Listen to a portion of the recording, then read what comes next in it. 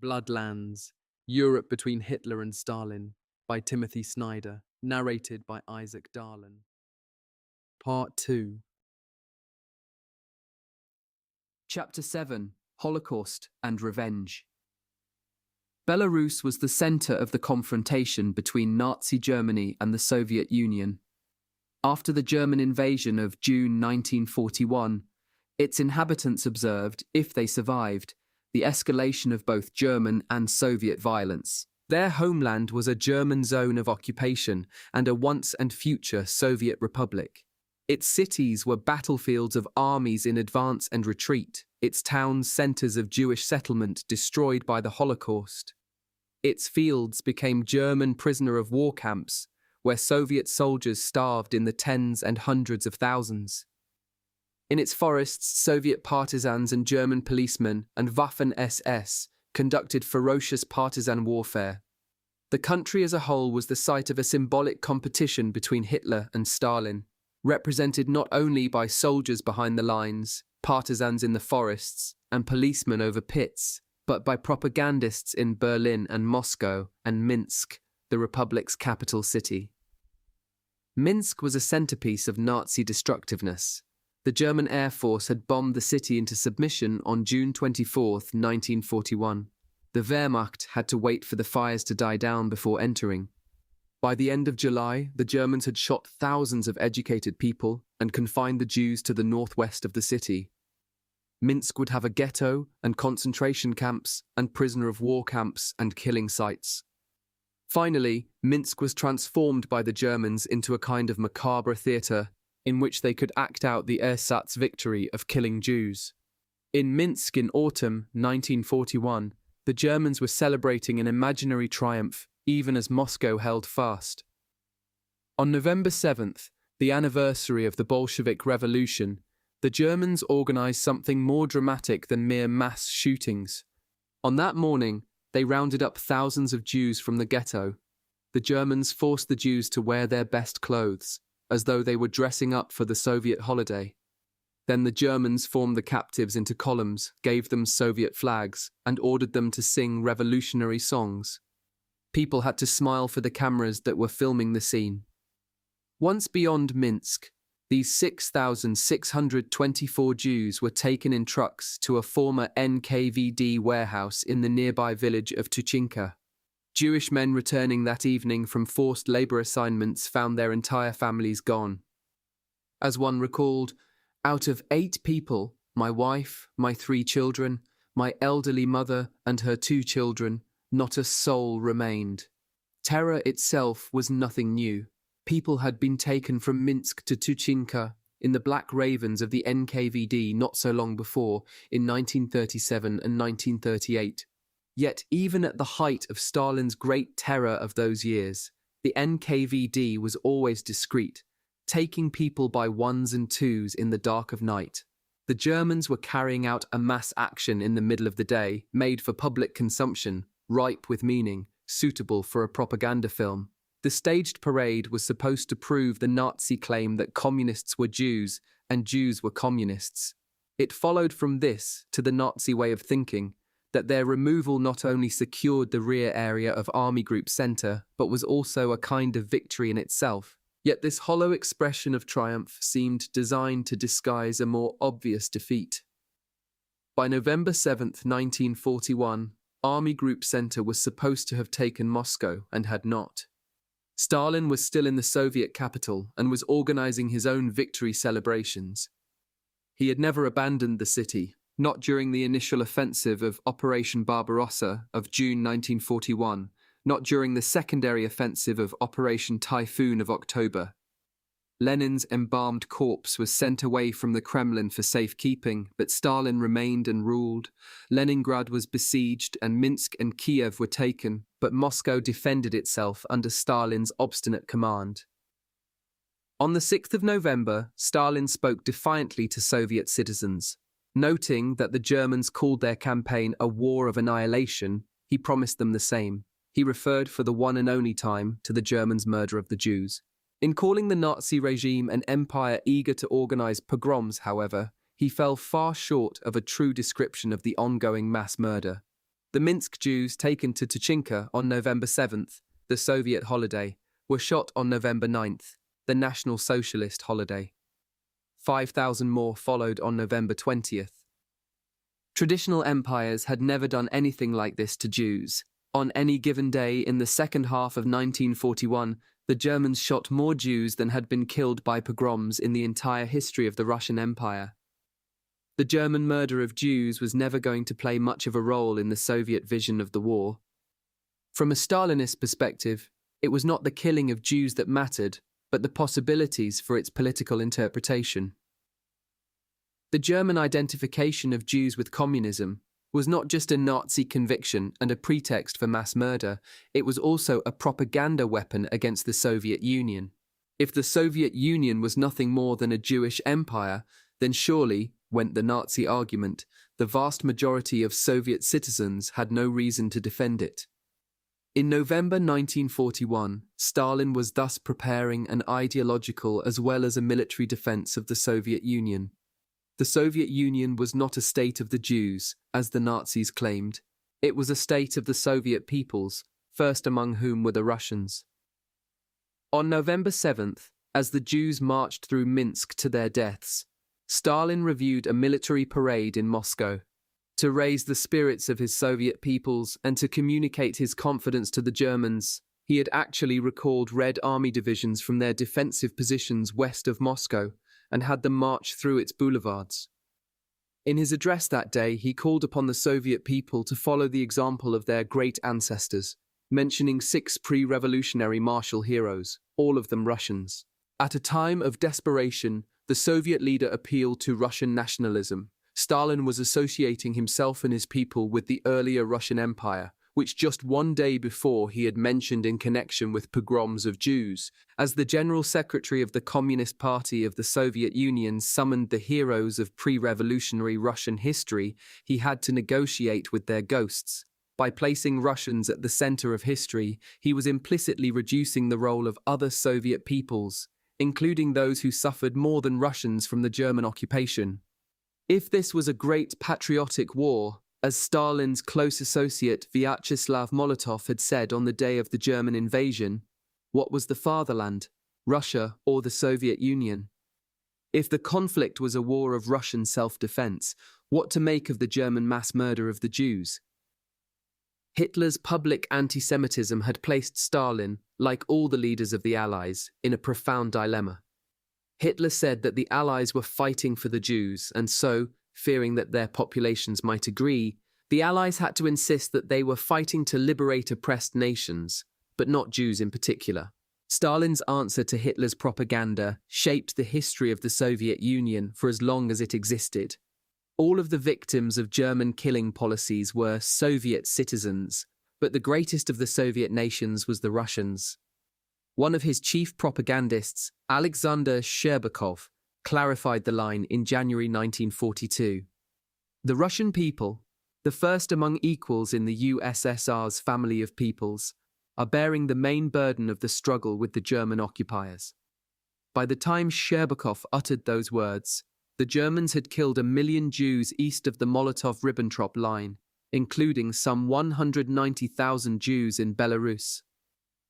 As the freezing weather came to a Minsk ghetto without electricity and fuel, Jews called their home a dead city. In winter 1941 to 1942, Minsk held the largest ghetto on the territory of the pre-war Soviet Union, confining perhaps 70,000 Jews. According to the last Soviet census of 1939, some 71,000 Jews were among the 239,000 residents of the city. Some of the Jews native to Minsk had fled before the Germans took the city at the end of June 1941, and thousands more had been shot in the summer and fall. On the other hand, the Jewish population of the city had been swollen by Jews who had earlier arrived as refugees from Poland. These Polish Jews had fled the German invasion of Poland in 1939, but would flee no further after they were overtaken by German troops in 1941. The escape route east was now sealed. Once Soviet power disappeared from these lands, there could be no more Soviet deportations, which, deadly as they were, preserved Polish Jews from German bullets. There could be no more rescues of the kind organized by the Japanese spy Sugihara in Lithuania in 1940. Minsk was the provincial capital of General Commissariat White Ruthenia, as the Germans called Belarus. The General Commissariat comprised about 1/4 of Soviet Belarus. The eastern part of the Soviet Republic remained under military administration, the southern part was added to the Reichskommissariat Ukraine, and Bialystok was annexed by the Reich. Along with the 3 occupied Baltic states, General Commissariat White Ruthenia constituted the Reichskommissariat Ostland. Belarusian Jews, whether in this civilian occupation authority or in the military occupation zone to its east, were behind the lines of Operation Typhoon. As the Wehrmacht advanced, they were killed. As it stalled, some of them were kept alive for a time. The inability of the Germans to take Moscow in late 1941 saved the remainder of the Jews of Minsk, at least for the moment. As Red Army divisions reinforced from the Far East defended the Soviet capital, battalions of German order police were ordered to the front. These were the very policemen who otherwise would have been tasked with shooting Jews. As the German offensive stalled in late November, the army realized that the boots and coats taken from dead or captured Soviet soldiers would not suffice for the cold winter ahead. Jewish workers in Minsk would have to make more, and so they would have to be allowed to live through the winter. Because Moscow held, the Germans had to drop their initial plans for Minsk. It could not be starved. Its hinterlands could not be emptied of peasants. Some of its Jews would have to live for a time. Germans asserted their dominance in Minsk by marching columns of prisoners of war through the ghetto and through the city. In late 1941, when prisoners of war were very likely to starve to death, some of them survived by fleeing to the Minsk ghetto. The ghetto was still a safer place than the prisoner of war camps. In the last few months of 1941, more people died at nearby dulags and stalags than in the Minsk ghetto. The enormous Stalag 352, probably the deadliest prisoner of war camp of them all, was a complex of holding pens in and around Minsk. A camp on Shirokaya Street in the middle of the city held both prisoners of war and Jews. The former NKVD facility at Tushinka now functioned as a German prison and execution site. German policy in occupied Minsk was one of savage and unpredictable terror. The carnivalesque death march of November 7, 1941, was only one of a series of murderous incidents that left Jews horrified and confused about their fate. Special humiliations were reserved for Jews who were known and respected before the war. A noted scientist was forced to crawl across Jubilee Square, the center of the ghetto, with a soccer ball on his back. Then he was shot. Germans took Jews as personal slaves to clean their houses and their clothes. The German, Austrian medical doctor, Irmfried Ebel, in Minsk after a tour of duty gassing the handicapped in Germany, wrote to his wife that he needed no money in this paradise. When Himmler visited Minsk, he was treated to a show execution of Jews, which was recorded by movie cameras. He seems to have watched himself and the mass murder on film later. Jewish women suffered in particular ways. Despite regulations against racial defilement, some Germans quickly developed a taste for rape as prelude to murder. At least once, Germans carried out a beauty contest of Jewish women, taking them to the cemetery, forcing them to strip naked, and then killing them. In the ghetto, German soldiers would force Jewish girls to dance naked at night. In the morning, only the girls' corpses remained. Perla Aginskaya recalled what she saw in a dark apartment in the Minsk ghetto one evening in autumn 1941. A little room, a table, a bed. Blood was streaming down the girl's body from deep, blackish wounds in her chest. It was quite clear that the girl had been raped and killed. There were gunshot wounds around her genitals. Violence is not confidence, and terror is not mastery. For the first 9 months of the occupation, from summer 1941 through early spring 1942, the bursts of murder and rape did not bring Minsk under complete German domination.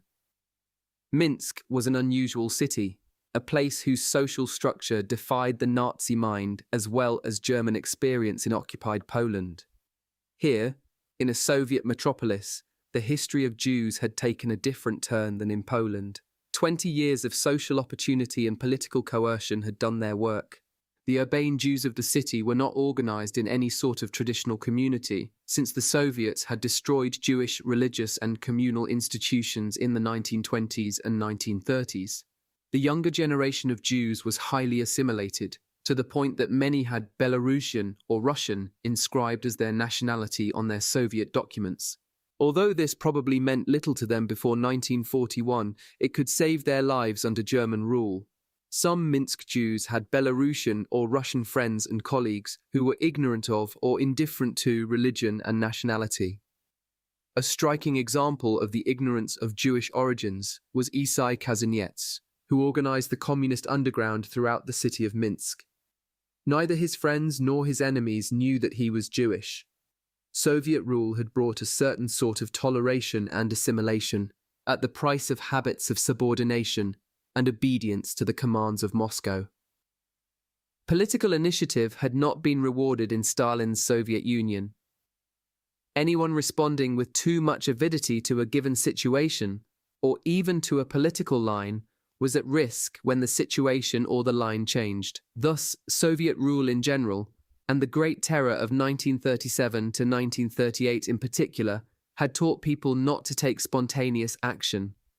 People who had distinguished themselves in the Minsk of the 1930s had been shot by the NKVD at Kuropatty.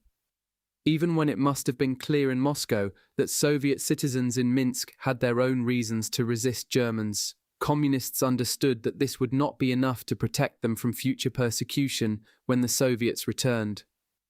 Kazaniets and all local communists hesitated to create any sort of organization, knowing that Stalinism opposed any sort of spontaneous action from below. Left to themselves, they would have endured Hitler for fear of Stalin. An outsider, the Polish Jewish communist Hirsch Smola, helped spur Minsk communists and Jews to action. His curious combination of Soviet and Polish experience provided him with the skills and perhaps the naivete to push forward. He had spent the early 1920s in the Soviet Union and spoke Russian, the main language of Minsk. After returning to a Poland where the Communist Party was illegal, he grew accustomed to operating underground and working against local authorities. Arrested by the Polish police and imprisoned, he had been spared the experiences of Stalinist mass shooting that weighed so heavily in Minsk. He was behind bars during the Great Terror of 1937 to 1938, when Polish communists were invited to the Soviet Union in order to be shot. Released from Polish prison when the Soviet Union invaded Poland in September 1939, Smola served the new Soviet regime. He fled the Germans on foot in June 1941 and got as far as Minsk. After the German occupation of the city, he began to organize the ghetto underground and persuaded Kazaniets that a general city underground was permissible as well. Kazaniets wanted to know whom Smola was representing. Smola told him truthfully that he stood for no one but himself. This denial seemed to have persuaded Kazaniets that Smola was actually authorized by Moscow to work under deep cover. Both men found a large number of willing conspirators within and without the ghetto. By early autumn 1941, both the ghetto and the city were thoroughly penetrated by a dedicated communist underground movement. The underground subverted the organs of German control over Jewish life, the Judenrat and the Jewish police. In the occupied Soviet Union, as in occupied Poland, German rule forced Jews into ghettos, which were administered by a local Jewish council, typically known by the German term Judenrat. In the cities of occupied Poland, the Judenrat was often composed of Jews of some standing in the pre-war community, often the same people who had led the Jewish communal structures that had been legal in independent Poland. In Minsk, such continuity of Jewish leadership was impossible, since the Soviets had eliminated Jewish communal life. The Germans had no easy way to find people who represented Jewish elites, and who were accustomed to making compromises with the local authorities. It seems that they chose the initial Minsk Judenrat more or less at random, and chose badly. The entire Judenrat cooperated with the underground. In late 1941 and early 1942, Jews who wished to flee the ghetto could count on help from the Judenrat. Jewish policemen would be stationed away from places where escape attempts were planned. Because the Minsk ghetto was enclosed only by barbed wire, the momentary absence of police attention allowed people to flee to the forest, which was very close to the city limits. Very small children were passed through the barbed wire to Gentiles who agreed to raise them or take them to orphanages. Older children learned the escape routes and came to serve as guides from the city to the nearby forest. Sima Feiterson, one of these guides, carried a ball, which she would play with to signal danger to those following behind her. Children adapted quickly and well, but were in terrible danger all the same. To celebrate that first Christmas under German occupation, Erich von Dembach-Zelewski, the higher SS and police leader, sent thousands of pairs of children's gloves and socks to SS families in Germany. Unlike Jews elsewhere under German occupation, Jews in Minsk had somewhere to run. In the nearby forest, they could try to find Soviet partisans. They knew that the Germans had taken countless prisoners of war and that some had escaped to the forests. These men had stayed in the woods because they knew that the Germans would shoot them or starve them. Stalin had called in July 1941 for loyal communists to organize partisan units behind the lines in the hope of establishing some control over this spontaneous movement before it grew in importance. Centralization was not yet possible. The soldiers hid in the forest, and the communists, if they had not fled, did their best to hide their pasts from the Germans. The Minsk underground activists, however, did try to support their armed comrades. On at least one occasion, members of the ghetto underground liberated a Red Army officer from the camp on Shirokaya Street. He became an important partisan leader in the nearby forests and saved Jews in his turn. Jewish laborers in German factories stole winter clothes and boots meant for the German soldiers of Army Group Center and diverted them to the partisans.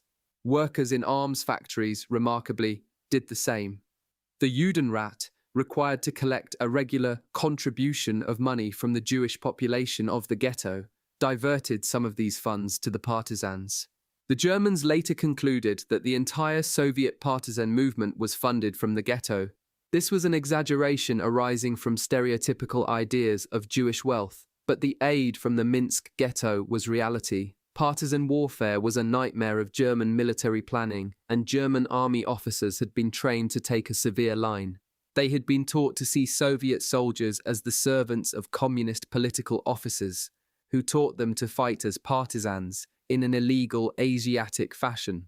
Partisan warfare was, and is, illegal, since it undermines the convention of uniformed armies directing violence against each other rather than against surrounding populations. In theory, partisans protect civilians from a hostile occupier. In practice, they, like the occupier, must subsist on what they take from civilians. Since partisans hide among civilians, they bring down, and often intend to bring down, the occupier's retaliation against the local population. Reprisals then serve as recruitment propaganda for the partisans, or leave individual survivors with nowhere to go but the forest. Because German forces were always limited and always in demand at the front, military and civilian authorities were all the more fearful of the disruptions partisans could bring. Belarus, with its plentiful forests and swamps, was ideal territory for partisan warfare. The German Army Chief of Staff later fantasized about using nuclear weapons to clear its wetlands of human population. This technology was not available, of course, but the fantasy gives a sense of both the ruthlessness of German planning and the fears aroused by difficult terrain. The policy of the army was to deter partisan warfare by striking such terror into the population that it loses all will to resist. Bach, the higher SS and police leader, later said that the ultimate explanation for the killing of civilians in anti-partisan actions was Himmler's desire to kill all the Jews and 30 million Slavs. There seemed to be little cost to the Germans in preemptive terror, since the people in question were meant to die anyway, in the Hunger Plan or General Plan Ost. Hitler, who saw partisan warfare as a chance to destroy potential opposition, reacted energetically when Stalin urged local communists to resist the Germans in July. Even before the invasion of the Soviet Union, Hitler had already relieved his soldiers of legal responsibility for actions taken against civilians. Now he wanted soldiers and police to kill anyone who even looks at us askance. The Germans had little trouble controlling the partisan movement in late 1941 and simply defined the ongoing mass murder of Jews as the appropriate reprisal. In September 1941, a clinic on anti-partisan warfare was held near Mahileux. Its climax was the shooting of 32 Jews, of whom 19 were women. The general line was that, where there are partisans, there are Jews, and where there are Jews, there are partisans. Just why this was so was harder to establish. The anti-Semitic ideas of Jewish weakness and dissimulation conspired in a sort of explanation. Military commanders were unlikely to believe that Jews would actually take up arms, but often saw the Jewish population as standing behind partisan actions. General Bechtolsheim, responsible for security in the Minsk area, believed that if an act of sabotage is committed in a village, and one destroys all of the Jews of the village, one can be certain that one has destroyed the perpetrators, or at least those who stood behind them. In this atmosphere, where the partisans were weak and the German reprisals anti-Semitic, most Jews in the Minsk ghetto were in no hurry to escape to the forest. In Minsk, despite all of its horrors, they were at least at home. Despite the regular mass killings, no fewer than half of Minsk's Jews were still alive as 1942 began. In 1942, the Soviet partisan movement took on new strength at the same moment as the fate of Belarusian Jews was sealed, and for much the same reason. In December 1941, confronted with a world war, Hitler communicated his desire that all the Jews of Europe be killed. The Red Army's advance was one of the main sources of the weakening German position in Belarus and of Hitler's newly explicit desire for the murder of all Jews. Advancing Soviet forces were even able to open a gap in the German lines in early 1942. The Suraz Gates, as the space between Army Group North and Army Group Center was called, remained open for half a year. Until September 1942, the Soviets could send trusted men and arms to control and supply the partisans operating in Belarus. Soviet authorities thereby established more or less reliable channels of communication. In May 1942, a central staff of the partisan movement was established in Moscow. Hitler's express decision to kill all the Jews of Europe raised the association of Jews and partisans to a kind of abstraction. Jews were supporters of Germany's enemies, and so had to be preemptively eliminated. Himmler and Hitler associated the Jewish threat with the partisan threat. The logic of the connection between Jews and partisans was vague and troubled, but the significance for the Jews of Belarus, the heartland of partisan warfare, was absolutely clear. In the military occupation zone, the rear of Army Group Center, the killing of Jews began again in January 1942. An Einsatzkommando painted Stars of David on their trucks to broadcast their mission of finding Jews and killing them. The leaders of Einsatzgruppe B resolved to kill all the Jews in their zone of responsibility by April 20th, 1942, which was Hitler's birthday. The civilian occupation authorities in Minsk also followed the new line. Wilhelm Kube, the General Commissar of White Ruthenia, met with his police leaders on January 19, 1942. All seemed to accept Kube's formulation, while Germany's great colonial political task in the East demanded the murder of all Jews. Some would have to be preserved for a time as forced labor. Killing actions in Minsk would begin in March, directed against the population that remained in the ghetto during the day, while the labor brigades were outside the ghetto at work. On March 1, 1942, the Germans ordered the Judenrat to provide a quota of 5,000 Jews the following day. The ghetto underground told the Judenrat not to bargain Jewish blood, which the Judenrat was probably not inclined to do anyway. Some of the Jewish policemen, rather than aiding the Germans to make their quota, warned their fellow Jews to hide. When the quota was not delivered on March 2nd, the Germans shot children and stabbed to death all the wards of the Jewish orphanage. They even killed some workers returning home. In all, they murdered some 3,412 people that day. One Jewish child who escaped the bloodshed was Felix Lipski. His father had been killed as a Polish spy in Stalin's Great Terror, disappearing as people did then, never to be seen again. Now the boy saw people he knew as corpses in ditches. He remembered shades of white, skin, undergarments, snow. After the failure of the action of early March 1942, the Germans broke the Minsk underground and accelerated the mass murder of the Jews. In late March and early April 1942, the Germans arrested and executed some 251 underground activists, Jews and non-Jews, including the head of the Judenrat. Kazanietz, the organizer of the underground, was executed that July. At around the same time, Reinhard Heydrich visited Minsk and apparently ordered the construction of a death facility. The SS set to work on a new complex at Mali Trasianets, outside Minsk.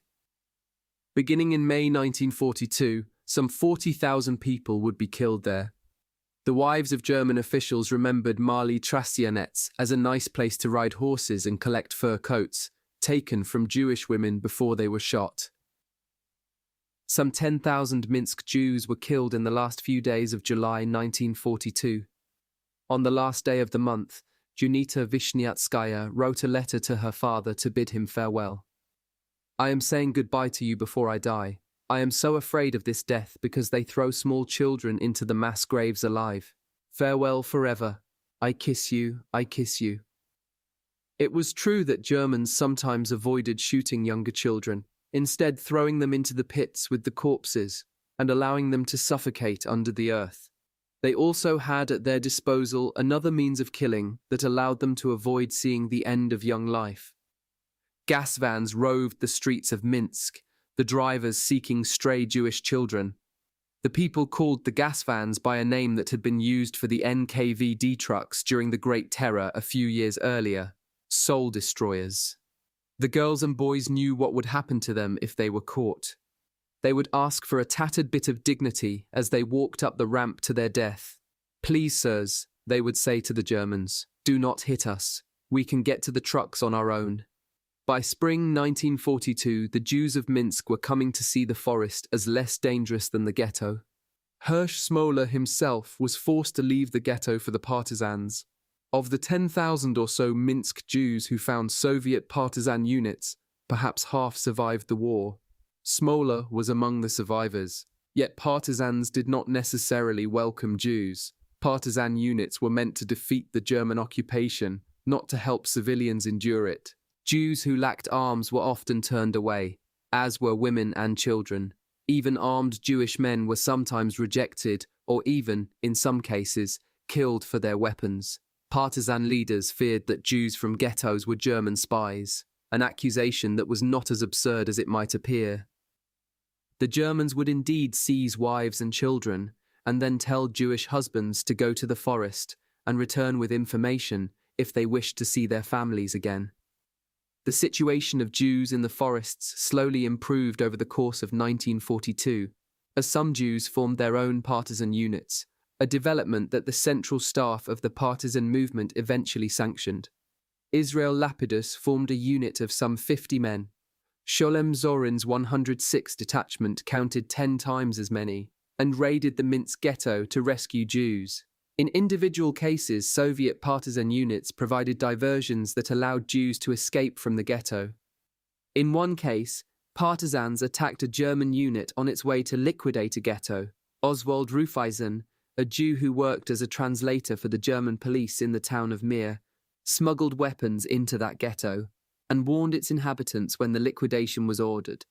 Tuvia Bielski, also a Jew, probably rescued more Jews than any other partisan leader. His special gift was to understand the perils of partisan warfare between Stalin and Hitler. Bielski hailed from western Belarus, which is to say from the part of northeastern Poland that the Soviets had annexed in 1939 and then lost to the Germans in 1941. He had served in the Polish army and thus had some military training. He and his family knew the woods well, probably because they were small-time smugglers. Yet his tactical sense was not reducible to any particular experience. On the one hand, he understood his goal as rescuing Jews rather than killing Germans. He and his men generally tried to avoid combat. "Don't rush to fight and die," he would say. "So few of us are left, we have to save lives. To save a Jew is much more important than to kill Germans." On the other hand, he was able to work with Soviet partisans when they appeared, even though their task precisely was to kill Germans. Although his mobile camp was largely composed of women and children, he was able to secure recognition of his status as a partisan leader from the Soviets. By rescuing rather than resisting, Bielski saved more than 1,000 people. Bielski was an anomaly within a Soviet partisan movement that was ever larger and ever more subordinate to Moscow. When 1942 began, there were, by Soviet reckonings, perhaps 23,000 partisans in Belarus. The number probably doubled by the time that the Central Staff was established in May, and doubled again by the end of the year. Partisans in 1941 had scarcely been able to keep themselves alive. In 1942, they were able to attain specific objectives of military and political value. They laid mines and destroyed railroad tracks and locomotives. They were supposed to keep food from the Germans and to destroy the German administration. In practice, the safest way to attack the German occupation structure was to murder unarmed participants in the civilian administration: small-town mayors, school teachers, landowners, and their families. This was not an excess. This was the official policy of the Soviet partisan movement through November 1942. Partisans sought to gain full control of territories, which they called partisan republics. Partisan operations, effective as they sometimes were, brought inevitable destruction to the Belarusian civilian population, Jewish and Gentile alike. When the Soviet partisans prevented peasants from giving food to the Germans, they all but guaranteed that the Germans would kill the peasants. A Soviet gun threatened a peasant, and then a German gun killed him. Once the Germans believed that they had lost control of a given village to the partisans, they would simply torch houses and fields. If they could not reliably get grain, they could keep it from the Soviets by seeing that it was never harvested. When Soviet partisans sabotaged trains, they were in effect ensuring that the population near the site would be exterminated. When Soviet partisans laid mines, they knew that some would detonate under the bodies of Soviet citizens. Seriously contemplated direct military action to rescue Jews. The logic of the Soviet system was always to resist independent initiatives and to value human life very cheaply. Jews in ghettos were aiding the German war effort as forced laborers, so their death over pits was of little concern to authorities in Moscow.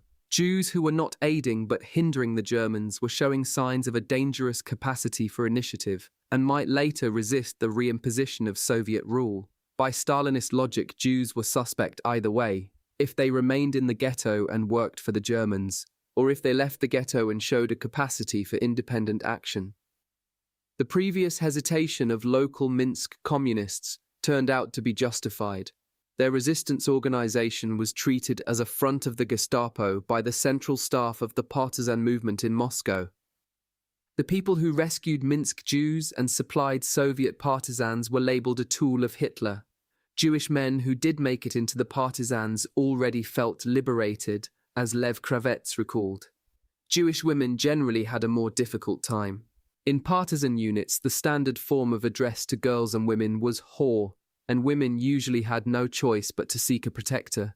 This is perhaps what Rosa Gerasimova, who survived with the partisans, meant when she recalled that life was actually unbearable, but the partisans did rescue me.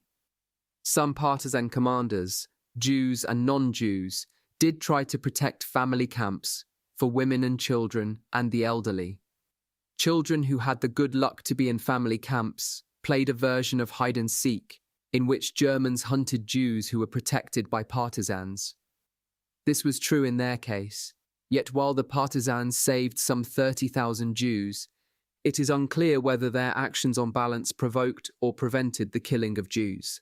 Partisan warfare behind the lines drew German police and military power away from the front and to the hinterland, where policemen and soldiers almost always found it easier to kill Jews than to hunt down and engage partisans. In the second half of 1942, German anti-partisan operations were all but indistinguishable from the mass murder of Jews. Hitler ordered on August 18, 1942, that partisans in Belarus be exterminated by the end of the year. It was already understood that the Jews were to be killed by the same deadline. The euphemism special treatment, meaning shooting, appears in reports about both Jews and Belarusian civilians. The logic for the two undertakings was circular, but nevertheless somehow compelling. Jews were initially to be killed as partisans in 1941, when there were not yet any truly threatening partisan formations. Then, once there were such partisan formations, in 1942, villages associated with them were to be destroyed like Jews. The equivalence between Jews and partisans was emphasized over and over again in a downward cycle of rhetoric that could end only when both groups were simply gone.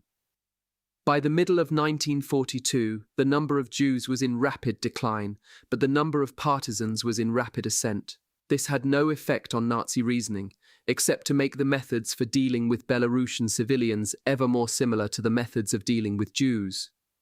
As partisans became difficult to target because they were too powerful, and as Jews became difficult to target because they were too scarce, the Germans subjected the non-Jewish Belarusian population to ever more extraordinary waves of killing.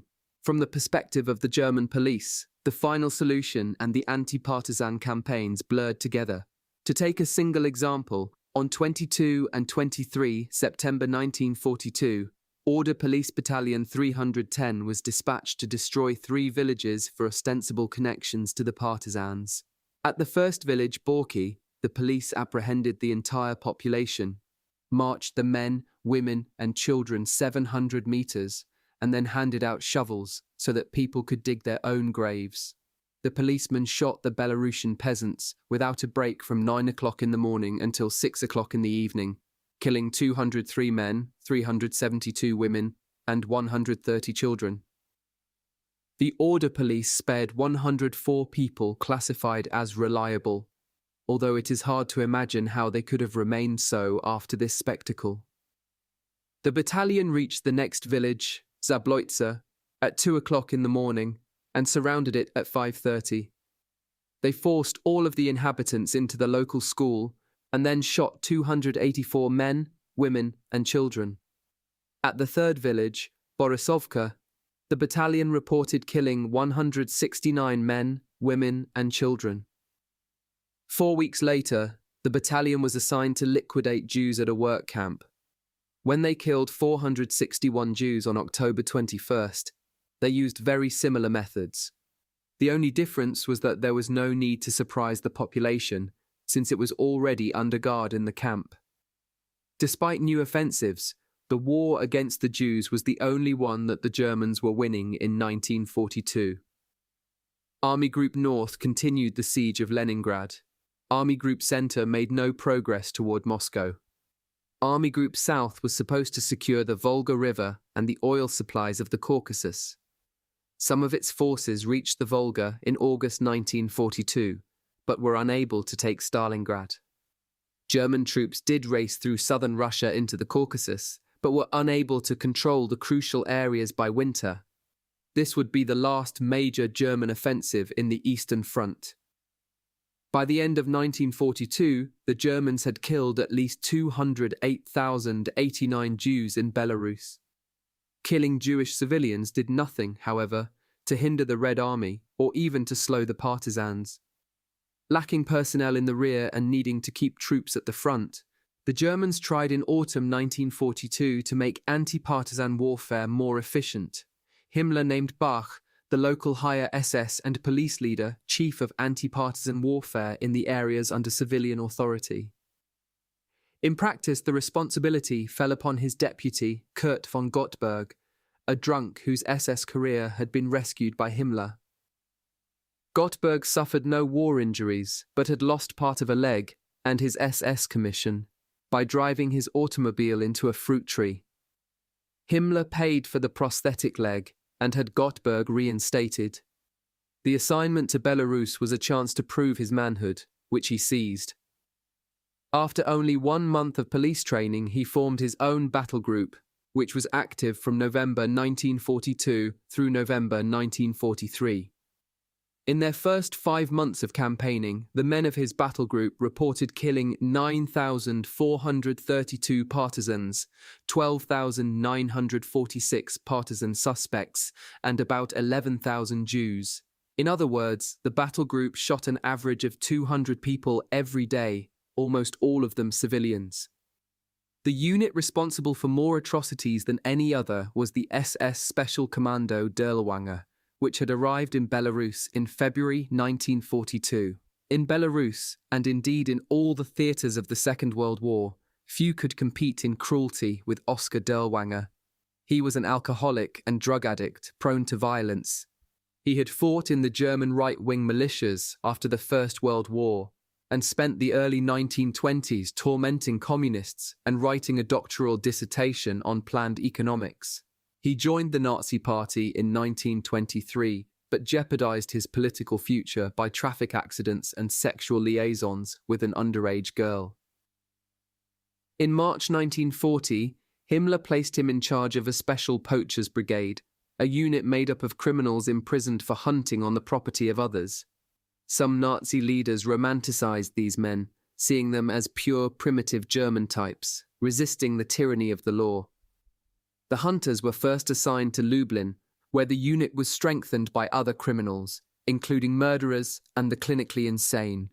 In Belarus, Dirlewanger and his hunters did engage partisans, yet more often they killed civilians whose villages were in the wrong place.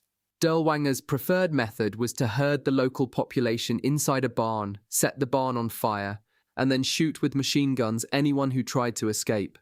The SS Special Commando Dirlewanger killed at least 30,000 civilians in its Belarusian tour of duty.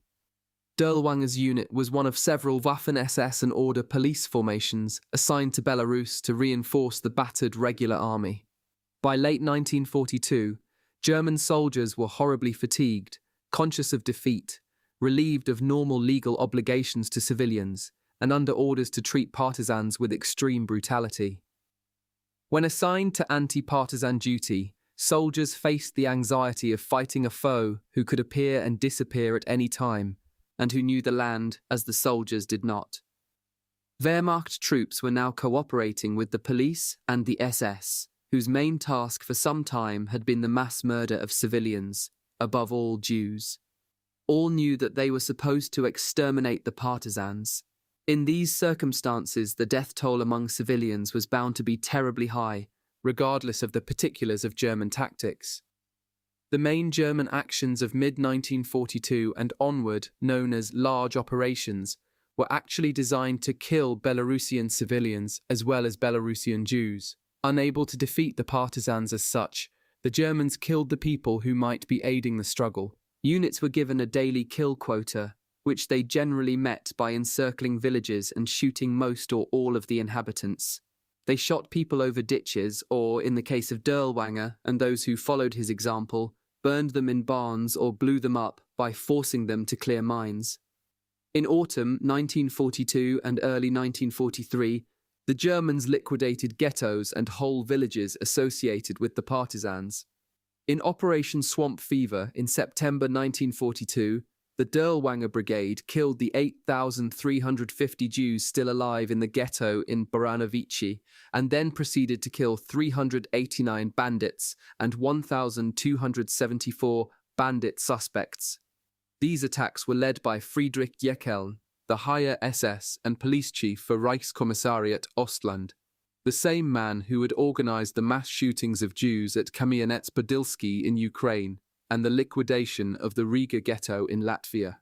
Operation Hornung of February 1943 began with the liquidation of the Slutsk ghetto, which is to say the shooting of some 3,300 Jews. In an area southwest of Slutsk, the Germans killed about 9,000 more people. By early 1943, the people of Belarus, especially the young men, were caught in a deadly competition between German forces and Soviet partisans that made nonsense of the ideologies of both sides. The Germans, lacking personnel, had recruited local men to their police forces and, in the second half of 1942, to a self-defense militia. Many of these people had been communists before the war. The partisans, for their part, began in 1943 to recruit Belarusian policemen in the German service, since these men had at least some arms and training. It was the battlefield failures of the Wehrmacht, rather than any local political or ideological commitment, that determined where Belarusians chose to fight, when they had a choice. The summer offensive of Army Group South failed, and the entire 6th Army was destroyed in the Battle of Stalingrad. When news of the Wehrmacht's defeat reached Belarus in February 1943, as many as 12,000 policemen and militiamen left the German service and joined the Soviet partisans. According to one report, 800 did so on February 23rd alone. This meant that some Belarusians who had killed Jews in the service of Nazis in 1941 and 1942 joined the Soviet partisans in 1943. More than this, the people who recruited these Belarusian policemen, the political officers among the partisans, were sometimes Jews who had escaped death at the hands of Belarusian policemen by fleeing the ghettos. Jews trying to survive the Holocaust recruited its perpetrators. Only the Jews, or the few who remained in Belarus in 1943, had a clear reason to be on one side rather than the other. Since they were the Germans' obvious and declared enemy in this war, and German enmity meant murder, they had every incentive to join the Soviets, despite the dangers of partisan life. For Belarusians, and Russians and Poles, the risks were more balanced, but the possibility of uninvolvement kept receding. For the Belarusians who ended up fighting and dying on one side or the other, it was very often a matter of chance, a question of who was in the village when the Soviet partisans or the German police appeared on their recruiting missions, which often simply involved press-ganging the young men. Since both sides knew that their membership was largely accidental, they would subject new recruits to grotesque tests of loyalty, such as killing friends or family members who had been captured fighting on the other side. As more and more of the Belarusian population was swept into the partisans, or the various police and paramilitaries that the Germans hastily organized, such events simply revealed the essence of the situation. Belarus was a society divided against itself by others. In Belarus, as elsewhere, local German policy was conditioned by general economic concerns. By 1943, the Germans were worried more about labor shortages than about food shortages, and so their policy in Belarus shifted. As the war against the Soviet Union continued and the Wehrmacht took horrible losses month upon month, German men had to be taken from German farms and factories and sent to the front. Such people then had to be replaced if the German economy was to function. Hermann Göring issued an extraordinary directive in October 1942. Belarusian men in suspicious villages were not to be shot, but rather kept alive and sent as forced laborers to Germany. People who could work were to be selected for labor rather than killed, even if they had taken up arms against Germany. By now, Göring seemed to reason, their labor power was all that they could offer to the Reich, and it was more significant than their death. Since the Soviet partisans controlled ever more Belarusian territory, ever less food was reaching Germany in any case. If Belarusian peasants could not work for Germany in Belarus, best to force them to work in Germany. This was very grim reaping. Hitler made clear in December 1942 what Göring had implied. The women and children, regarded as less useful as labor, were to be shot. This was a particularly spectacular example of the German campaign to gather forced labor in the East, which had begun with the Poles of the general government and spread to Ukraine before reaching this bloody climax in Belarus. By the end of the war, some 8 million foreigners from the East, most of them Slavs, were working in the Reich. It was a rather perverse result. Even by the standards of Nazi racism, German men went abroad and killed millions of subhumans, only to import millions of other subhumans to do the work in Germany that the German men would have been doing themselves, had they not been abroad killing subhumans. The net effect, setting aside the mass killing abroad, was that Germany became more of a Slavic land than it had ever been in history. The perversity would reach its extreme in the first months of 1945, when surviving Jews were sent to labor camps in Germany itself. Having killed 5.4 million Jews as racial enemies, the Germans then brought Jewish survivors home to do the work that the killers might have been doing themselves, had they not been abroad, killing. Under this new policy, German policemen and soldiers were to kill Belarusian women and children, so that their husbands and fathers and brothers could be used as slave laborers. The anti-partisan operations of spring and summer 1943 were thus slavery campaigns rather than warfare of any recognizable kind. Yet because the slave hunts and associated mass murder were sometimes resisted by the Soviet partisans, the Germans did take losses. In May and June 1943, in Operations Marksman and Gypsy Baron, named after an opera and an operetta, the Germans aimed to secure railways in the Minsk region as well as workers for Germany. They reported killing 3,152 partisans and deporting 15,801 labourers. Yet they took 294 dead of their own, an absurdly low ratio of 1 to 10, if one assumed, wrongly, that reported partisan dead were actual partisans rather than, generally, civilians, but still a significant number. In May 1943, in Operation Cottbus, the Germans sought to clear all partisans from an area about 140 kilometers north of Minsk. Their forces destroyed village after village by herding populations into barns and then burning the barns to the ground. On the following days, the local swine and dogs, now without masters, would be seen in villages with burned human limbs in their jaws. The official count was 6,087 dead, but the Dirlewanger Brigade alone reported 14,000 killed in this operation. The majority of the dead were women and children. About 6,000 men were sent to Germany as labourers. Operation Hermann, named for Hermann Göring, reached the extreme of this economic logic in summer 1943. Between July 13th and August 11th, German battle groups were to choose a territory, kill all of the inhabitants except for promising male labour, take all property that could be moved, and then burn everything left standing. After the labour selections among the local Belarusian and Polish populations, the Belarusian and Polish women, children, and aged were shot.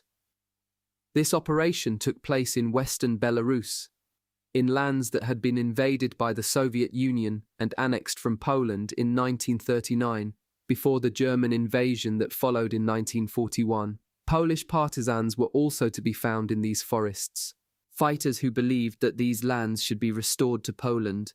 Thus, German anti-partisan actions here were directed against both the Soviet partisans, representing the power that had governed in 1939 to 1941, and the Polish underground, fighting for Polish independence and territorial integrity with the boundaries of 1918 to 1939. The Polish forces were part of the Polish Home Army, reporting to the Polish government in exile in London. Poland was one of the Allies, and so in principle Polish and Soviet forces were fighting together against the Germans. But because both the Soviet Union and Poland claimed these lands of Western Soviet Belarus, from the Soviet perspective, or northeastern Poland, from the Polish, matters were not so simple in practice. Polish fighters found themselves trapped between lawless Soviet and German forces. Polish civilians were massacred by Soviet partisans when Polish forces did not subordinate themselves to Moscow. In Naliboki, on May 8, 1943, for example, Soviet partisans shot 127 Poles. Red Army officers invited Home Army officers to negotiate in summer 1943 and then murdered them on the way to the rendezvous points. The commander of the Soviet partisan movement believed that the way to deal with the Home Army was to denounce its men to the Germans, who would then shoot the Poles. Meanwhile, Polish forces were also attacked by the Germans. Polish commanders were in contact with both the Soviets and the Germans at various points, but could make a true alliance with neither. The Polish goal, after all, was to restore an independent Poland within its pre-war boundaries. Just how difficult that would be, as Hitler's power gave way to Stalin's, was becoming clear in the Belarusian swamps. The Germans called the areas cleared of populations in Operation Hermann and the succeeding operations of 1943 dead zones. People found in a dead zone were fair game. The Wehrmacht's 45th Security Regiment killed civilians in Operation Easter Bunny of April 1943. Remnants of Einsatzgruppe D, dispatched to Belarus in spring 1943, contributed to this undertaking. They came from southern Russia and southern Ukraine, where the remnants of Army Group South were falling back after the defeat at Stalingrad. The task of Einsatzgruppe D there had been to cover the German retreat by killing civilians wherever resistance had been reported. In Belarus, it was burning down villages where no resistance whatsoever was encountered, after taking whatever livestock it could. Einsatzgruppe D was no longer covering a withdrawal of the Wehrmacht, as it had been further south, but preparing for one. The resort to dead zones implied a recognition that Soviet power would soon return to Belarus. Army Group South, much reduced and fighting under other names, was in retreat. Army Group North still besieged Leningrad, pointlessly. Belarus itself was still behind the lines of Army Group Center, but not for long. At various points during the German occupation of Belarus, it did dawn on some German military and civilian leaders that mass terror was failing, and that the Belarusian population had to be rallied by some means other than terror to support German rule if the Red Army was to be defeated. This was impossible. As everywhere in the occupied Soviet Union, the Germans had succeeded in making most people wish for a return of Soviet rule. A German propaganda specialist sent to Belarus reported that there was nothing that he could possibly tell the population. The German-backed Russian Popular Army of Liberation, RONA in a Russian abbreviation, was the most dramatic attempt to gain local support. It was led by Bronislaw Kamiński, a Soviet citizen of Russian nationality and Polish and perhaps German descent, who had apparently been sent to a Soviet special settlement in the 1930s. He presented himself as an opponent of collectivization. The Germans permitted him an experiment in local self-government in the town of Lokot, in northwestern Russia. There, Kamiński was placed in charge of anti-partisan operations, and locals were indeed allowed to keep more of the grain that they produced. As the war turned against the Germans, Kamiński and his entire apparatus were dispatched from Russia to Belarus, where they were supposed to play a similar role. Kamiński was ordered to fight the Soviet partisans in Belarus, but he and his group could barely protect themselves in their home base. Understandably, the Belarusian locals regarded Rona as foreigners who were taking land while speaking about property rights. In 1942 and 1943, Wilhelm Kube, the head of the General Commissariat White Ruthenia, tried to reverse some of the basic principles of German colonialism in the hope of rallying the population to resist the Red Army. He tried nationality concessions, sponsoring Belarusian schools, and organizing various Belarusian advisory councils and militias. In June 1943, he went so far as to undo the collectivization of agriculture, decreeing that Belarusian peasants could own their own land. The policy was doubly absurd. Much of the countryside was controlled by the partisans, who killed people who opposed collective farming, and the German army and police, in the meantime, were rejecting property rights in a comparably categorical way, by looting and burning farmsteads, killing farm families, and sending farmers to work as forced laborers in Germany. Since the Germans did not respect the Belarusian peasants' right to life, peasants found it hard to take seriously the new commitment to private property. Even if Kube had somehow succeeded, his policies revealed the impossibility of a German colonization of the East. The Slavs were meant to be starved and displaced. Kube wanted to govern and fight with their help. The collective farm was to be maintained to extract food. Kube proposed to dissolve it and allow Belarusians to farm as they wished. By undoing both Soviet and Nazi policies, Kube was revealing their basic similarity in the countryside. Both Soviet self-colonization and German racial colonization involved purposeful economic exploitation. But because the Germans were more murderous, and because German murders were fresher in the minds of the locals, Soviet power came to seem like the lesser evil, or even like a liberation.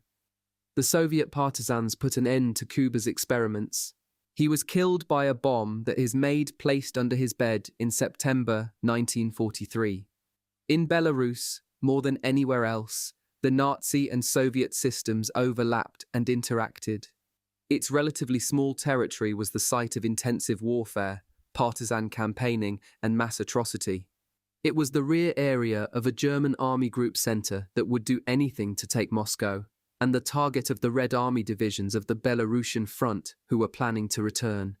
It was fully controlled by neither the German administration nor the partisans, each of which used terror in the absence of reliable material or moral inducements to loyalty. It was home to one of Europe's densest populations of Jews, doomed to destruction, but also unusually capable of resistance. It seems likely that more Jews resisted Hitler in Minsk and Belarus than anywhere else, although, with rare exceptions, they could not resist Nazi rule without aiding Soviet power. Bielski's and Zorin's units were the largest Jewish partisan formations in Europe. There was no grey area, no liminal zone, no marginal space. None of the comforting clichés of the sociology of mass murder applied. It was black on black. Germans killed Jews as partisans, and many Jews became partisans. The Jews who became partisans were serving the Soviet regime and were taking part in a Soviet policy to bring down retributions upon civilians. The partisan war in Belarus was a perversely interactive effort of Hitler and Stalin, who each ignored the laws of war and escalated the conflict behind the front lines. Once both Operation Barbarossa and Operation Typhoon had failed, the German position in the rear was doomed. Initial anti-partisan policy, like so much else in German planning, depended upon a quick and total victory. Personnel were sufficient to kill Jews, but not to fight partisans. Lacking adequate personnel, the Germans murdered and intimidated. Terror served as a force multiplier, but the forces multiplied were ultimately Stalin's. There was a Soviet partisan movement, and the Germans did try to suppress it. Yet German policies, in practice, were little more than mass murder. In one Wehrmacht report, 10,431 partisans were reported shot, but only 90 guns were reported taken. That means that almost all of those killed were in fact civilians. As it inflicted its first 15,000 mortal casualties, the Special Commando Dirlewanger lost only 92 men, many of them no doubt to friendly fire and alcoholic accidents. A ratio such as that was possible only when the victims were unarmed civilians. Under the cover of anti-partisan operations, the Germans murdered Belarusian or Jewish or Polish or Russian civilians in 5,295 different localities in occupied Soviet Belarus. Several hundred of these villages and towns were burned to the ground. All in all, the Germans killed about 350,000 people in their anti-partisan campaign, at the very least 90% of them unarmed. The Germans killed 500,000 Jews in Belarus, including 30,000 during the anti-partisan operations. It was unclear just how these 30,000 people were to be counted, as Jews killed in the final solution, or as Belarusian civilians killed in anti-partisan reprisals. The Germans themselves often failed to make the distinction, for very practical reasons. As one German commander confided to his diary, the bandits and Jews burned in houses and bunkers were not counted. Of the 9 million people who were on the territory of Soviet Belarus in 1941, some 1.6 million were killed by the Germans in actions away from battlefields, including about 700,000 prisoners of war, 500,000 Jews, and 320,000 people counted as partisans, the vast majority of whom were unarmed civilians. These three general campaigns constituted the three greatest German atrocities in Eastern Europe, and together they struck Belarus with the greatest force and malice. Another several 100,000 inhabitants of Soviet Belarus were killed in action as soldiers of the Red Army. The Soviet partisans also contributed to the total number of fatalities. They reported killing 17,431 people as traitors on the terrain of Soviet Belarus by January 1st, 1944. This figure does not include civilians whom they killed for other reasons, or civilians whom they killed in the following months. In all, tens of thousands of people in Belarus were killed by the partisans in their own retribution actions, or in the western regions taken from Poland as class enemies. A few more tens of thousands of people native to the region certainly died after arrests during the Soviet occupation of 1939 to 1941, and especially during the Soviet deportations of 1940 and 1941 during the journey or in Kazakhstan. A rough estimate of 2 million total mortal losses on the territory of present-day Belarus during the Second World War seems reasonable and conservative. More than 1 million other people fled the Germans, and another 2 million were deported as forced labor or removed from their original residence for another reason. Beginning in 1944, the Soviets deported 250,000 more people to Poland and tens of thousands more to the Gulag. By the end of the war, half the population of Belarus had either been killed or moved. This cannot be said of any other European country. The Germans intended worse than they achieved. The starvation of prisoners of war at Stalag 352 in Minsk and other prisoner of war camps was only a fraction of the deaths foreseen by the hunger plan. The clearings of peasants were on a smaller scale than the massive depopulation of Belarus envisaged by General Plan Ost. About 1 million Belarusians were exploited as forced labor, though not always worked to death as envisaged by General Plan Ost. Mahilur, where the mass extermination of urban Jews began and where the anti-partisan clinic was held, was supposed to become a large killing facility. It did not. It seems that the crematoria ordered by the SS for Mahilur ended up in Auschwitz. Minsk, too, was to be the site of a killing facility with its own crematoria. Once the work of killing was completed, Minsk itself was to be leveled. Wilhelm Kuber imagined replacing the city with a German settlement named Asgard after the mythical home of the Norse gods. Of the Nazi utopias, only the elimination of the Jews was realized, although again not exactly as the Germans had planned. In Belarus, as elsewhere, the final solution was the one atrocity that took on a more radical form in the realization than in the conception. Soviet Jews were supposed to work themselves to death building a German empire or be deported further east. This proved impossible. Most Jews in the east were killed where they lived.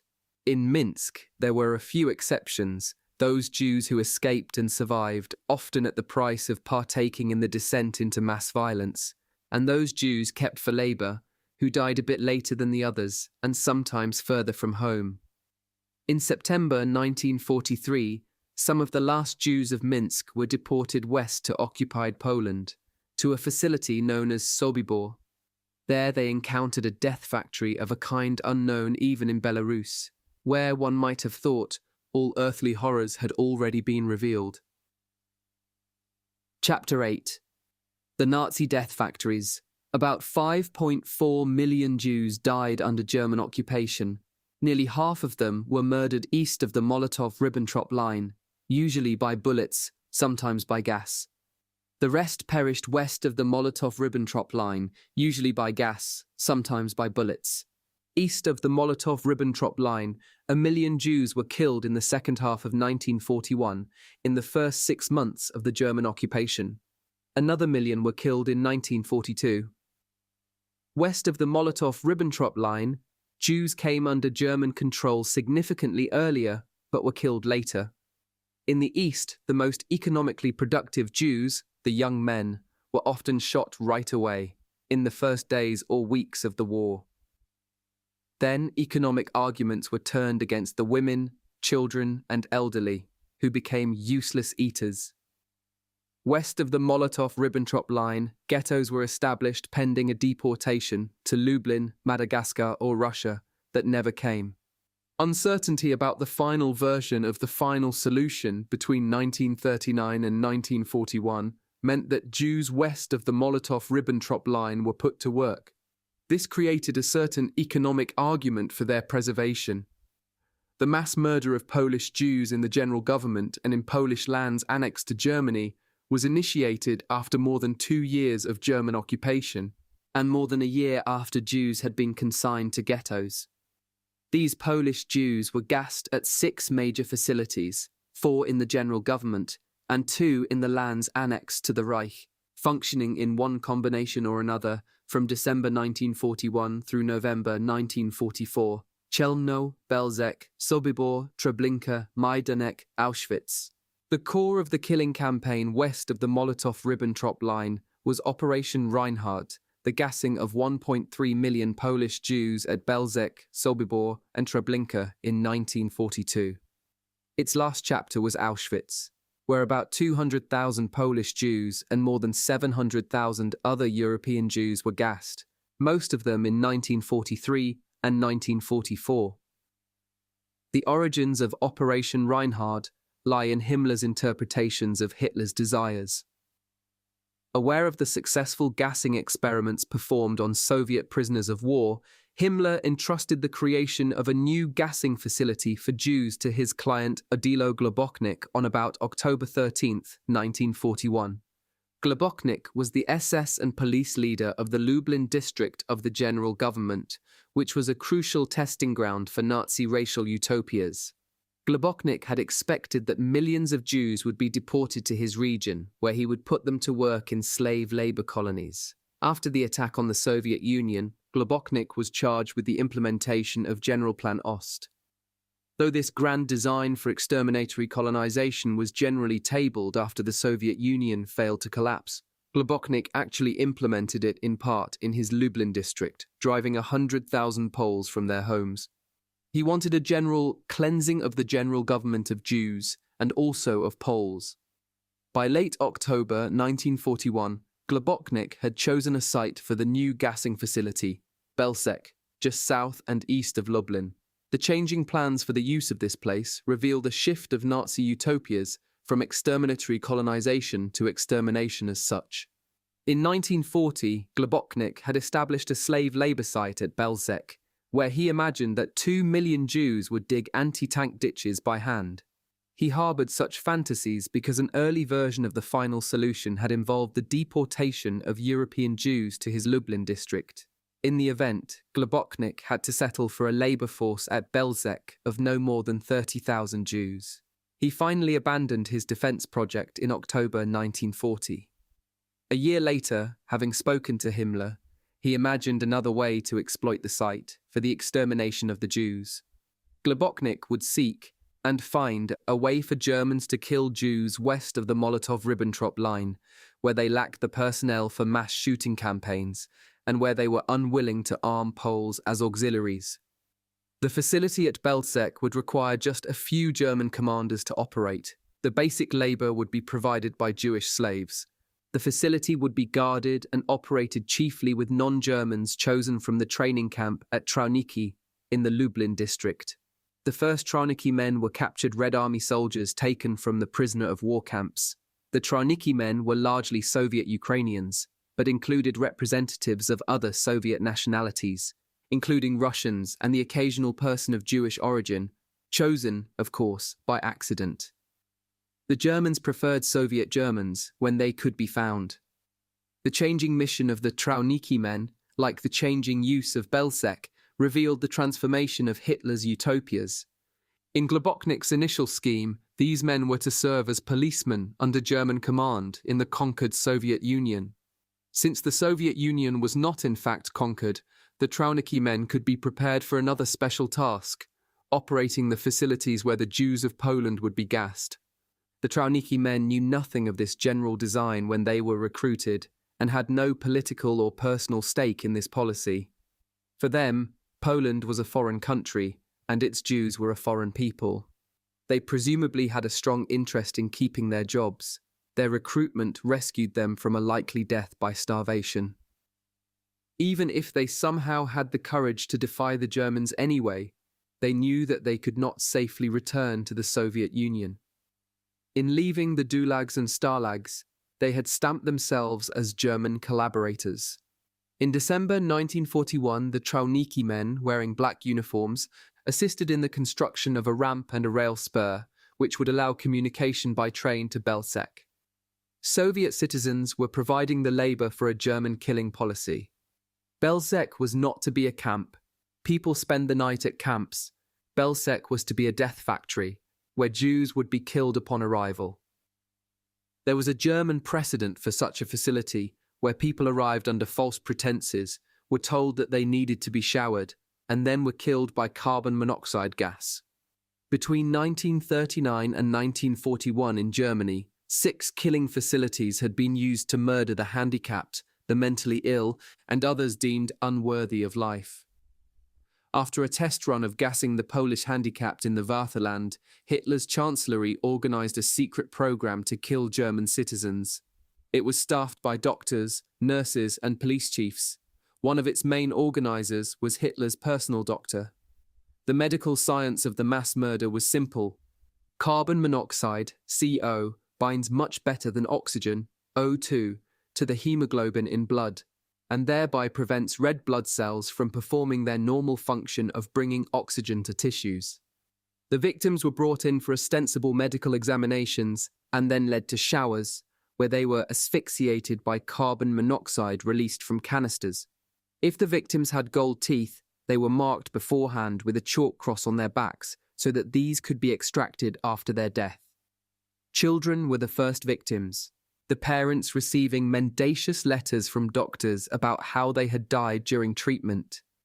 Most of the victims of the euthanasia program were non-Jewish Germans, although German Jews with disabilities were simply killed without any screening whatsoever. At one killing facility, the personnel celebrated the 10,000th cremation by bedecking a corpse with flowers. The declared end of the euthanasia program coincided with Globoknik's mission to develop a new technique for the gassing of Polish Jews. By August 1941, when Hitler called the program to a halt for fear of domestic resistance, it had registered 70,273 deaths and created a model of deceptive killing by lethal gas. The suspension of the euthanasia program left a group of policemen and doctors with certain skills but without employment. In October 1941, Globoknik summoned a group of them to the Lublin district to run his planned death facilities for Jews. Some 92 of the 450 or so men who would serve Globoknik in the task of gassing the Polish Jews had prior experience in the euthanasia program.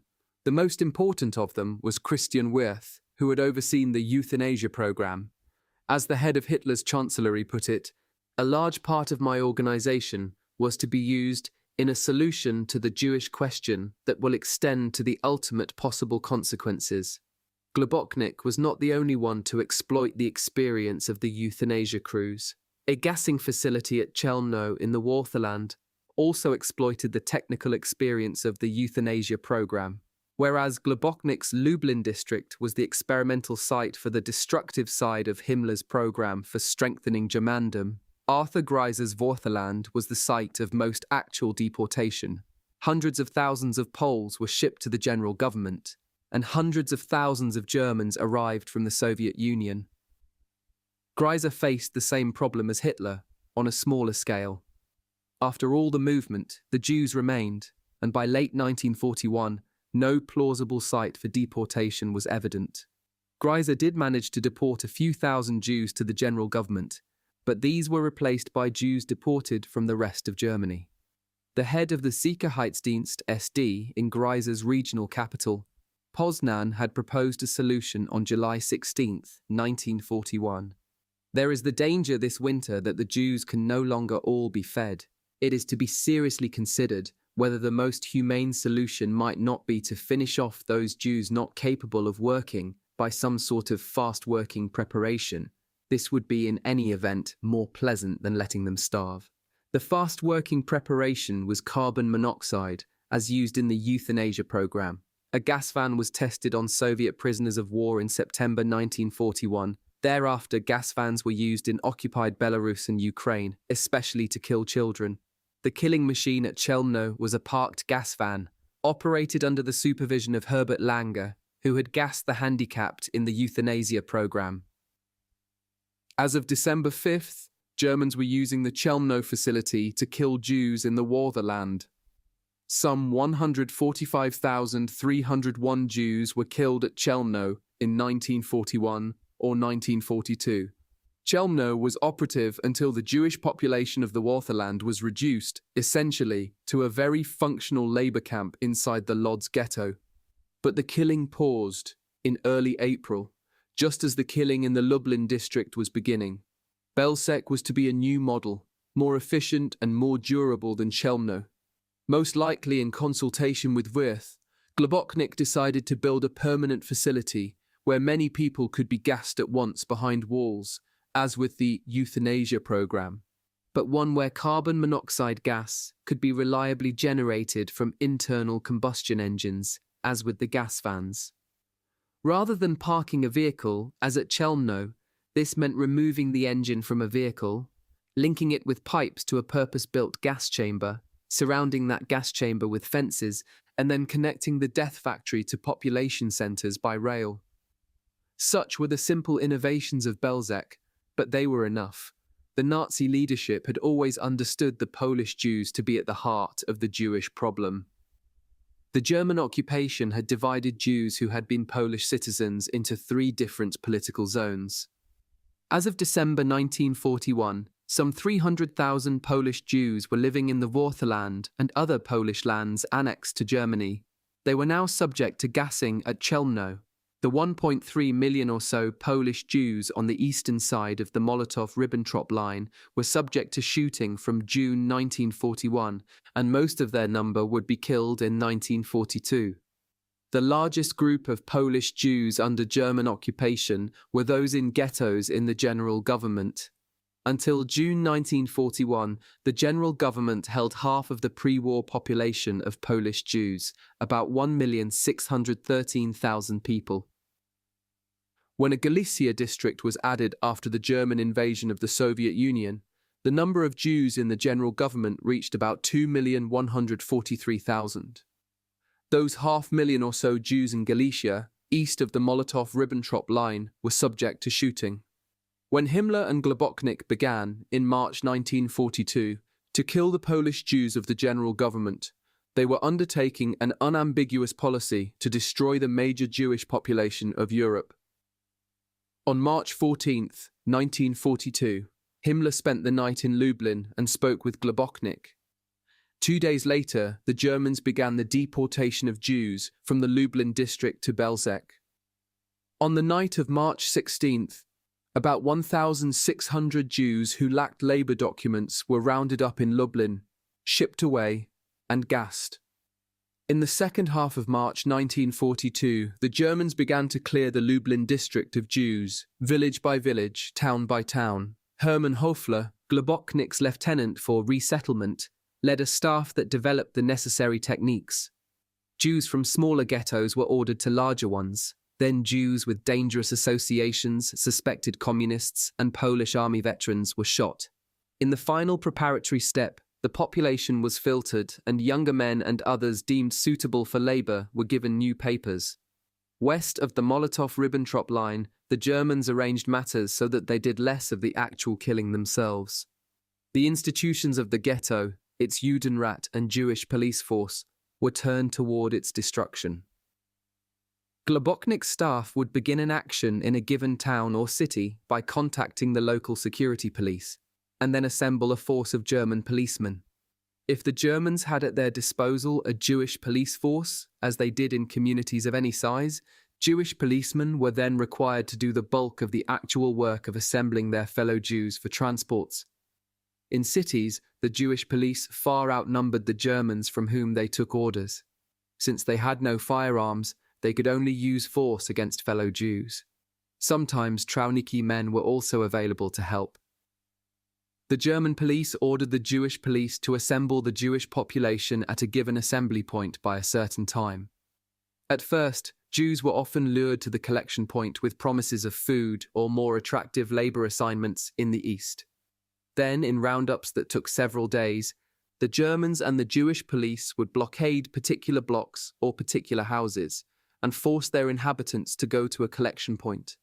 Germans shot small children, pregnant women, and the handicapped or elderly on the spot. In larger towns and cities where more than one roundup was necessary, these measures were repeated with increasing violence. The Germans were aiming for daily quotas to fill trains and would sometimes pass on quotas to the Jewish police who were responsible, at the risk of their own positions and thus lives, for filling them. The ghetto was sealed during and also after the action, so that the German police could plunder without hindrance from the local population. Once the Jews reached Belzec, they were doomed. They arrived unarmed to a closed and guarded facility with little chance of understanding their situation, let alone resisting the Germans and the armed Tronicky men. Much like the patients at the euthanasia centers, they were told that they had to enter a certain building in order to be disinfected. They were required to remove their clothes and discard their valuables, on the explanation that these too would be disinfected and returned. Then they were marched, naked, into chambers that were pumped full of carbon monoxide. Only 2 or 3 Jews who disembarked at Belzec survived. About 434,508 did not. Worth commanded the facility through the summer of 1942 and seems to have excelled in his duties. Thereafter, he would serve as General Inspector of Belzec and the 2 other facilities that would be built on the same model. This system works nearly to perfection in the Lublin district of the general government. Deportations to Belzec from the Krakow district began slightly later, with similar results. Jews from the Galicia district suffered from the overlap of 2 German killing methods. Beginning in summer 1941, they were shot, and then, from March 1942, they were gassed at Belzec. Galicia was to the east of the Molotov-Ribbentrop line, and so Jews there were subject to shooting, but it had been added to the general government, so its Jews were also subject to gassing. Thomas Hecht, a Galician Jew who survived, recounted some of the ways Jews might die in Galicia. 2 aunts, an uncle, and a cousin were gassed at Belzec. His father, one of his brothers, an aunt, an uncle, and a cousin were shot. His other brother died at a labour camp. Meanwhile, Globoknik's staff and his Tronicky men built another death facility on the Belzec model in the Lublin district, at Sobibor, just northeast of Lublin. Functional from April 1942, it killed, in exactly the same way as Belzec, some 180,000 Jews, with only about 40 survivors. Globoknik and his men had mastered the necessary procedures for the core of the operation, roundups in the ghettos carried out by Hofel's men, German police and locals, order in the camps as maintained by a crew of Tronicky men, a few Germans, and a large Jewish workforce, and the mass murder itself, carried out by suffocation through exposure to carbon monoxide from an internal combustion engine. Having achieved mortality rates of 99.99% at Belzec and Sobibor, Himmler ordered on April 17, 1942, the construction of a 3rd facility, this time in the Warsaw district of the general government. A crew with euthanasia experience, accompanied by Tronicky men, was dispatched to a site near the village of Treblinka, where construction of the death factory began on June 1, 1942. The labourers were Jews from the region who were killed when the project was complete. The man who oversaw the construction was, like the commanders of Belzec and Sobibor, a veteran of the euthanasia program. Unlike Franz Stangl at Sobibor and Christian Wirth at Belzec, however, Irmfried Eberl was a medical doctor rather than a police chief. He had directed 2 of the euthanasia facilities. Eberl seemed delighted at his latest assignment. "It's going very well for me," he wrote to his wife during the construction of the death facility at Treblinka. "There's lots to do, and that's fun."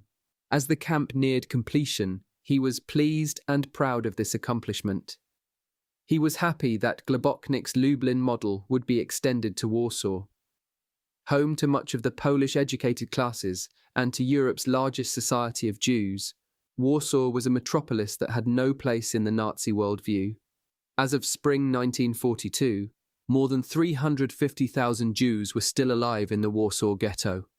Warsaw was the largest city in the general government, but not its administrative centre. Hans Frank, the general governor, preferred to rule from Krakow, taking over the ancient Polish royal castle and presenting himself as latter-day racial royalty. In October 1939, he had stymied attempts to resolve the Jewish problem, by transporting Jews into the Lublin district of the general government. In December 1941, Frank told his subordinates that they must get rid of the Jews. He had no idea, even then, how this could be achieved, but by spring 1942, Frank knew. Lublin had something to offer Frank. It was no longer the district that would attract more Jews to the general government, but the place where Jews who already lived in the general government could be murdered. This was welcome. Trauniki men arrived in Warsaw in February and April. In summer 1942, Frank ceded control of Jewish employment and then the ghettos themselves to the SS. The assassination of a very prominent SS commander provided the pretext for the next escalation. After Hitler and Himmler, Reinhard Heydrich was the most important architect of the policy to exterminate the Jews. He was also a typical example of the Nazi tendency to entrust several offices to one person. Already the head of the Reich Security Main Office, he was placed in charge of the Protectorate of Bohemia and Moravia, the Czech lands annexed to Germany in 1939. On May 27, 1942, he was injured in an assassination attempt by a Czech and a Slovak employed by British intelligence and died on June 4th. Hitler and Himmler were annoyed with him for travelling without a security detail, which Heydrich believed he did not need because of his popularity among Czechs. In the Czech lands, the Germans pursued no repressive policies comparable to those in occupied Poland and the Soviet Union. Heydrich had made a special point of favouring the Czech working class. Heydrich's assassination meant the loss of a planner of the final solution, but the gain of a martyr. Hitler and Himmler met and spoke on June 3rd, 4th and 5th, 1942. Himmler gave the eulogy. Ours is the holy duty to avenge his death, to take up his labour, and to destroy the enemies of our people without mercy or weakness. One Czech village, Lidice, would be totally destroyed as retribution for the assassination of Heydrich. Its men were shot on the spot, its women sent to the German concentration camp at Ravensbrück, and the children gassed at Chelmno. The Nazi policy of the complete elimination of Polish Jews in the general government now took the name Operation Reinhard as a tribute to Heydrich. The reference to the assassination made victims of the Germans and allowed the mass murder of Jews to be presented as retribution. Within the Nazi worldview, the assassination of Heydrich in May 1942 played a role similar to that of the American declaration of war in December 1941. It gave rise to a feeling of righteous solidarity among the ostensibly attacked Nazis, and it distracted attention from the true sources of German predicaments and policies. Heydrich became a prominent victim of the supposed international Jewish conspiracy that was responsible for the war.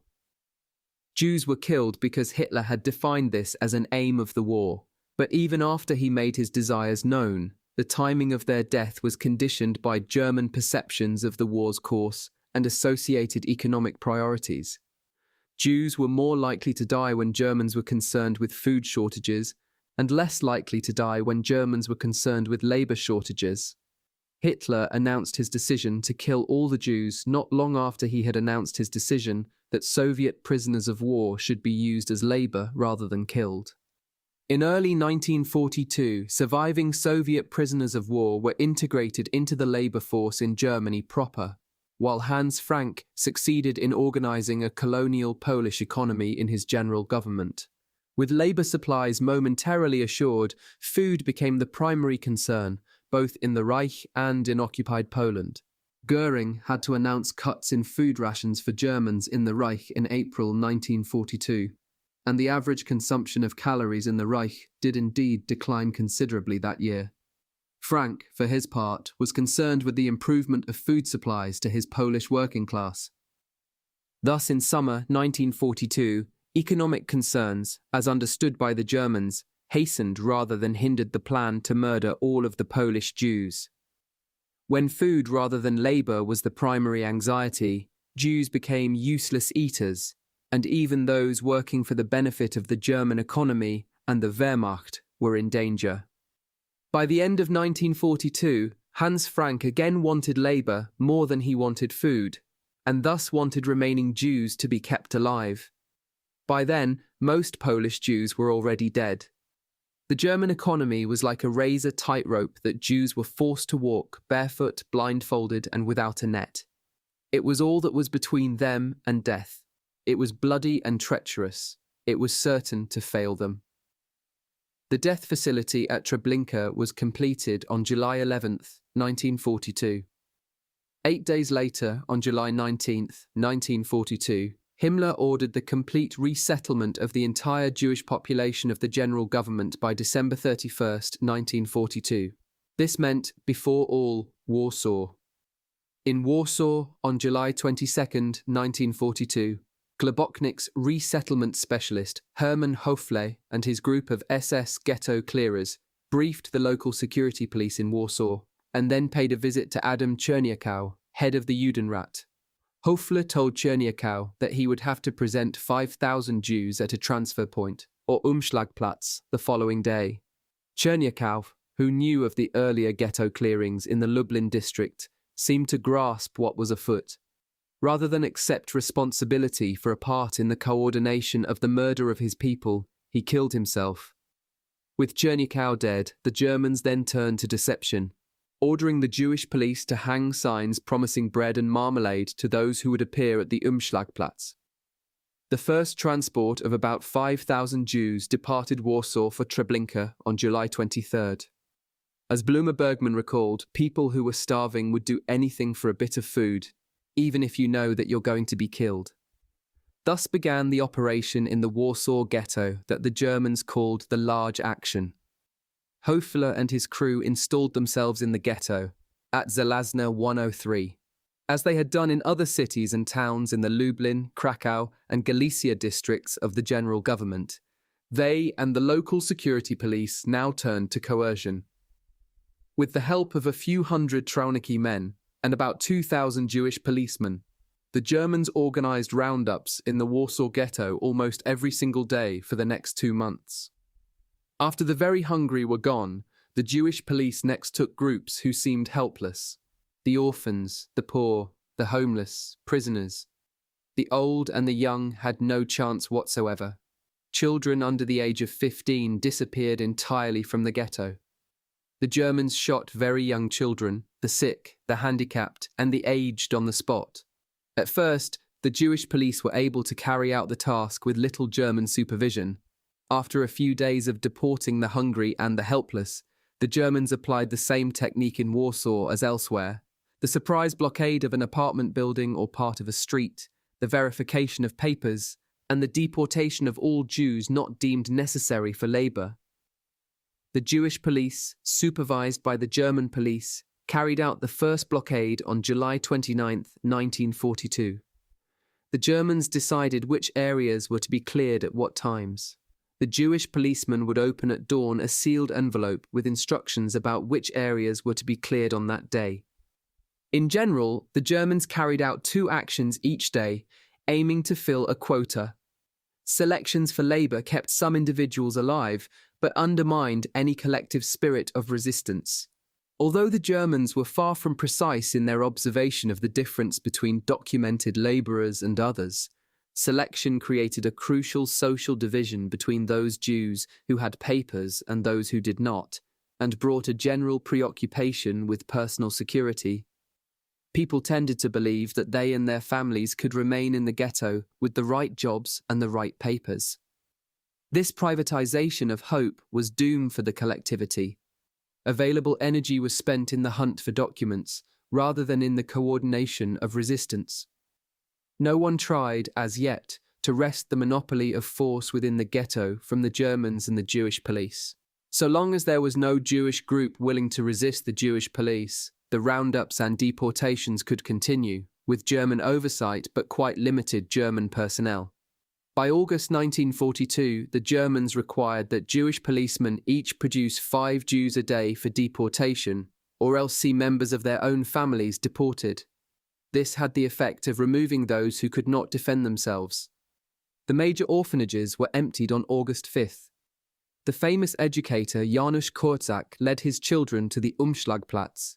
He held 2 of them by the hand and walked with his head high. Among the 6,623 people deported that day with him were the educators and caretakers of the ghetto's orphans, his colleague Stefania Wilczynska, and many others. Policemen took the old and the young to Umschlagplatz on carts. Jewish policemen took a small girl from her home when her mother was away running an errand. Her last words before deportation to Treblinka were recorded. "I know that you are a good man, sir. Be so kind as to not take me away. My mama left for just a moment. She'll be back in just a moment, and I won't be there. Be so kind as to not take me away." In the first 2 months of the large action, some 265,040 Jews were taken to the Umschlagplatz, and another 10,380 or so killed in the ghetto itself. Perhaps 60,000 Jews remained. They were predominantly fit younger males. Each stage of the mass murder of the Warsaw Jews was so dreadful that it gave rise to hopes that the near future might at least be better than the immediate past. Some Jews really did believe that labor in the East would be better than life in the ghetto. Once assembled at Umschlagplatz, Jews could be forgiven for believing that embarking on trains would be better than indefinite waiting under the hot sun without food, water, and sanitary facilities. The supervision of Umschlagplatz was assigned to the Jewish police, who occasionally freed people they knew or people who could afford to bribe them. As the historian Emanuel Ringelblum recorded, the Jewish police sometimes demanded, in addition to cash, payment in kind, which is to say sex with the women whom they saved. In the trains, illusions faded. Although assured that their destination was a labor camp in the East, some Jews must have suspected that this was false. After all, people with labor certificates were precisely the ones who remained in Warsaw. If work was the goal, then why were the very old and the very young sent first? The trains were accorded the lowest priority in the railway system, and often took days to reach a destination that was in fact rather close to Warsaw. Treblinka was only about 100 kilometers to the northeast. The Jews were given no food or water and died in large numbers on many of the transports. Children licked each other's sweat. Mothers sometimes threw small children from trains, guessing that they would be more likely to survive in the wild than wherever the train was going.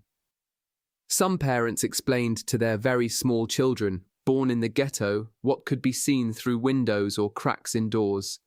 The very youngest had never seen fields or forests before, nor would they again. Poles would yell at the trains going by. The gesture of a finger across the throat, remembered with loathing by a few Jewish survivors, was meant to communicate to the Jews that they were going to die, though not necessarily that the Poles wished this upon them. Some Poles called for money. Others, perhaps more merciful, perhaps with other needs, asked for children. Jankiel Wiernik remembered his own transport, an early one from Warsaw. My view took in everyone and everything, yet I could not take in the enormity of the misfortune. No one could. Each transport was assembled from 57 to 60 train cars, or about 5,000 to 6,000 people. Upon arrival at the rail station nearest Treblinka, the train stopped. Then, sometimes after a wait of hours or even days, another engine pulled up and moved 19 or 20 of the cars, 1,700 to 2,000 people, to a rail spur inside the Treblinka death factory. The second engine pushed rather than pulled these cars, so that the engineer was going backward and never himself faced or entered the facility. The Jews who were still alive were then forced from each car by Trauniki men brandishing guns and cracking whips. The Jews deported to Treblinka died, almost all of them, in these first few weeks, but not as smoothly as at Belzec and Sobibor, and not as the Germans intended. The regular and massive transports of Jews had overwhelmed the small gas chambers at Treblinka very quickly, and so the Germans and the Trauniki men had to resort to shooting. This was not the task for which the Trauniki men had been trained. They did it badly, but they did it. By August, the rail spur inside the Treblinka death factory was surrounded by piles of corpses. Oskar Berger, who arrived on a transport of August 22nd, remembered hundreds of bodies lying around. Jankiel Wiernik recalled his arrival on August 24th. The camp yard was littered with corpses, some still in their clothes and some naked. their faces distorted with fright and awe, black and swollen, the eyes wide open, with protruding tongues, skulls crushed, bodies mangled. A Jew who had arrived the day before, August 23rd, had just avoided joining that pile. He was chosen for labor, which chiefly meant the disposal of human remains. He recalled how the killing was done in those early weeks of Treblinka. After we left the wagon, the Germans and Ukrainians, whips in their hands, drove us into a courtyard, where they ordered us to lie down with our faces to the ground. Then they walked through and shot us in the back of the neck. Adam Krzypicki, who arrived on August 25th, recorded a similar impression. Corpses of people of different ages, in different positions, with different expressions on their faces the moment they breathed their last. All around, just earth, sky, and corpses. The next day, August 26th, was remembered by Edward Weinstein, and I looked out, and I saw hell, bodies, as high as the windows on the cattle car on the ramp. Franz Stangl, the German, Austrian police officer who commanded the death factory at Sobibor, was called in to investigate the chaos of Treblinka. He was presumably not a man who was easily overwhelmed by death, and unlike the arriving Jews, he had some idea of what to expect. Nevertheless, he was shocked by what he found. The smell was indescribable, the thousands of bodies everywhere, decomposing, putrefying. Irmfried Abel, the German-Austrian medical doctor who commanded Treblinka, had hoped to prove his worth. He wanted his kill rates to exceed those of the other death facility commanders, the police chiefs at Belzec and Sobibor. He continued to accept transports in August 1942, even as the number of people to be killed far exceeded the facility's capacity to asphyxiate them. Death then radiated outward, from the gas chambers to the waiting area in the courtyard, and from the courtyard to the trains waiting at the station, or on the tracks, or somewhere far away in occupied Poland. The Jews died all the same, almost all of them. But now, a few escaped from the trains, which had very rarely happened during earlier transports to Sobibor and Belzec. Escapees from the trains made their way back to the Warsaw Ghetto, often with an idea of what they had been spared. The disorganization also drew the attention of onlookers. Because of all the delays, trains conveying German soldiers to the Eastern Front were more likely to pass or to be caught behind one of the death trains. A few onlookers took photographs, others vomited from the stench. Some of these soldiers were on their way to southwestern Soviet Russia to take part in the offensive at Stalingrad. Those German soldiers who saw the Treblinka transports knew, if they wanted to know, just what they were fighting for. Ebel was removed from his post for incompetence, and in August 1942, Stangl took command at Treblinka. Stangl, who later said that he regarded the mass gassing of Jews as his profession and that he enjoyed it, quickly put Treblinka in order. He called a temporary halt to transports and had the bodies buried by Jewish laborers.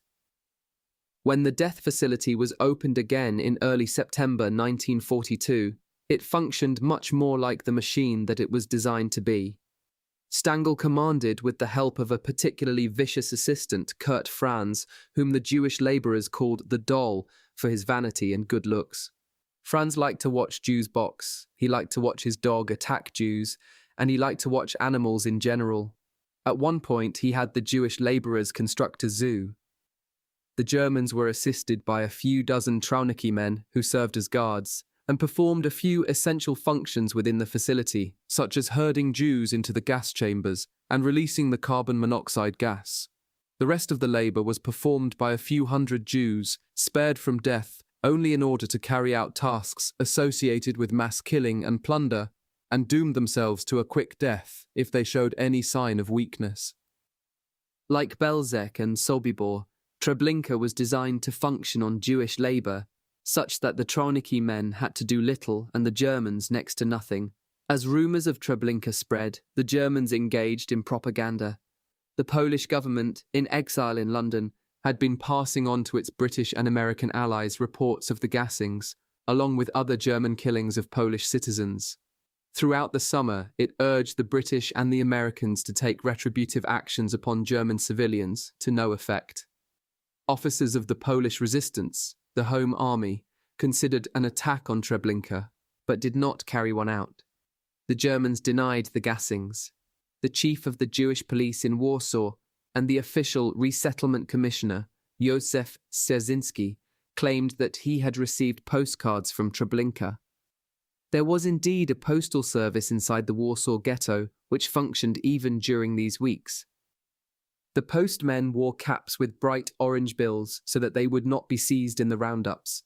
But they brought, of course, no news from Treblinka. The transports from Warsaw to Treblinka began again on September 3rd, 1942. The last transport of the large action, on September 22nd, 1942, included the Jewish police and their families. As the Jewish policemen neared the station, they threw from the windows their hats and any other markers of their former mission or social status. Jewish policemen often came from prosperous families. This was prudent behavior, since Jewish policemen could meet a hard reception from fellow Jews in a concentration camp. Yet Treblinka was no camp. It was a death facility, so their actions made no difference. The policemen were gassed like everyone else. Within a few months, Stangl had changed the appearance of Treblinka and thereby increased its lethal functionality. Jews who arrived at Treblinka in late 1942 disembarked not to a simple ramp surrounded by dead bodies, but inside a mock train station, painted by a Jewish labourer to resemble a real one. It had a clock, a timetable, and ticket counters. As Jews stepped from the station, they could hear the sound of music, played by an orchestra led by the Warsaw musician Artur Gold. Those Jews who limped or hobbled or otherwise revealed themselves to be weak at this point were taken to a clinic. Jewish workers with red armbands helped them to a building marked with a red cross. Behind this building, the sick Jews were shot in the back of the neck over a ditch by Germans dressed as doctors. The chief executioner was August Mieter, whom the Jewish labourers called the Angel of Death, Malach HaMavet. Those Jews who could move themselves took a few steps forward into a kind of courtyard, where the men and the women were separated. Men to the right, women to the left, as they were told in German and Yiddish. In the courtyard, the Jews were forced to strip naked on the pretext that they were to be disinfected before a further transport to the east. Jews had to bundle their clothes neatly and tie their shoes together by the laces. They had to surrender any valuables. Women were subjected to cavity searches. At this point, a few women in some of the transports were selected for rape, and a few men in some of the transports were selected for labour. The women then shared the fate of the rest, whereas the men would live for a few more days, weeks, or even months as slave labourers. All the women went to the gas chambers without their clothes and without their hair. Each woman had to sit before a Jewish barber. Religiously observant women who wore wigs had to surrender them. Even at this very last moment before death, people reacted differently, individually. For some women, the haircutting was confirmation of the disinfection story. For others, it was the proof that they were about to be killed. The women's hair was to be used to make stockings for German railway workers and to line the slippers worn by German submarine crews. Both groups, first the women and then the men, naked, humiliated, and helpless, were forced to run through a tunnel. It was a few meters wide and about 100 meters long. The Germans called it the Road to Heaven. At its end, Jews might see a large Star of David in the gable over the entrance to a dark room. A ceremonial curtain hung with a Hebrew inscription, "This is the gateway to GD, the righteous shall pass through." Probably few enough of them noticed these details, as they were forced roughly inside by the two guards posted at the entrance, both of them Trauniki men. One of the Trauniki men held a piece of pipe, the other a sword, and both yelled and beat the Jews. Then one of them closed and locked the door and called for water, the very last element of the deception, no longer necessary for this doomed group, now sealed in a gas chamber, but for whoever else might be waiting. A third Trauniki man threw a lever and a tank engine pumped carbon monoxide into the chamber. After 20 minutes or so, the Trauniki men opened a rear door of the gas chamber and Jewish labourers removed the bodies. As a result of feverish struggles and death agonies, the bodies were twisted together, limb through limb, and sometimes very fragile. As the Treblinka laborer Chil Reichmann recalled, they underwent an atrocious metamorphosis. Their corpses were covered, as was the chamber itself, with blood, feces, and urine. The Jewish laborers had to clean the chamber, so that the next group would not disbelieve the disinfection lie and panic upon entering. Then they had to separate the bodies and lay them face up on the earth so that a crew of Jewish dentists could do their work, removing gold teeth. Sometimes the faces were entirely black, as if burned, and the jaws clenched so tightly that the dentists could barely open them. Once the gold teeth were removed, the Jewish laborers dragged the bodies to pits to be buried. The entire process, from disembarkation of live Jews to the disposal of their bodies, took no more than 2 hours. In the winter of 1942 to 1943, the Germans began to separate the Jews not into 2 but into 3 groups: the men, the older women, and the young women. They sent the young women into the gas last, because they liked to look at their naked bodies in the cold. By then, the corpses were burned rather than buried. The pyres were huge grills made from railway rails laid upon concrete pillars, some 30 metres across. By spring 1943, fires burned at Treblinka day and night, sometimes consuming the corpses of decomposed bodies exhumed from the earth by Jewish labourers, sometimes the bodies of those who had just been asphyxiated. Women with more fatty tissue burned better than men, so the labourers learned to put them on the bottom of the pile. The bellies of pregnant women would tend to burst, such that the fetus could be seen inside. In the cold nights of spring 1943, the Germans would stand by the flame and drink and warm themselves. Once again, human beings were reduced to calories, units of warmth. The burning was to remove any evidence of the crime, but the Jewish labourers made sure that this was not achieved. They left whole skeletons intact and buried messages in bottles for others to find. It was very difficult for the victims to leave any other sort of trace. Chil Reichmann had come to Treblinka with his sister. As soon as he saw the facility, he put their suitcases down. His sister did not understand why. "It's no use," were his last words to her. He was chosen to be a labourer. Sorting through clothing, he came upon the dress that my sister was wearing. I paused. I took the dress. I held it in my hands, contemplated it. Then it had to go, and he had to go on. Tamara and Itta Willenberg left their bundles of clothes next to each other. Their brother Samuel, a Jewish labourer, chanced to find the clothes clinging together, as if in a sister's embrace. Because the women had their hair cut, they had a last few moments in which they could speak to fellow Jews, who might, just possibly, survive them and remember their words. Ruth Dorfman was able to accept from her barber the consolation that her death would be quick, and to cry with him. Hannah Levinson told her barber to escape and to tell the world what was happening at Treblinka. Only with much forethought could Jews control their possessions, even in such small ways. In general, their instinct was to keep their portable wealth, if they had any, on their persons, in the hopes of later bartering or bribing. Sometimes Jews, when they grasped what awaited them, threw their money and valuables from the train, so that they would not enrich their persecutors. Usually, this was near Treblinka. Within the death factory, it was the job of Jewish labourers to seek valuables, and of course they pocketed some. They gave these to the Trauniki men, who had the right to come and go in exchange for food from nearby villages. The Trauniki men gave the valuables to local women and to prostitutes, who apparently came from as far away as Warsaw. Having thereby contracted venereal diseases, the Trauniki men consulted Jewish doctors among the labourers. Thus the special close circle of the local economy, which one witness recalled as a bejewelled and degraded Europe. Through such connections, Jewish labourers alive in 1943 knew something of the outside world and the course of the war. Trauniki men could usually read Russian and managed to get their hands on Soviet propaganda and the Soviet press. They were among the millions of Soviet citizens labouring for the Germans in one capacity or another, and so heard gossip. They knew, and so Jewish labourers learned, about the German defeat at Stalingrad in February 1943, The labourers could see for themselves that the transport slowed in 1943 and feared, quite rightly, that their own reason for being was coming to an end. By then, the tremendous majority of Polish Jews were already dead.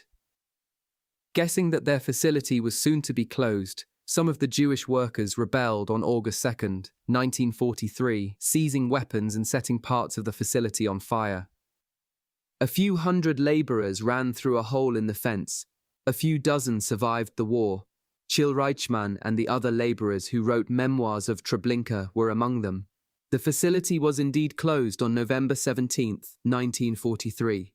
Its last victims were 30 remaining Jewish labourers who did the work of dismantling it. At the very end, they were shot in groups of 5, with the remaining Jews cremating each group. Tronicky men cremated the final group of 5. At about the same time, the Germans undertook a mass shooting action against other Jewish labourers, those still at work in concentration camps in the general government. Some 42,000 Jews were killed in this operation, known as Harvest Festival. One of the 50 or so Treblinka survivors, Saul Cooperhand, understood that at Treblinka, numbers ruled. The 265,040 Warsaw Jews deported in the large action were carefully counted. In some 14 weeks, between August 4th and mid-November, at least 310,000 Jews of the Radom district of the general government were gassed at Treblinka. In some, about 780,863 people were killed at Treblinka, the vast majority of them Polish Jews from the general government. Most of the Jews of the general government who were not gassed at Belzec or Sobibor were gassed at Treblinka. In all, Operation Reinhard claimed the lives of some 1.3 million Polish Jews. The purpose of Treblinka was ever clearer as the war continued, to rid a shrinking racial empire of its Jewish population, and so to claim a thin victory and its grisly fruits. A body can be burned for warmth, or it can feed the microorganisms that make soil fertile. Even human ash fertilizes. After Treblinka had been dismantled, the Germans used the bricks of the gas chambers to make a farmhouse, and turned the killing fields into a farm. A couple of the Traunicki men agreed to stay on as farmers. In this lay a darkly literal rendering of the Nazi fantasy of redeeming the land by destroying the Jew. The corpses and ashes of Jews were to fertilize the soil for crops to be eaten by Germans. Yet no harvest ever came. Once Treblinka was no longer functioning, the center of the Holocaust shifted west, to a very special facility in the annexed territories of Poland, added to the Reich at Auschwitz. This was a camp established in 1940, in a territory that Germany had annexed from Poland. Auschwitz was in operation as a concentration camp almost a year before Germany invaded the Soviet Union, and more than a year before Hitler had clarified just what the final solution would mean. Unlike the death factories at Treblinka, Sobibor, and Belzec, which were established for the single purpose of killing the Jews of Poland, the complex at Auschwitz evolved as German policies toward Jews and others changed. The development of the Auschwitz facility illustrates the transformation of a dream of Eastern colonization into a program of Jewish extermination. The German camp established at Auschwitz in 1940 was meant to intimidate the Polish population. After the attack on the Soviet Union in summer 1941, Soviet prisoners of war joined Poles, and the camp was used as an execution site for both. Himmler wished for Auschwitz to become an example of the SS colonial economy, in which the captured lands of an enemy nation could be given to a German firm, which would exploit slave labor to manufacture goods needed for the German war economy. Because Auschwitz was well supplied with water and well connected by rail, Himmler saw it, as did the upper management of IG Farben, as an ideal site for the production of artificial rubber. Himmler sought Jewish labourers in Slovakia, whose leaders were happy to be rid of them. Himmler made the case in October 1941. Within a year, Slovakia had deported 57,628 of its Jewish citizens. Almost all of them would die. In 1942, a second major facility was added, and Auschwitz became a death factory as well as a concentration camp and execution site. Rudolf Höss, its commander, was a veteran of the concentration camps at Dachau and Buchenwald. not of the killing facilities of the euthanasia program. Under his command, Auschwitz became a special sort of hybrid, a labor facility with a death factory attached. Non-Jewish laborers continued to arrive and to work in awful conditions. Jews were now selected for labor when they arrived at Auschwitz, with those deemed unusable, the substantial majority, immediately gassed. In 1942, the approximately 140,146 Jews not selected for labor were gassed in chambers known as Bunker 1 and Bunker 2 in Auschwitz. After February 1943, most of the murdered Jews were killed in new gas chambers constructed in nearby Birkenau, and their bodies burned in attached crematoria. In the Auschwitz-Birkenau gas chambers, pellets of Zyklon B would sublimate on contact with air, producing a gas that would kill at a ratio of 1 milligram per kilogram of body weight. Cyanide kills at the cellular level, interfering with the ability of the mitochondria in cells to produce the energy that sustains life. Like the other 5 death factories, Auschwitz was located in occupied Poland. It served, however, as the main extermination site for Jewish populations from beyond Poland. Though some Jews from beyond Poland were killed in the 5 other death factories, the vast majority of their victims were Polish Jews. Auschwitz was the only death factory of the 6 where Polish Jews were not the majority of the victims. It became a killing facility at about the same time that German exterminatory policies moved beyond occupied Poland and the occupied Soviet Union to embrace other populations of European Jews. Within the Reich Security Main Office, Adolf Eichmann and the men in his Jewish section organized deportations from France, Belgium, and the Netherlands in 1942. In 1943, Eichmann organized the transport of Jews from Greece and from occupied Italy. Fascist Italy had not sent its Jews to Hitler so long as Mussolini was in power and Germany and Italy were allies. But after the Americans, British, Canadians, and Poles landed in southern Italy and the Italians capitulated, the Germans occupied the northern part of the country and deported Jews themselves. In 1943, some 220,000 Jews were gassed at Auschwitz. In 1944, shooting Soviet Jews was no longer possible because the Germans had been driven from the Soviet Union and the Reinhard facilities were closed due to the approach of the Red Army. That year, Auschwitz became the site of the final solution.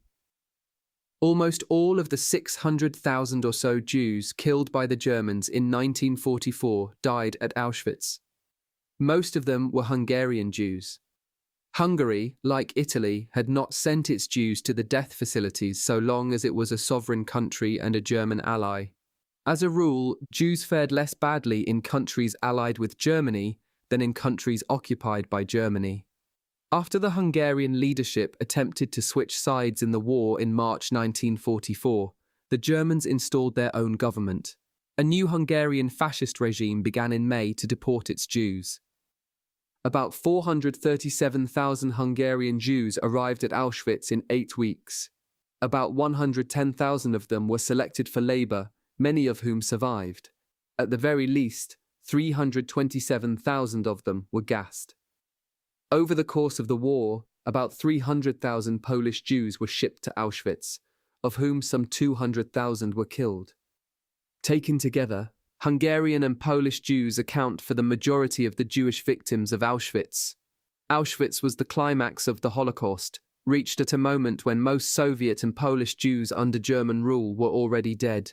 Of the 1 million or so Soviet Jews killed in the Holocaust, fewer than 1% died at Auschwitz. Of the 3 million or so Polish Jews killed in the Holocaust, only about 7% perished at Auschwitz. Nearly 1.3 million Polish Jews were killed, usually shot, east of the Molotov-Ribbentrop line. Another 1.3 million or so Polish Jews were gassed in Operation Reinhard in the general government, more than 700,000 at Treblinka, roughly 400,000 at Belzec, 150,000 at Sobibor, and 50,000 at Majdanek. Another 350,000 more were gassed in the lands annexed to the Reich, besides the 200,000 at Auschwitz, about 150,000 at Chelmno. Most of the remaining Polish Jewish victims were shot during the ghetto clearings, about 100,000. or in Operation Harvest Festival, or during the many smaller actions and in individual executions. Many more died of hunger or disease in the ghettos or as laborers in concentration camps. A considerable number of the mortal victims of Auschwitz, more than 200,000, were not Jews, some 74,000 non-Jewish Poles and some 15,000 Soviet prisoners of war also died at Auschwitz, either executed or worked to death. With the exception of the Soviet prisoners of war who were experimentally gassed, these people were not sent to the gas chambers, but Roma and Sinti were. Though never pursued with the same energy as the Jews, the Roma and Sinti, gypsies, were subjected to a killing policy wherever German power extended.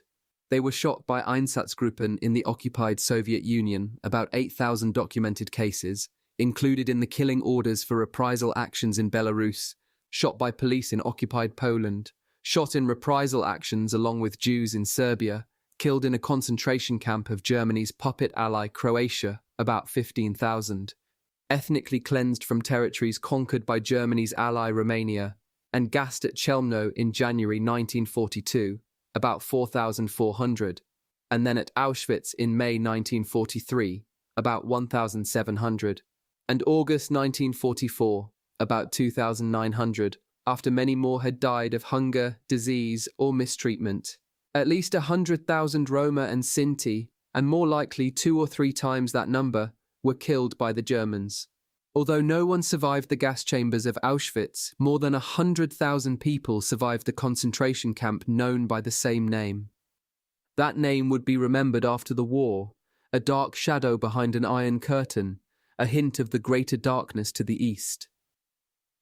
Fewer than 100 Jewish laborers saw the inside of a Reinhard death factory and survived, yet even Treblinka left a few traces in the air. Prisoners sang at Treblinka, at German orders, but also for themselves. El Male Rachamim was chanted for the Jews killed each day. SS men would stand outside and listen. Trauniki men brought with them from the east, as one of the Jewish laborers recognized, a strange gift for wonderful song. It was less elevated music, popular Polish songs, that reminded Treblinka laborers of life outside the camp and helped give them the courage to prepare their escape. Those songs recalled love and foolishness, and so life and freedom. A few weddings were celebrated at Treblinka between laborers and the women who handled domestic chores for the Germans.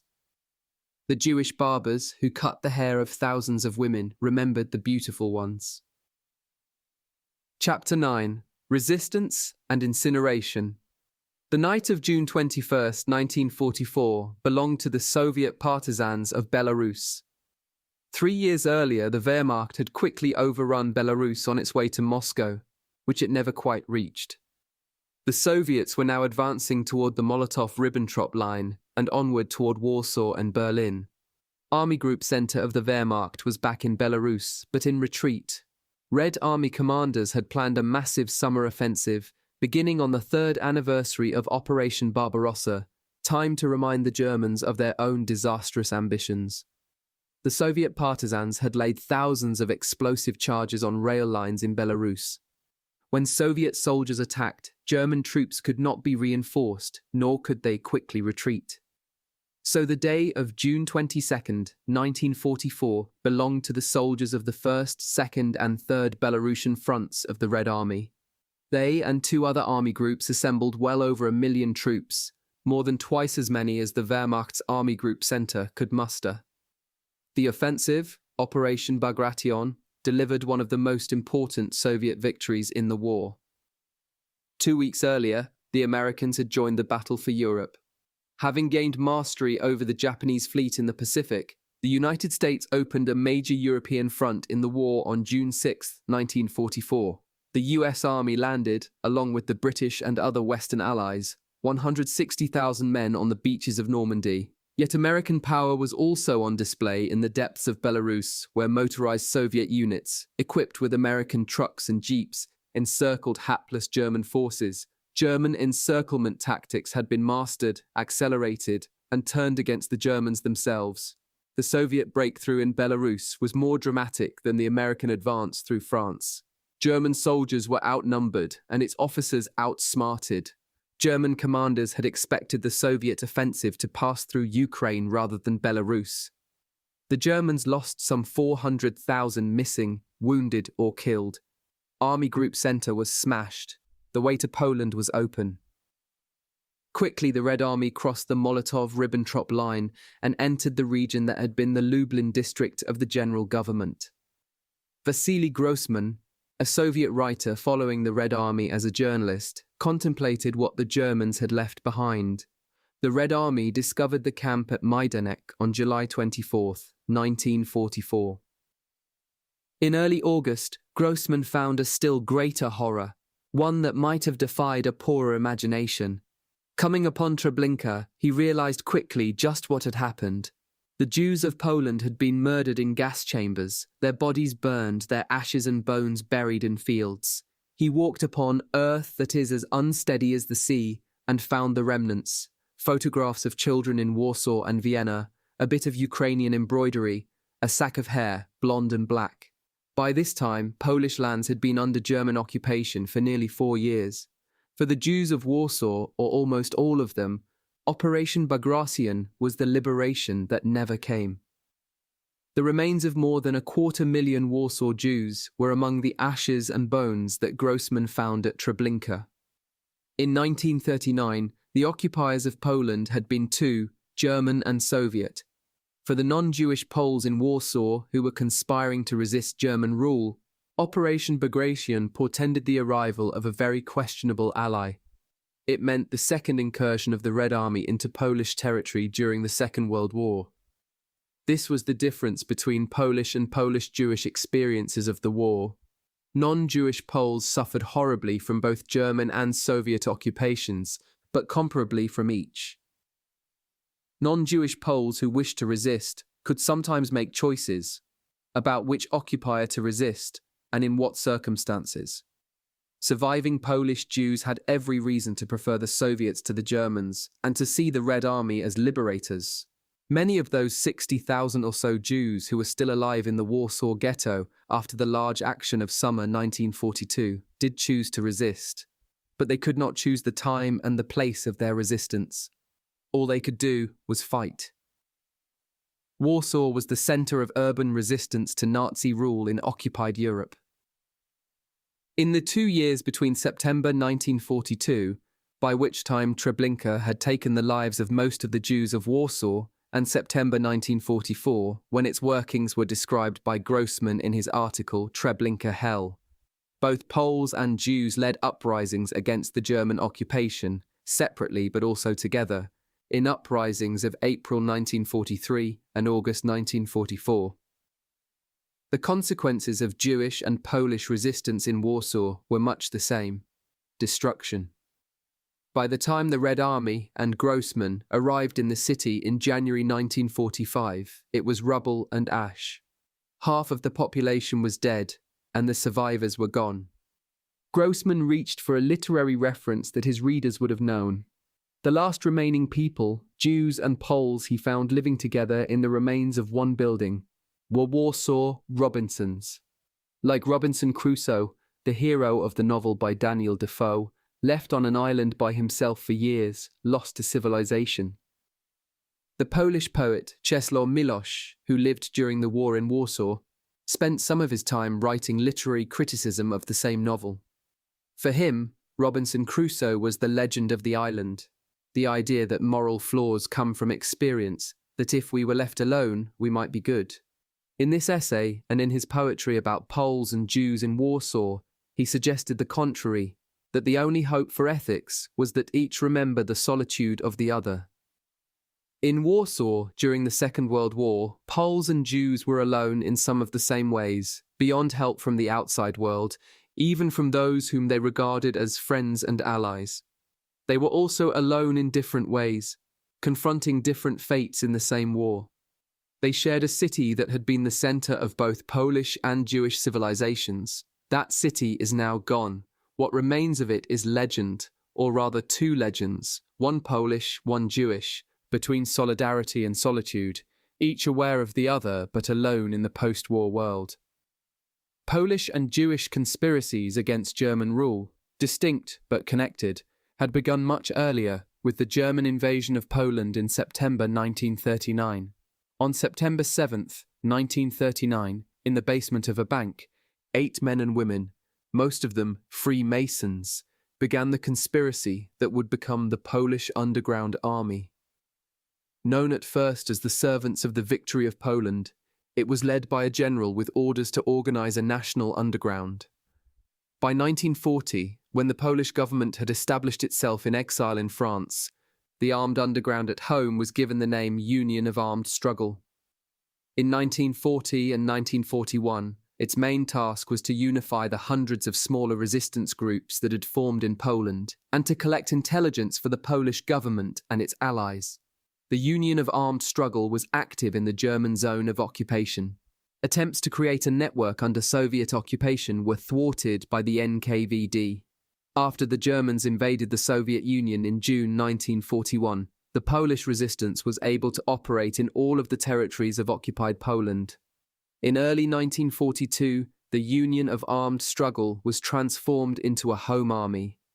The Home Army was meant to be the counterpart of the Polish army fighting abroad with allies on the Western Front. Like the Polish government, by now in exile in London, the Home Army was to represent all political and social forces in the country.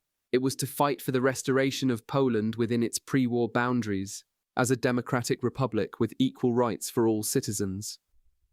Most Poles who chose resistance did find their way to the Home Army, although the extreme communist left and the extreme nationalist right founded their own partisan forces. The communists organized a People's Guard, later known as the People's Army, which was closely connected to the Soviet Union and the NKVD. The nationalists, who regarded the communists and the Soviets as a greater enemy than the Germans, fought within the ranks of the National Armed Forces. Jewish resistance in Warsaw followed a different path, even though this was not clear at first. In the early months of the German occupation of Poland, in 1939, Jewish resistance as such seemed to make little sense. It was not evident, at first, that the fate of Polish Jews was to be much different from that of non-Jews. Many of the Warsaw Jews who felt most threatened by the German invasion fled to the Soviet occupation zone of Poland, whence many of them were deported to Kazakhstan. The establishment of the ghettos in 1940 did not necessarily convey to Polish Jews that their fate was worse than that of non-Jewish Poles, who were at the time being shot and sent to concentration camps in large numbers. In 1940, Poles from beyond the ghetto were sent to Auschwitz, whereas Jews were generally not. But the ghettos did mean that any Jewish resistance would have to be a response to particularly Jewish predicaments. When the Germans forcibly separated Jews from non-Jewish Poles in Warsaw in October 1940, they were creating a new social reality, creating categories that would define different fates. The ghetto did not, however, bring agreement to Jews about how and whether to take action against the Germans. Polish Jews in the Warsaw ghetto had prior political commitments, arising from the vibrant intra-Jewish political life of interwar Poland. Jews had taken part in local and national elections in Poland, as well as in their own communal elections. Parties were legion, and party loyalties ran deep. At the far right of the spectrum were the revisionist Zionists, who had been preparing themselves before the war for armed resistance against the British in Palestine. They were among the first to believe that armed struggle against the Germans was necessary and possible in the conditions of the ghetto. Revisionists and members of their youth organization Beitar learned from party comrades as early as summer 1941 of the killings of Jews in Vilnius. They also heard, more or less as it happened, about the liquidation of the ghetto in Lublin in spring 1942. They had some sense of the spread of the final solution, from east of the Molotov-Ribbentrop line to west of the Molotov-Ribbentrop line, from bullets to gas. It took the large action in Warsaw of July to September 1942 to prompt the revisionists to form a Jewish military union. Its military commander was Pavel Frenkel. The members of its political committee were Mikhail Strukowski, Leon Rodal, and Dawid Wodowinski. It was anchored in pre-war traditions of cooperation with the Polish state, which might explain why it was well armed.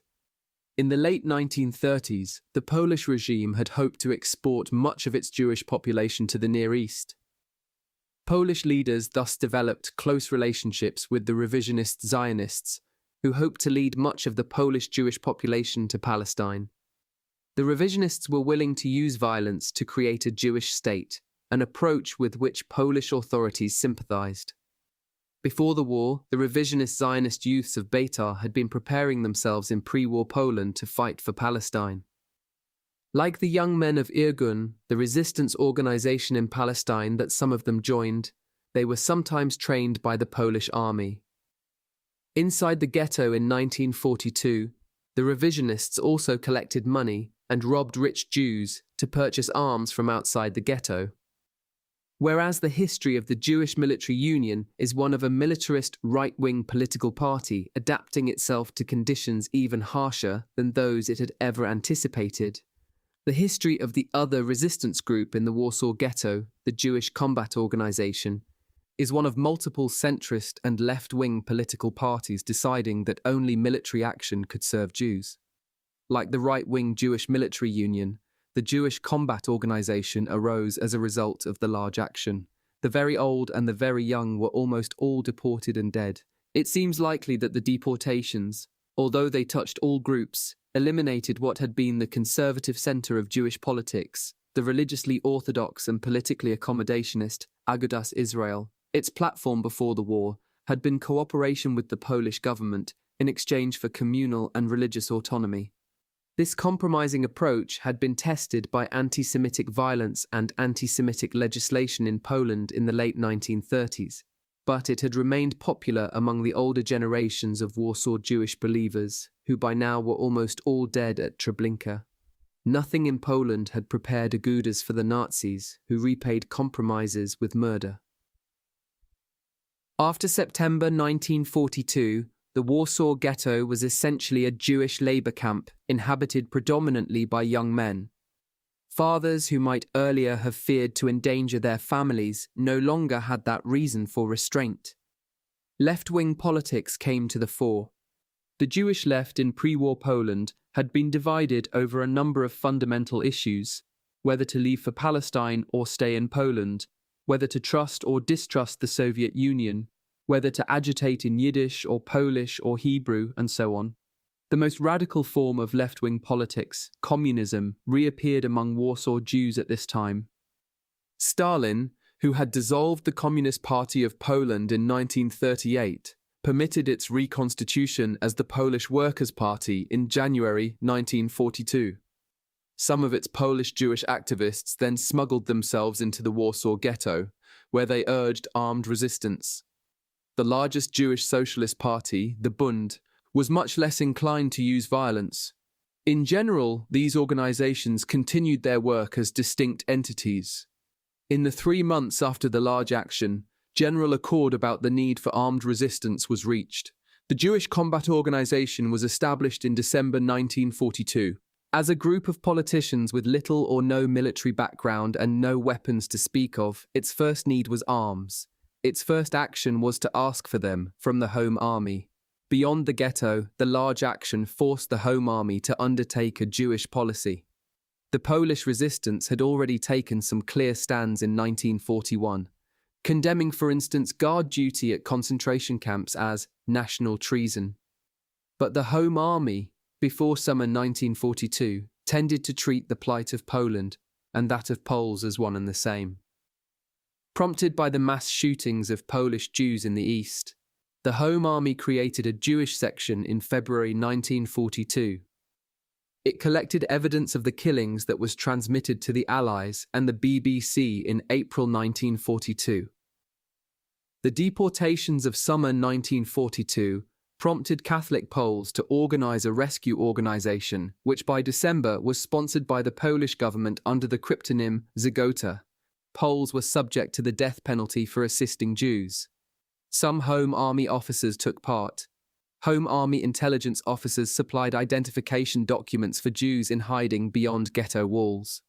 When the Jewish Combat Organization requested weapons in December 1942, the Home Army offered to help Jews escape from the ghetto, perhaps to fight later on. This offer was declined by the Jewish Combat Organization. Its leaders wanted to fight, and so denied themselves an exit strategy. Warsaw Home Army commanders had strategic concerns that militated against giving the Jews any weapons at all. Although the Home Army was moving in the direction of partisan action, it feared that a rebellion in the ghetto would provoke a general uprising in the city, which the Germans would crush. The Home Army was not ready for such a fight in late 1942. Home Army commanders saw a premature uprising as a communist temptation to be avoided. They knew that the Soviets, and thus the Polish communists, were urging the local population to take up arms immediately against the Germans. The Soviets wanted to provoke partisan warfare in Poland in order to weaken the Germans, but also to hinder any future Polish resistance to their own rule when it came. The Red Army's task would be easier if German troops were killed by partisan warfare, as would the NKVD's if Polish elites were killed for resisting Germans. The Jewish Combat Organization included the communists who were following the Soviet line and believed that Poland should be subordinated to the Soviet Union. As the Home Army Command could not forget, the Second World War had begun when both the Germans and the Soviets had invaded Poland.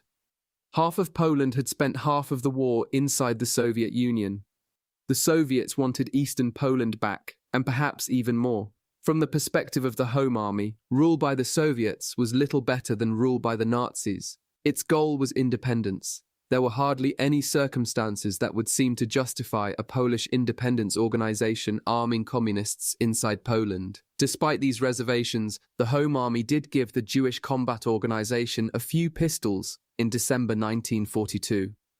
The Jewish Combat Organization used these to win authority and power in the ghetto. To resist the Judenrat and a Jewish police force armed only with clubs, pistols, and audacity were enough.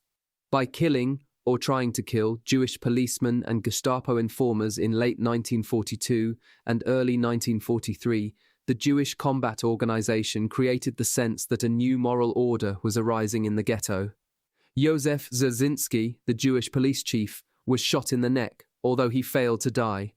The Jewish Combat Organization did assassinate Jakub Leikin, who led the police during the major deportation action, and later Mieczysław Brzezinski, who had driven his fellow Jews onto the trains at Umschlagplatz.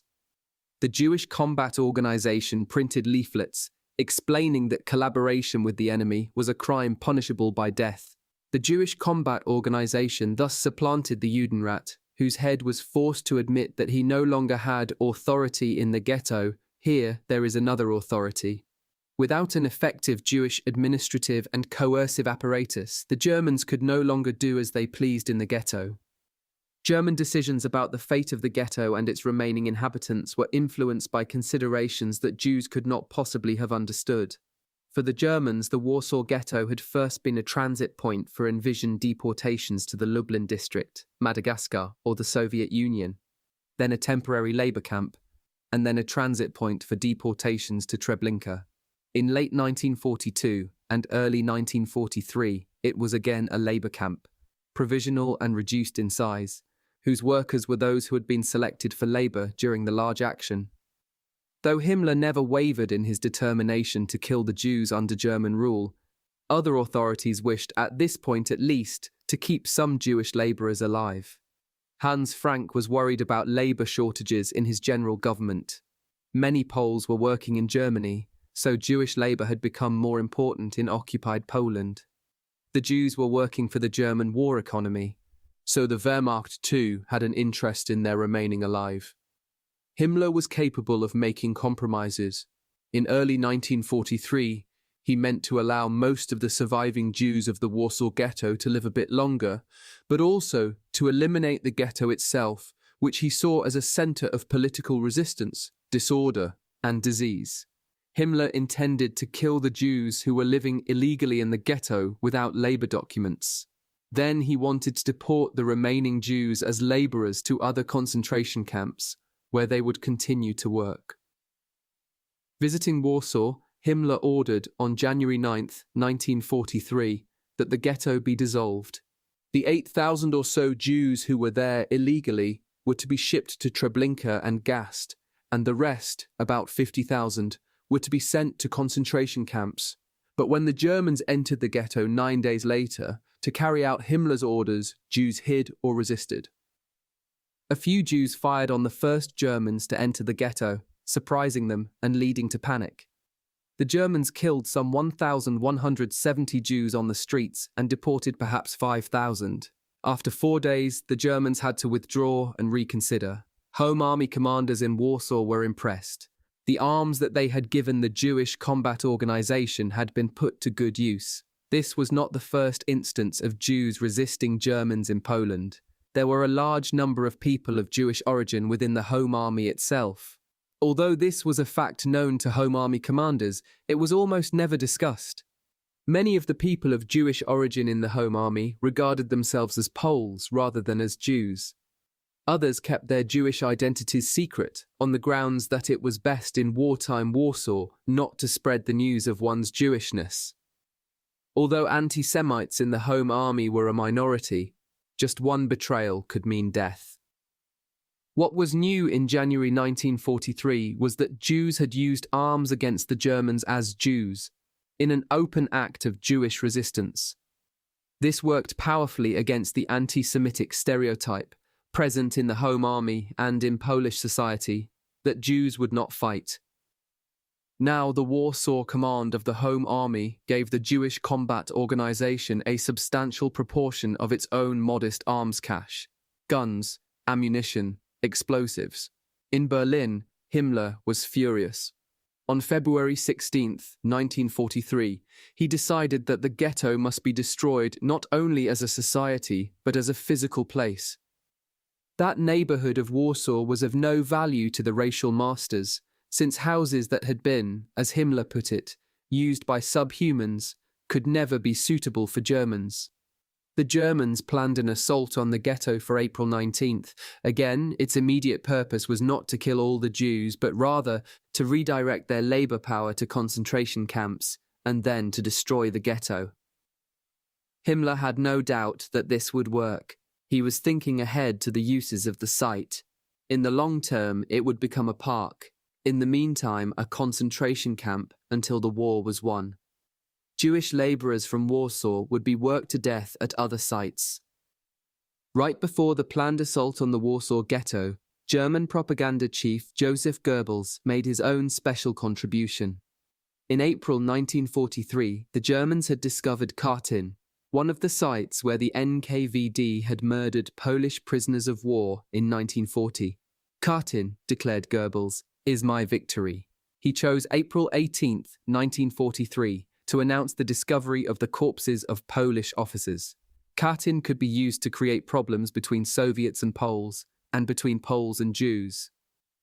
Goebbels expected, and quite rightly, that the evidence that the Soviet secret police had shot thousands of Polish officers would make cooperation between the Soviet Union and the Polish government in exile more problematic. The two were uneasy allies at best, and the Polish government had never gotten a satisfactory reply from the Soviets about those missing officers. Goebbels also wished to use Katyn to display the anti-Polish policies of the supposedly Jewish leadership of the Soviet Union, and thus to alienate Poles from Jews. So went the propaganda on the eve of the German attack on the Warsaw ghetto. The Jewish combat organization had made its plans as well. The Germans' abortive January 1943 ghetto clearing had confirmed Jewish leaders' expectation that a final reckoning was coming. The sight of dead Germans on the streets had broken the barrier of fear, and the second transfer of arms from the Home Army had also increased confidence. The Jews in the ghetto assumed that any further deportation would be straight to the gas chambers. This was not quite true. If they had not fought, they would have been sent, most of them, to concentration camps as laborers, but only for the next few months. The surviving Warsaw Jews were fundamentally correct in their judgments. The last stage of resettlement, as one of their number had written, is death.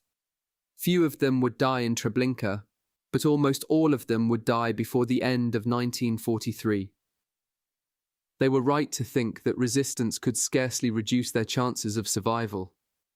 If the Germans won the war, They would kill remaining Jews within their empire. If they continued to lose the war, the Germans would kill Jewish laborers as a security risk as the Soviets advanced. A distant but approaching Red Army meant a moment more of life as the Germans extracted labor. But a Red Army at the doorstep would mean the gas chamber or a gunshot. It was Jewish certainty of common death that enabled cooperative Jewish resistance. So long as German policy had allowed Jews to believe that some would survive, individuals could hope that they would be the exceptions, and social divisions were inevitable. Now that German policy had convinced all remaining Jews in the Warsaw Ghetto that they would die, Jewish society in the ghetto evinced an impressive unity. Between January and April 1943, Jews built themselves countless bunkers in cellars, sometimes linked by secret passages. The Jewish Combat Organization established its command structure. The overall commander was Mordecai Anielewicz.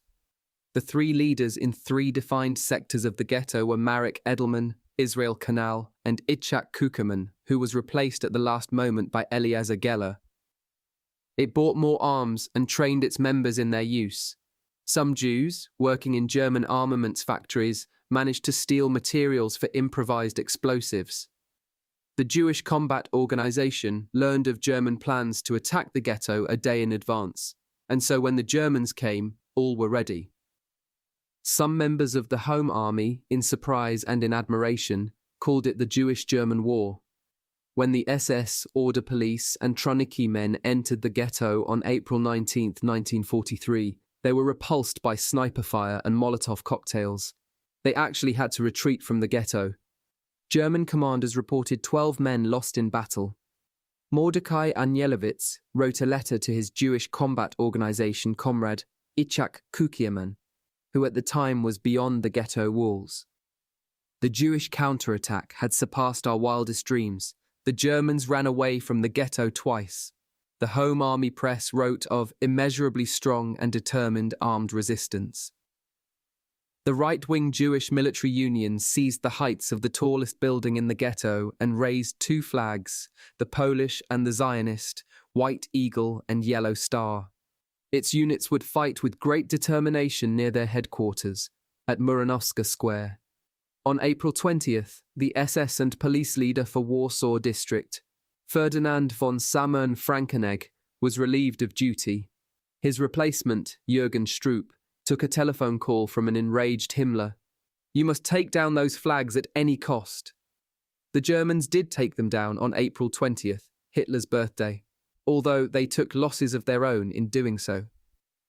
On that day, the Germans managed to enter the ghetto and remain, although their prospects for clearing its population seemed dim. Most Jews were in hiding, and many were armed. The Germans would have to develop new tactics. From the first day of the Warsaw Ghetto uprising, Jews were killed in battle. Jews who were unable to work, when discovered by the Germans, were also killed. The Germans knew that they had no use for the people whom they found at the hospital on Gizia Street, the last Jewish hospital in Warsaw. Marek Edelman found there dozens of corpses in hospital gowns. In the gynecology and obstetrics sections, the Germans murdered pregnant women who had just given birth, and their babies. At the corner of Gizia and Zamenhof streets, someone had placed a live infant at the naked breast of a dead woman. Although Jewish resistance looked like a war from the outside, the Germans were not following any of the laws and customs of war inside the ghetto walls. The simple existence of Jewish subhumans was essentially criminal to the SS, and their resistance was an infuriating act that justified any response. Stroop decided that the only way to clear the bunkers and houses was to burn them. Since Himmler had already ordered the physical destruction of the ghetto, burning down its residences was no loss. Indeed, since Himmler had not known just how the demolition was to be accomplished, the fires solved two Nazi problems at once. On April 23, 1943, Stroop's men began to burn down the buildings of the ghetto, block by block. The Wehrmacht played little role in the combat, but its engineers and flamethrowers were used in the destruction of the residences and bunkers. Edelman recalled enormous firestorms that closed whole streets. Suffocating Jews had no choice but to flee their bunkers. As one survivor remembered, "We wanted to get killed by shooting rather than by burning. Jews trapped on the upper floors of buildings had to jump. The Germans took many prisoners with broken legs. These people were interrogated and then shot. The only way that Jews could escape the arson was to flee from one bunker to another during the day or from one house to another during the night. For several days, the SS would not feel safe moving through the streets of the ghetto in darkness, so Jewish fighters and civilians could use the dark hours to move and regroup. But so long as they could not stop the burning, their days were numbered." The Germans had attacked the ghetto on April 19, 1943, the eve of Passover. Easter fell on the following Sunday, the 25th. The Polish poet Czesław Miłosz recorded the Christian holiday from the other side of the ghetto walls, recalling in his poem, Campo di Fiori, that people rode the carousel at Krasinski Square, just beyond the ghetto wall, as the Jews fought and died. "I thought then," wrote Miłosz, "of the loneliness of the dying. The merry-go-round ran every day throughout the uprising. It became the symbol of Jewish isolation. Jews died in their own city, as Poles beyond the walls of the ghetto lived and laughed. Many Poles did not care what happened to the Jews in the ghetto, yet others were concerned, and some tried to help, and a few died trying." A full year before the Warsaw Ghetto uprising began, the Home Army had alerted the British and the Americans to the gassing of Polish Jews. The Home Army had passed on reports of the death facility at Chelmno, and Polish authorities had seen to it that they reached the British press. The Western Allies took no action of any consequence. In 1942, the Home Army had informed London and Washington of the deportations from the Warsaw Ghetto and the mass murder of Warsaw Jews at Treblinka. To be sure, these events were always presented by the Polish government as an element in the larger tragedy of the citizens of Poland. The key information, however, was communicated. Poles and Jews alike had believed wrongly that publicizing the deportations would bring them to a halt. The Polish government had also urged the Allies to respond to the mass killing of Polish citizens, including Jews, by killing German civilians. Again, Britain and the United States did not act. The Polish president and the Polish ambassador to the Vatican urged the Pope to speak out about the mass murder of Jews, to no effect. Among the Western Allies, only Polish authorities took direct action to halt the killing of Jews. By spring 1943, Zagota was assisting about 4,000 Jews in hiding. The Home Army announced that it would shoot Poles who blackmailed Jews. On May 4th, as the Jews of the Warsaw Ghetto fought on, Prime Minister Władysław Sikorski issued an appeal. "I call on my countrymen to give all help and shelter to those being murdered, and at the same time, before all humanity, which has for too long been silent, I condemn these crimes."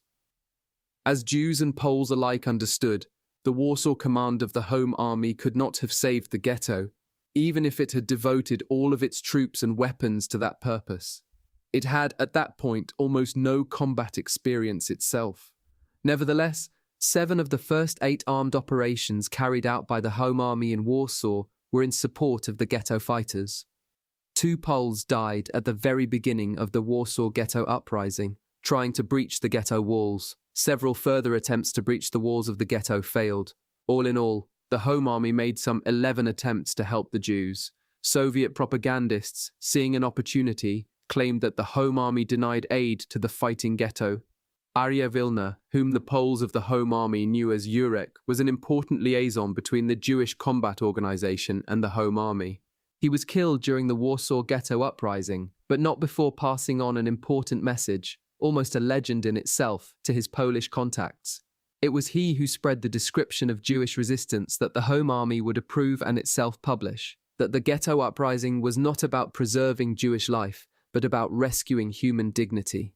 This was understood in Polish Romantic terms, that deeds should be judged by their intentions rather than their outcomes, that sacrifice ennobles and sacrifice of life ennobles eternally. Often overlooked or forgotten was the essence of Wilner's point. Jewish resistance in Warsaw was not only about the dignity of the Jews, but about the dignity of humanity as such, including those of the Poles, the British, the Americans, the Soviets, of everyone who could have done more and instead did less. Shmuel Zygielbojm, the representative of the Bund to the Polish government in exile in London, knew that the ghetto was going up in flames. He had a clear idea of the general course of the Holocaust from Jan Karski, a Home Army courier who had brought news of the mass murder to Allied leaders in 1942. Zygielbojm would not have known the details, but he grasped the general course of events and made an effort to define it for the rest of the world.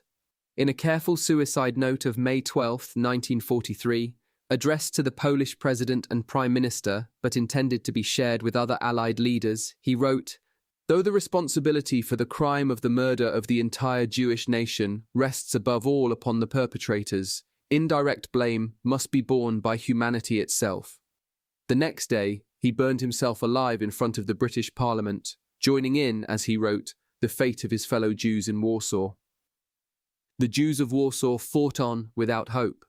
By May 1943, Stroop's reports to his superiors had become calm and methodical, a matter of numbers. An unknown number of Jews had burned to death or committed suicide in bunkers. About 56,065 had been captured, of whom about 7,000 were shot on the spot. 6,929 more were sent to Treblinka, and the rest, the large majority, assigned to labour duty at camps such as Majdanek. On May 15th, Stroop declared victory in the Warsaw Ghetto by dynamiting the Tlomaki synagogue. Now the Germans began to destroy what was left of the ghetto, as Himmler had ordered. All the remaining buildings were brought down, the cellars and sewers filled. On June 1st, 1943, Himmler gave the order to build a new concentration camp on the ghetto's smouldering ruins. Some Jews did survive the ghetto uprising, but found a hard welcome beyond the ghetto. In 1943, the Home Army was even more concerned about communism than it had been in 1942. As a result of an arrest and a plane crash in summer 1943, a more sympathetic Polish commander and prime minister were replaced by less sympathetic ones. Despite its promises to do so, the Home Army never organized a Jewish unit from veterans of the Warsaw Ghetto uprising. Over the course of 1943, units of the Home Army sometimes shot armed Jews in the countryside as bandits. In a few cases, Home Army soldiers killed Jews in order to steal their property. On the other hand, the Home Army did execute Poles who turned in Jews or tried to blackmail them. The same German labor campaign that provoked the Warsaw Ghetto uprising also reoriented the Polish resistance. During the same January 1943 visit to Warsaw, when he had first demanded the liquidation of the ghetto, Himmler had also ordered massive roundups of Poles for labor. The random hunts for workers that followed were massively disruptive to Polish society, as women and children suddenly found themselves without husbands and fathers. In the first 3 months of 1943, about 3,000 Poles from Warsaw were sent to Majdanek. They were joined there that May by thousands of Warsaw Jews, transported from the Warsaw Ghetto after the defeat of the uprising. Warsaw Poles and Jews, separated by ghetto walls in 1941 and 1942, found themselves enclosed within the same barbed wire in 1943. Majdanek was by then a labour camp with a gassing facility attached, like Auschwitz, although on a far smaller scale. About 50,000 Polish Jews died there, along with perhaps 10,000 non-Jewish Poles. Knowledge of deportations to places like Majdanek inclined men and women to join the Home Army, since they could be seized as labourers and sent to a concentration camp at any moment. Life underground could seem safer than open life in Warsaw. The underground also offered camaraderie as an antidote to fear and revenge as a salve to helplessness. The Germans had tried to prevent organized resistance to their labor roundups by killing the Polish educated classes, in the tens of thousands at the time of the 1939 invasion, and then in the thousands in the AB action of 1940. The planners of those actions had in mind precisely the problem that they experience now. Treating Poland as a pool of mindless labor would bring resistance if anyone was alive who could lead Poles against Germans. Yet the Polish educated classes were far larger than the Germans had assumed, and in conditions of oppression, there was no shortage of people willing to take command. Home army commanders preferred to remain underground, organize, gather men in arms, and await the best moment for a general uprising. Such patience and calculation were increasingly difficult in 1943. The Soviets, in their radio and printed propaganda, were urging Poles to begin an uprising as soon as possible. Poles, aware of the fate of the Jews in their country, were afraid that they too could be exterminated should German rule continue. A particular shock was the implementation of General Plan Ost in part of the Lublin district of the general government. Though that massive German colonization plan had generally been deferred, Odilo Globoknik carried it out. Beginning in November 1942 and continuing through the first half of 1943, the Germans emptied 300 Polish villages around Zamość in order to recreate the area as a racially German colony. About 100,000 Poles were deported in this Zamość action, many to Majdanek and Auschwitz. Because the Zamość action began just as Operation Reinhard was concluding, and in the same district where Operation Reinhard had begun, many Poles saw it as the beginning of a final solution to the Polish problem. This was not quite correct, since General Plan Ost envisioned the destruction of most but not all Poles, but it was a logical conclusion in the circumstances. So as German labor policies shifted and Warsaw Jews rebelled, many Poles in Warsaw and elsewhere also shifted toward a more decisive form of resistance, whereas Jews in the ghetto saw no choice but to throw themselves into an all-or-nothing struggle. Non-Jewish Poles had some ability to modulate their resistance along a certain scale between underground conspiracy and open battle. In March 1943, the Home Army emerged from the shadows and turned to assassinations and partisan warfare. Its attempts to aid the ghetto fighters were among its earliest and still quite amateurish public acts of armed resistance. With time, the operations became more effective. German policemen were shot, as were Polish citizens who collaborated with the Gestapo. During the month of August 1943, the Germans recorded 942 instances of partisan resistance in the Warsaw district of the general government, and 6,214 such incidents in the general government as a whole. The Home Army's shift to armed resistance was bound to provoke a German response. A cycle of terror and counter-terror continued for the next year. On October 13, 1943, the Germans began to apply the technique of blockades, perfected in the Warsaw Ghetto during the large action of summer 1942, to neighborhoods in the rest of Warsaw.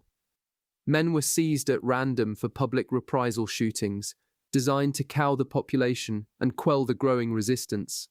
At a time and place announced in advance, those arrested were taken in groups of 5 or 10, blindfolded, and executed by firing squad. The men tended to call out, "Long live Poland," before they were shot, and so then the Germans gagged them, or put sacks over their heads, or plastered their mouths shut. Poles did indeed gather to watch the shootings, but it was not at all clear that they were learning the lessons that the Germans wished for them to learn. After the shootings, women would gather earth soaked with blood, place it in jars, and take it with them to church. The Germans accepted the propaganda failure, but continued to kill Poles in Warsaw in large numbers. Sometimes people who were involved with resistance, sometimes random hostages. They moved their execution site to the terrain of the former ghetto, where the shootings would not be seen. The major prison where Poles were held was also within the walls of the former ghetto. A large number of Poles would be shot on most days of autumn 1943 in the former ghetto, along with a few Jews discovered in the ruins. On December 9, 1943, for example, 139 Poles were shot, along with 16 Jewish women and a Jewish child. On January 13, 1944, more than 300 Poles were shot. These shootings in the ghetto were still technically public, although no one was actually allowed to watch them. The families were informed of the fate of their loved ones. After February 15, 1944, Poles simply disappeared from their homes or their streets and were shot in the ghetto with no public record of the event. Some 9,500 people were shot in the ghetto ruins from October 1943 through July 1944, some of them Jewish survivors, the majority non-Jewish Poles. Blindfolded and bound, these Poles could not have known that they had been delivered for death to Himmler's newest concentration camp. Opened on July 19, 1943, within the ruins of the Warsaw Ghetto, concentration camp Warsaw was one of the ghastliest creations of Nazi rule. First, the Germans had forced Jews to live in a defined area of Warsaw and called it a ghetto. Then they had ordered deportations from neighboring regions to the overcrowded ghetto, ensuring tens of thousands of deaths by starvation and disease. Then they had deported more than 250,000 Jews from the ghetto to the gas chambers of Treblinka, shooting some 17,000 more during these deportations. Then they had liquidated the ghetto, their own creation. They suppressed the resistance that this brought, shooting some 14,000 more Jews. Then they had burned down the buildings of the Warsaw Ghetto. Finally, they built a new camp within this non-place. This was concentration camp Warsaw. It was an island of very conditional life located within an urban zone of death. All around were blocks and blocks of burned buildings, with human remains rotting within. Encircled broadly by the walls of the former ghetto, concentration camp Warsaw was encircled narrowly by barbed wire and watchtowers. The inmates were a few hundred Poles and a few hundred Jews. These were not, for the most part, Polish Jews, but rather Jews from other parts of Europe. They had been deported from their home countries to Auschwitz, selected for labor there rather than gassed, and then sent to concentration camp Warsaw. They came from Greece, France, Germany, Austria, Belgium, and the Netherlands, and in 1944 from Hungary. The conditions that they found in concentration camp Warsaw were so appalling that some of them asked to be sent back to Auschwitz and gassed. The Jewish laborers of concentration camp Warsaw were to perform 3 major tasks in the ruins: destroy the buildings in the former ghetto that still stood after the arson of April and May 1943, search for valuables that Jews might have left behind, and bait Jews still in hiding to come and surrender themselves. Some of the Jewish laborers were also sent, in their striped uniforms and wooden shoes, to labor beyond the walls of the former ghetto. Friendships grew up between these foreign Jews and Poles in Warsaw, despite barriers of language. One of these laborers remembered a scene beyond the ghetto walls. A Polish boy, maybe 14 years old, badly dressed, was standing just next to us with a little basket, in which there were a few small apples. He looked at us, thought for a moment, and then grabbed his little basket and threw it to us. Then he ran to the other boys selling food, and suddenly bread and fruit rained down on us from all sides. At first, the SS men guarding us didn't know what to do. They were so surprised by this unexpected expression of solidarity. Then they began to scream at the boys and point their machine guns at them and to beat us for accepting the food. But that didn't hurt us. We paid no attention. We waved our thanks to those boys. After October 1943, the Jews of concentration camp Warsaw were forced to perform yet another task: the disposal of the bodies of Poles taken from Warsaw and executed in the ruins of the ghetto. Poles were brought in trucks in groups of 50 or 60 to the terrain of the former ghetto, where they were executed in or near concentration camp Warsaw by machine gunners of the local SS and another police unit. Jewish prisoners then had to form a death commando that would eliminate the traces of the execution. They would build a pyre from wood taken from the ruins of the ghetto and then stack bodies and wood in layers. Then the Jews poured gasoline on the pyres and lit them. Yet, this was a death commando in more than the usual sense. Once the bodies of the Poles were burning, the SS men shot the Jewish laborers who had built the pyre and tossed their bodies into the flames. Milosz's poem, A Poor Christian Looks at the Ghetto, written in 1943, speaks of an unearthly power able to undo the grey of rubble and soot and distinguish the ash of each man. No earthly agent could sort the Jewish ashes from the Polish ones. In summer 1944 in such a city, resistance was all but inevitable. Its form and its direction were not. The commanders of the Home Army and the Polish government in London had a very difficult decision to make. Their people suffered more than those of any Allied capital, but they faced an unforgiving strategic position. Poles had to consider the present German occupation in light of the threat of a future Soviet occupation. After the success of the Red Army's Operation Bagration in late June, German soldiers could be seen streaming through Warsaw in July. It seemed as if the Germans were about to be defeated, which was good news. It also seemed that the Soviets would soon replace them in Warsaw, which was not. If the Home Army fought the Germans openly and succeeded, they might greet the arriving Red Army as masters of their own house. If they fought the Germans openly and failed, they would be prone and powerless when the Soviets arrived. If they did nothing, they would have no bargaining position with the Soviets, or with their Western allies. Although their British and American allies could afford to have illusions about Stalin, Polish officers and politicians could not. They had not forgotten that the Soviet Union had been an ally of Nazi Germany in 1939 to 1941, and that its occupation of eastern Poland had been ruthless and oppressive. Poles knew about the deportations to Kazakhstan and Siberia. They knew about the shootings at Katyn. Stalin broke off diplomatic relations with the Polish government over the Katyn discovery, which was one more reason not to trust the Soviet Union. If Stalin would use his own massacre as a reason to end relations with the Polish government, how could he be expected to negotiate in good faith about anything? And if the Soviet Union would not recognize the legitimate Polish government during a common war against Nazi Germany, what were the chances that it would support Polish independence when the war was over and the Soviet position much stronger? The British and the Americans had larger concerns.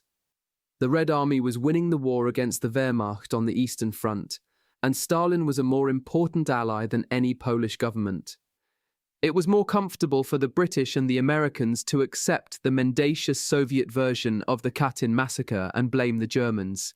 It was much easier for them to encourage their Polish ally to compromise than it was to try to prevail upon Stalin.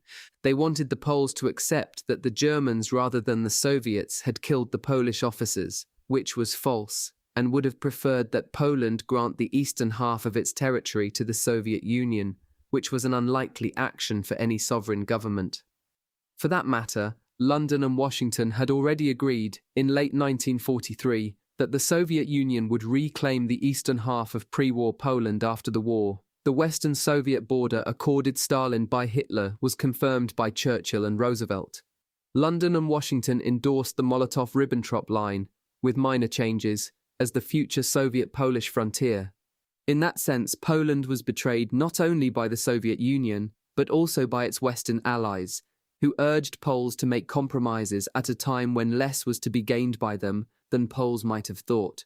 Half of their country had already been conceded without their participation. Left alone by its allies, the Polish government in London ceded the initiative to the Polish fighters in Warsaw. Seeing little other hope to establish Polish sovereignty, the Home Army chose an uprising in the capital to commence on August 1, 1944. The Warsaw Uprising of August 1944 took place within the framework of Operation Tempest, a long-planned national uprising that was meant to give Polish forces a prominent role in the liberation of pre-war Polish territory. By late July, however, Operation Tempest had already failed. The Home Army had planned to engage German units as they retreated from the Red Army in what had been eastern Poland.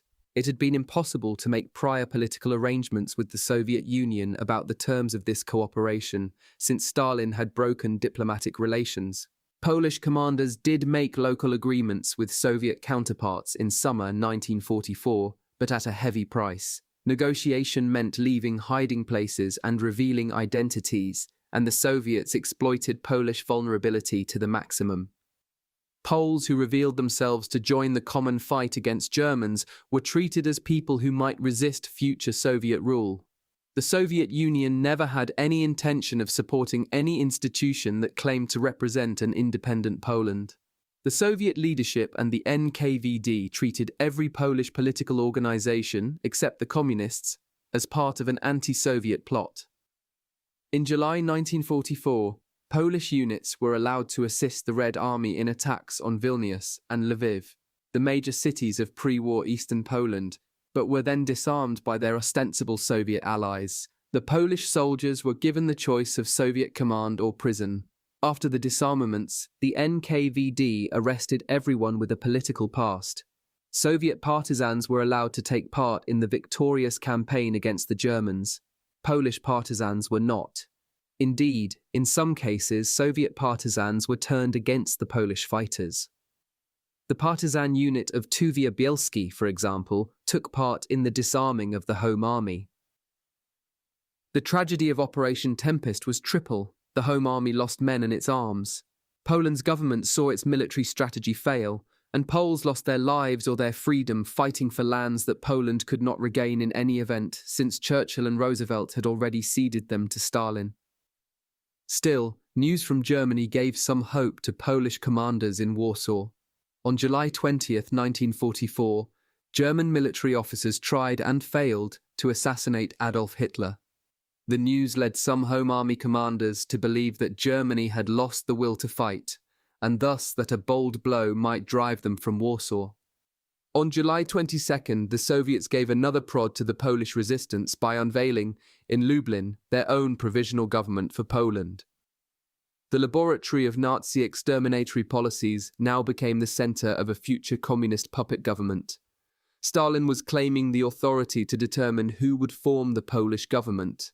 If the Home Army did nothing, his clients would be installed in Warsaw, and Poland would shift directly from Nazi to Soviet occupation. As in 1939, so in 1944. The fact that the Poles had Western allies meant little or nothing. It was clear by July 1944, with the Red Army already occupying more than half of pre-war Poland, that the country would be liberated by Soviet force of arms. In late July, the Americans were a month away from Paris, where they would support a French uprising. There was no chance that US forces would liberate any of Poland. Any political resistance to Soviet plans would have to come from the Poles themselves. On July 25, 1944, the Polish government granted the Home Army in Warsaw the authority to begin an uprising in the capital at a time of its choosing. Warsaw itself had originally been excluded from the planning for Operation Tempest. The Warsaw district of the Home Army had sent many of its arms to the east of the country, where they were now lost to the Soviets. The logic of an immediate uprising in Warsaw was not easy for everyone to follow. The command structure of the Polish army fighting on the Western Front under General Władysław Anders was excluded from the discussions. Given German anti-partisan tactics, an uprising looked like suicide to many. The Germans had been killing Poles in massive reprisals throughout the war. If an uprising failed, reasoned some commanders in Warsaw, the entire civilian population would suffer. The argument in favor of the uprising was that the rebellion could not fail. Whether or not the Poles defeated the Germans, the Red Army was moving fast and would arrive in Warsaw in a few days. On this logic, which prevailed, the only question seemed to be whether Poles would first make an effort to liberate their own capital. The Poles were caught between an approaching Red Army and occupying German forces. They could not defeat the Germans on their own, so they had to hope that the Soviet advance would prompt a German retreat, and that there would be some interval between the Wehrmacht's withdrawal and the Red Army's arrival. Their hope was that the interval would not be too brief, so that they could establish themselves as the Polish government before the Soviets arrived. In fact, the interval was too long. Polish soldiers in uniforms and armbands began their assault on German positions in the afternoon of August 1st, 1944. The vast majority were from the Home Army, smaller units of the far-right National Armed Forces, and the Communist People's Army also joined the fight.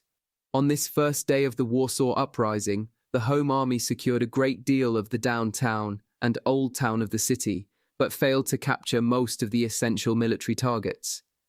The Germans had made few preparations, but were not caught completely by surprise. It had been hard to disguise the mobilization going on within the city itself. German forces had gone on alert at 4:30, half an hour before the uprising began. The Poles chose to attack in daylight on a long summer afternoon, and for that reason took many casualties. The inexperienced and lightly armed troops had an especially difficult time with guarded and fortified objectives. Nevertheless, the mood among the fighters and in the city itself was euphoric. When and where Polish power replaced German power in those early days of August 1944, surviving Jews emerged from their places of shelter among Poles. Many asked to be allowed to fight. As Michal Zilberberg recalled, a Jewish perspective ruled out passivity. Poles had taken up arms against the mortal enemy. Our obligation as victims and as fellow citizens was to help them. Other combatants in the Warsaw Uprising were veterans of the Ghetto Uprising of 1943. Most of these Jews joined the Home Army. Others found the People's Army, or even the anti-Semitic National Armed Forces.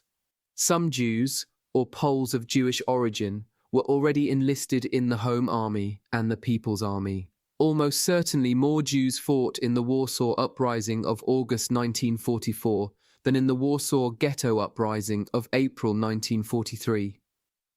In early August, as the Home Army failed to take the important German positions in Warsaw, its soldiers did register one victory. Officers gathered volunteers for a dangerous attack upon a heavily guarded position.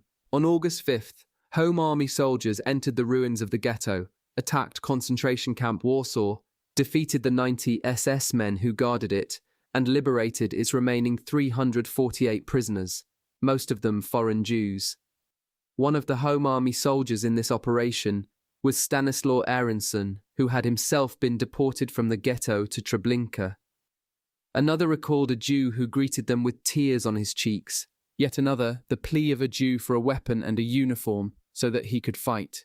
Many of the liberated Jewish slave laborers did join the Home Army, fighting in their striped camp uniforms and wooden shoes, with complete indifference to life or death, as one Home Army soldier recalled.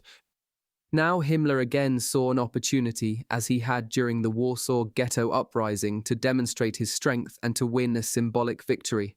Despite Polish expectations, the Red Army had ceased its rapid advance. With the Wehrmacht stubbornly holding its positions at the Vistula River, just east of downtown Warsaw, the uprising would be a matter for the SS and the German police.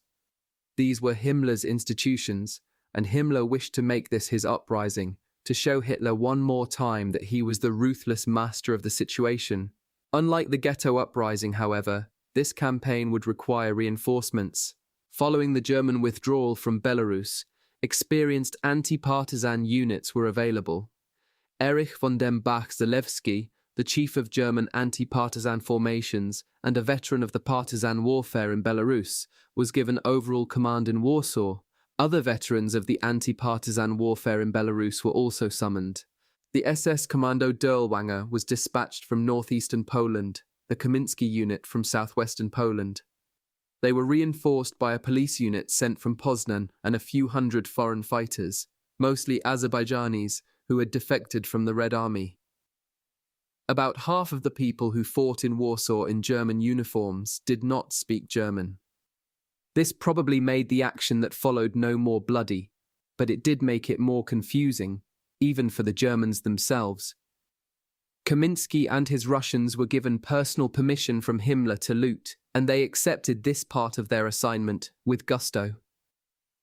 They entered Ochota, a southwesterly neighborhood of Warsaw, on August 9th, 1944. Over the course of the next 10 days, they concentrated on theft, but also killed several thousand Polish civilians. As one of Kamiński's officers recalled, mass executions of civilians without investigation were the order of the day. The soldiers also became known for systematic rape. They burned down the hospital of the Marie Curie Institute, killing everyone inside, but scrupulously raped the nurses ahead of time. As one of Kamiński's men characterized the Ochota campaign, they raped nuns and plundered and stole anything they could get their hands on. German commanders complained that Kamiński and his men were concerned only with robbing, drinking, and raping women. Bach had Kamiński apprehended and executed, not for the killing or the sexual violence, but for his habit of stealing for himself, rather than for the coffers of the Reich. The comportment of the SS Special Commando Derlwanger was even worse. Its men were now a motley group of criminals, foreigners, and SS men released from punishment camps. Dirlewanger was indiscipline itself. Even Himmler had to order him twice to go to Warsaw. The unit was fresh from its Belarusian campaigns, where it had killed tens of thousands of civilians in the countryside and the towns. Now it would kill more civilians in a large city. The most infamous Waffen-SS unit in Belarus now became the most infamous Waffen-SS unit in Poland. The Dirlewanger unit was the bulk of a combat group under the command of Heinz Reineffath, the SS and police chief for the Warthegau, the largest district of occupied Poland annexed to Germany. Reineffath received an extraordinary three-part order from Himmler. All Polish combatants were to be shot. All Polish non-combatants, including women and children, were also to be shot. And the city itself was to be razed to the ground. The police formations and the SS Special Commando Dirlewanger carried out these orders to the letter on August 5th and 6th, 1944, shooting some 40,000 civilians in the course of those 2 days alone. They had a military objective. They were to march through the west-central Wola neighborhood and relieve German headquarters in the Saxon Gardens. They lifted the Home Army's barricades on Wola Street by marching Poles in front of them and forcing them to do the work, using women and children as human shields in the meantime, and raping some of the women. As they moved west, they destroyed each and every building, one by one, using gasoline and hand grenades. Wola Street ran just south of the terrain that had been the ghetto, and indeed through some of its most southerly extremes, so their work of destruction brought an adjoining neighborhood to ruins. The men of the Dirlewanger Brigade burned down 3 hospitals with patients inside.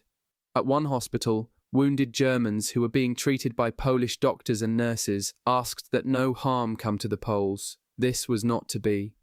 The men of the Dirlewanger Brigade killed the Polish wounded. They brought the nurses back to camp that evening, as was the custom. Each night, selected women would be whipped by officers and then gang-raped before being murdered. This evening was unusual, even by those standards. To the accompaniment of flute music, the men raised a gallows and then hanged the doctors and the naked nurses.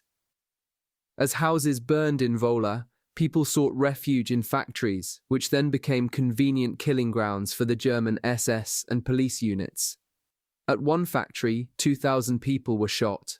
At another, 5,000 more. Wanda Lurie, one of the few survivors of the mass shootings at the Ursus factory, was expecting a child. I went in last and kept back, always lagging behind in the hope that they would not kill a pregnant woman. However, I was taken in the last group. I saw a heap of bodies about a meter high. She lost her children. The first salvo hit my elder son, the second me, and the third my younger children. She fell wounded, but was able later to dig herself from the pile of bodies. She later gave birth to a healthy baby. The mass killings slowed on August 6th, possibly because bullets were short and were needed elsewhere. The massacres in Wola had nothing in common with combat. The Germans lost 6 dead and killed about 20 Home Army soldiers while murdering at least 30,000 people. The ratio of civilian to military dead was more than 1,000 to 1, even if military casualties on both sides are counted. On August 13th, Bach countermanded Himmler's killing orders, and the organized shooting of civilians in large numbers came to a halt. Many more Poles would be killed, however, in more or less unplanned ways. When the Germans took the Old Town, they killed 7,000 wounded in field hospitals by gunfire and flamethrowers. Some 30,000 civilians would be killed in the Old Town before the uprising was over. In the Wola neighborhood, where the worst of the killing took place, the bodies had to be found and removed. The Germans assembled a group of Polish slave laborers, whom they called the Cremation Commando. Between August 8th and August 23rd, 1944, these people were ordered to pick through the ruins of the Wola neighborhood, extract the rotting bodies, and burn them on pyres. In Wola, the remnants of the ghetto were all around them. The labourers marched along Wola, Elektoralna and Klodna streets, now from east to west, following in reverse the route the German police and the Dirlewanger Brigade had taken. Their first 5 pyres were just to the east of the ghetto, their next 13 just to the west. The Polish slave labourers, one of whom was Jewish, burned the bodies while their SS guards played cards and laughed. The Warsaw Uprising did not defeat the Germans, and it was little more than a passing annoyance to the Soviets. The Red Army had been halted by unexpectedly strong German resistance just beyond Warsaw. The Germans were making a last stand in Poland, the Wehrmacht at the Vistula, the SS and the police in Warsaw. Despite what some Poles had hoped, the Nazi regime had not collapsed after the assassination attempt on Hitler. Instead, the Germans had consolidated the Eastern Front. Operation Bagration had broken Army Group Center, but not the Wehrmacht itself. It had brought Vasily Grossman to the site where Warsaw's Jews were killed, but not to Warsaw itself. Meanwhile, the Red Army's Ukrainian front was engaged in major operations elsewhere, to the southeast. Stalin had no pressing need to take Warsaw just then, in August 1944. It made perfect Stalinist sense to encourage an uprising, and then not to assist one. Right to the last moment, Soviet propaganda had called for an uprising in Warsaw, promising Soviet assistance. The uprising came, but the help did not. Though there is no reason to believe that Stalin deliberately halted military operations at Warsaw, the delay at the Vistula suited Stalin's political purposes. From the Soviet perspective, an uprising in Warsaw was desirable because it would kill Germans and Poles who were willing to risk their lives for independence. The Germans would do the necessary work of destroying the remnants of the Polish intelligentsia and the soldiers of the Home Army, groups that overlapped. As soon as the Home Army soldiers took up arms, Stalin called them adventurers and criminals. Later on, when the Soviet Union gained control of Poland, resistance to Hitler would be prosecuted as a crime, on the logic that armed action not controlled by the communists undermined the communists, and that communism was the only legitimate regime for Poland. The British and the Americans were all but unable to provide meaningful help to the Poles in Warsaw. Winston Churchill, whose own personal obstinacy was a crucial element of the war, could do little but urge Britain's Polish allies to compromise with the Soviets. In summer 1944, Churchill had been advising the Polish Prime Minister, Stanislaw Mikolajczyk, to visit Moscow and seek some arrangement that would allow the restoration of Soviet-Polish diplomatic relations. When Mikolajczyk arrived in Moscow in late July 1944, he was told by the British ambassador to concede everything, to give up the eastern half of the country, and to accept the Soviet version of the Katyn massacre, that the Germans, not the Soviets, were guilty. As Mikolajczyk knew, Roosevelt also preferred not to question the Soviet account of Katyn. The beginning of the Warsaw Uprising found Mikolajczyk in Moscow. In this unexpected position, Mikolajczyk was forced to ask Stalin for help, which Stalin refused to give. Churchill did then ask Stalin to aid the Poles. On August 16th, Stalin brushed him off, saying that he had no intention of helping a foolish adventure. Great Britain had gone to war 5 years earlier on the question of Polish independence, which it was now unable to protect from its Soviet ally. The British press often echoed the Stalinist line, presenting the Poles as adventurous and wayward, rather than as British allies seeking to take back their own capital.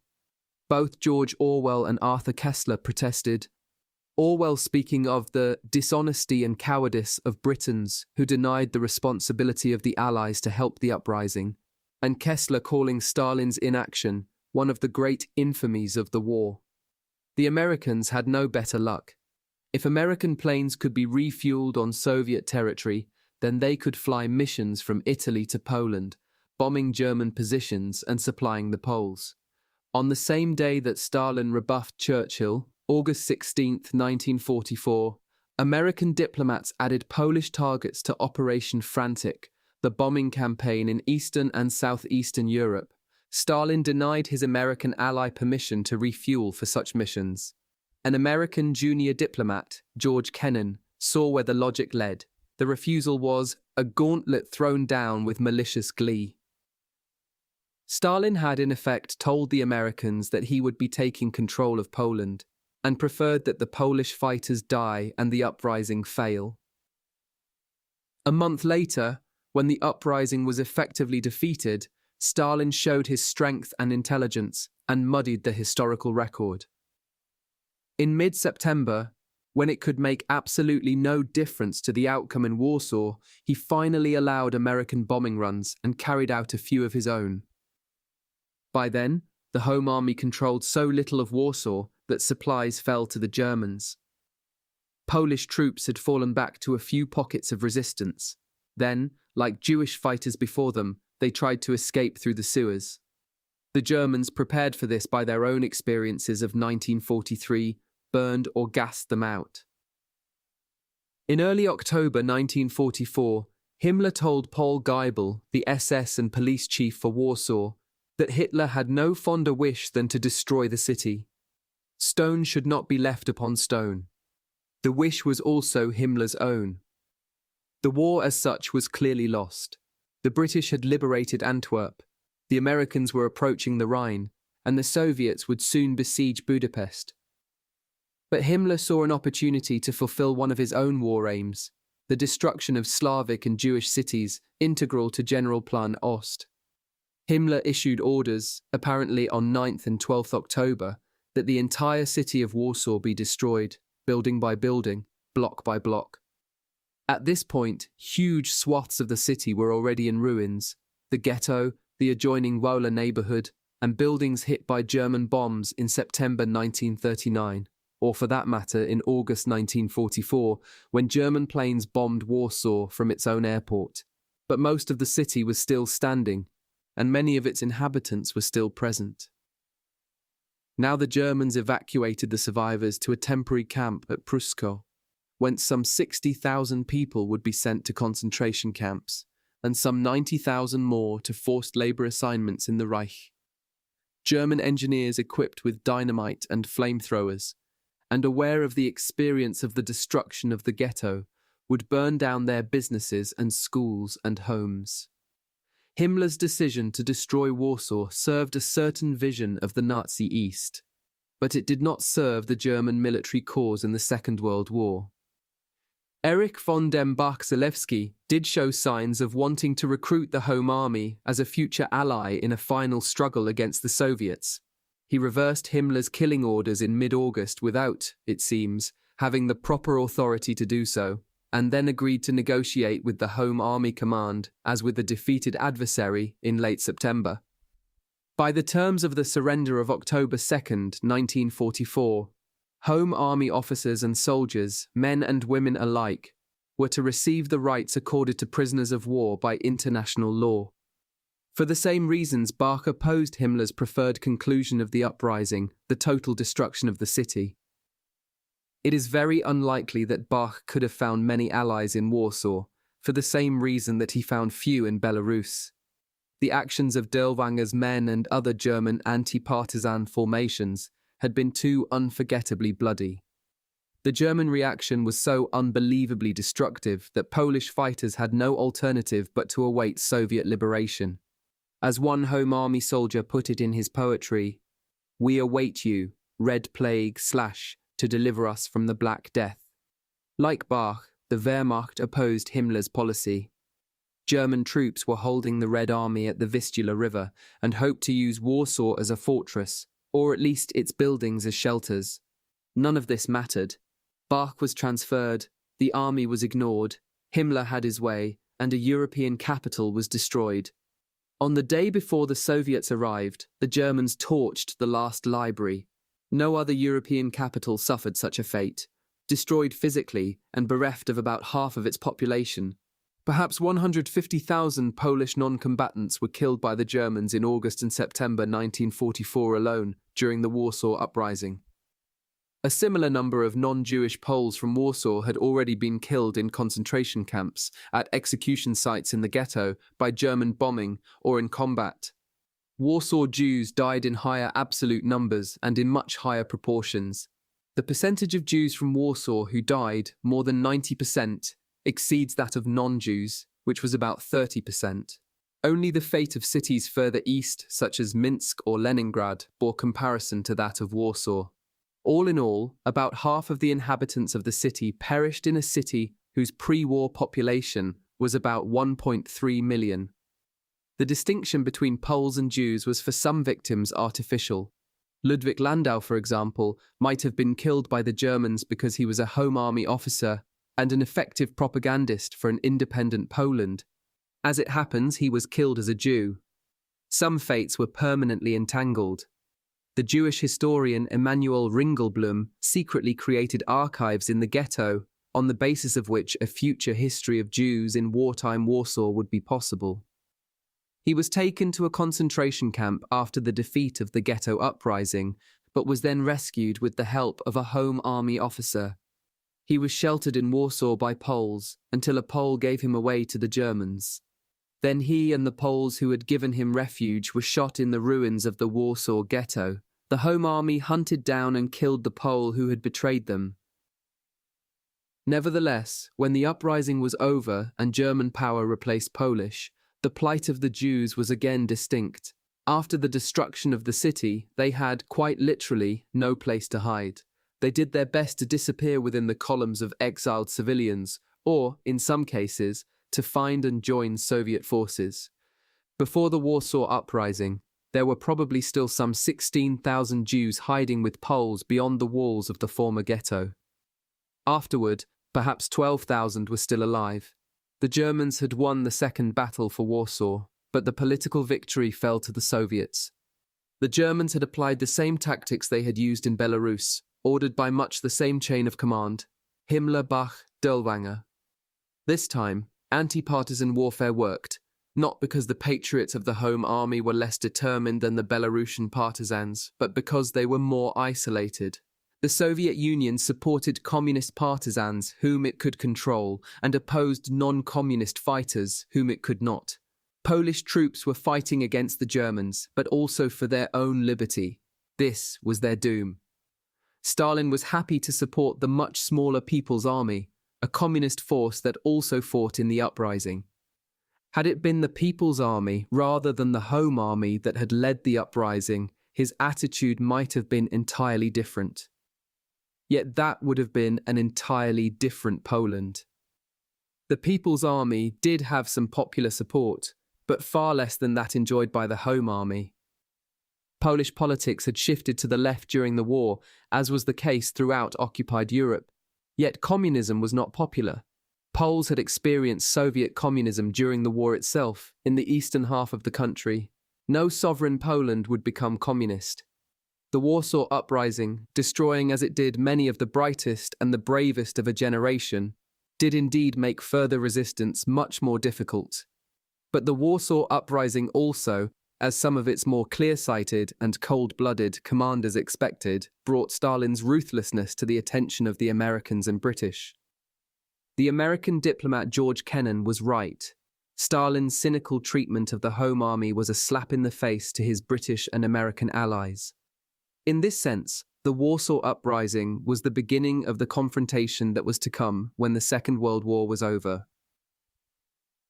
While the Red Army hesitated just east of the Vistula River from early August 1944 through mid-January 1945, the Germans were killing the Jews to its west. During those 5 months, the Red Army was less than 100 kilometers from Lodz. By this point, the largest concentration of Jews left in occupied Poland, and less than 100 kilometers from Auschwitz, where Polish and European Jews were still being gassed. The Red Army's halt at the Vistula doomed not only the Polish fighters and the civilians of Warsaw, but also the Jews of Lodz. Their numbers had been much reduced by a series of deportations to Chelmno between December 1941 and September 1942. But in 1943 and 1944, the number of Jews had been relatively stable, some 90,000 Jewish laborers and their families. The German civilian authorities, who sometimes preferred death through labor, had a longer hold here than elsewhere. Lodz Jews were building weapons, so the Wehrmacht also preferred that they survive. Most of the remaining Lodz Jews died in the interval between the beginning of Operation Bagration and the final Soviet advance over the Vistula. The day after Operation Bagration, on June 23, 1944, the civilian authorities in Lodz yielded to Himmler and the SS and allowed the liquidation of the Lodz ghetto. For a brief period, the gassing facility at Chelmno was reopened, and some 7,196 Jews from Lodz were asphyxiated there between June 23rd and July 14th. Then the facility at Chelmno was finally closed. The Jews of Lodz, meanwhile, knew that the Red Army was close by. They believed that if they could just remain in the ghetto for a few more days or weeks, they would survive. On August 1st, the day that the Warsaw Uprising began, the Lodz Judenrat was informed that all Jews would be evacuated. The German mayor of the city even tried to persuade Jews that they should hasten to board the trains before the Red Army arrived, because the Soviet soldiers would take revenge on people who had spent the war making weapons for the Germans. As the Warsaw Uprising raged and the Red Army waited, some 67,000 Jews of Lodz were deported to Auschwitz in August 1944. Most of them were gassed upon arrival. When Soviet soldiers finally crossed the Vistula and advanced into the ruins of Warsaw on January 17, 1945, they found very few buildings still standing. The site of concentration camp Warsaw, however, was still available. The Soviet NKVD took over its facilities and used them for familiar purposes. Home Army soldiers were interrogated and shot there by the Soviets in 1945, as they had been by the Germans in 1944. On January 19, 1945, 2 days after reaching Warsaw, Soviet soldiers were already in Lodz. On January 27th, they reached Auschwitz. From there, it would take them a little more than 3 months for them to reach Berlin. As the Red Army moved forward, SS camp guards were driving Jews from Auschwitz to labor camps in Germany. In these hurried and brutal marches, thousands more Jews lost their lives. These marches, which left surviving Jews in Germany itself, were the last of the Nazi atrocities. The Belarusian front of the Red Army began to shell Berlin on April 20th, 1945, Hitler's birthday. By early May, it had met the Ukrainian front in the German capital. Berlin fell, and the war was over. Hitler had ordered subordinates to apply a scorched earth policy to Germany itself, but he was not obeyed. Although much young German life was wasted in the defense of Berlin, Hitler could effect no further policies of mass killing. In these last few months of war, from January to May 1945, the inmates of the German concentration camps died in very large numbers. Perhaps 300,000 people died in German camps during this period, from hunger and neglect. The American and British soldiers who liberated the dying inmates from camps in Germany believed that they had discovered the horrors of Nazism. The images their photographers and cameramen captured of the corpses and the living skeletons at Bergen-Belsen and Buchenwald seemed to convey the worst crimes of Hitler. As the Jews and Poles of Warsaw knew, and as Vasily Grossman and the Red Army soldiers knew, this was far from the truth. The worst was in the ruins of Warsaw, or the fields of Treblinka, or the marshes of Belarus, or the pits of Babi Yar. The Red Army liberated all of these places, and all of the Bloodlands. All of the death sites and dead cities fell behind an iron curtain, in a Europe Stalin made his own, even while liberating it from Hitler. Grossman wrote his article about Treblinka while Soviet troops were paused at the Vistula, watching the Germans defeat the Home Army in the Warsaw Uprising. The ashes of Warsaw were still warm when the Cold War began. Chapter 10. Ethnic Cleansings. By the time the Red Army reached the remains of Warsaw in January 1945, Stalin knew what sort of Poland he wished to build. He knew where its borders would run, who would be forced to live within them, who would be forced to go. Poland would be a communist state and an ethnically homogeneous country. Although Stalin would undertake no policies of mass killing in the East European Empire he foresaw, Poland was to be the centre of a zone of ethnic purity. Germany would be for Germans, Poland for Poles, and the western part of Soviet Ukraine for Ukrainians. He expected Polish communists, including those who personally represented a national minority, to cleanse their country of national minorities. Stalin had revived a Polish Communist Party and chosen its leaders, and sent them to Poland. He knew that he would have support not only from Poles, but from the Americans and the British for the removal of a large number of Germans. Hitler's own policies of moving Germans during the war suggested how Germans might be treated thereafter. German wartime colonization made a certain amount of forced population transfers seem inevitable. The only questions were how many Germans, and from which territories.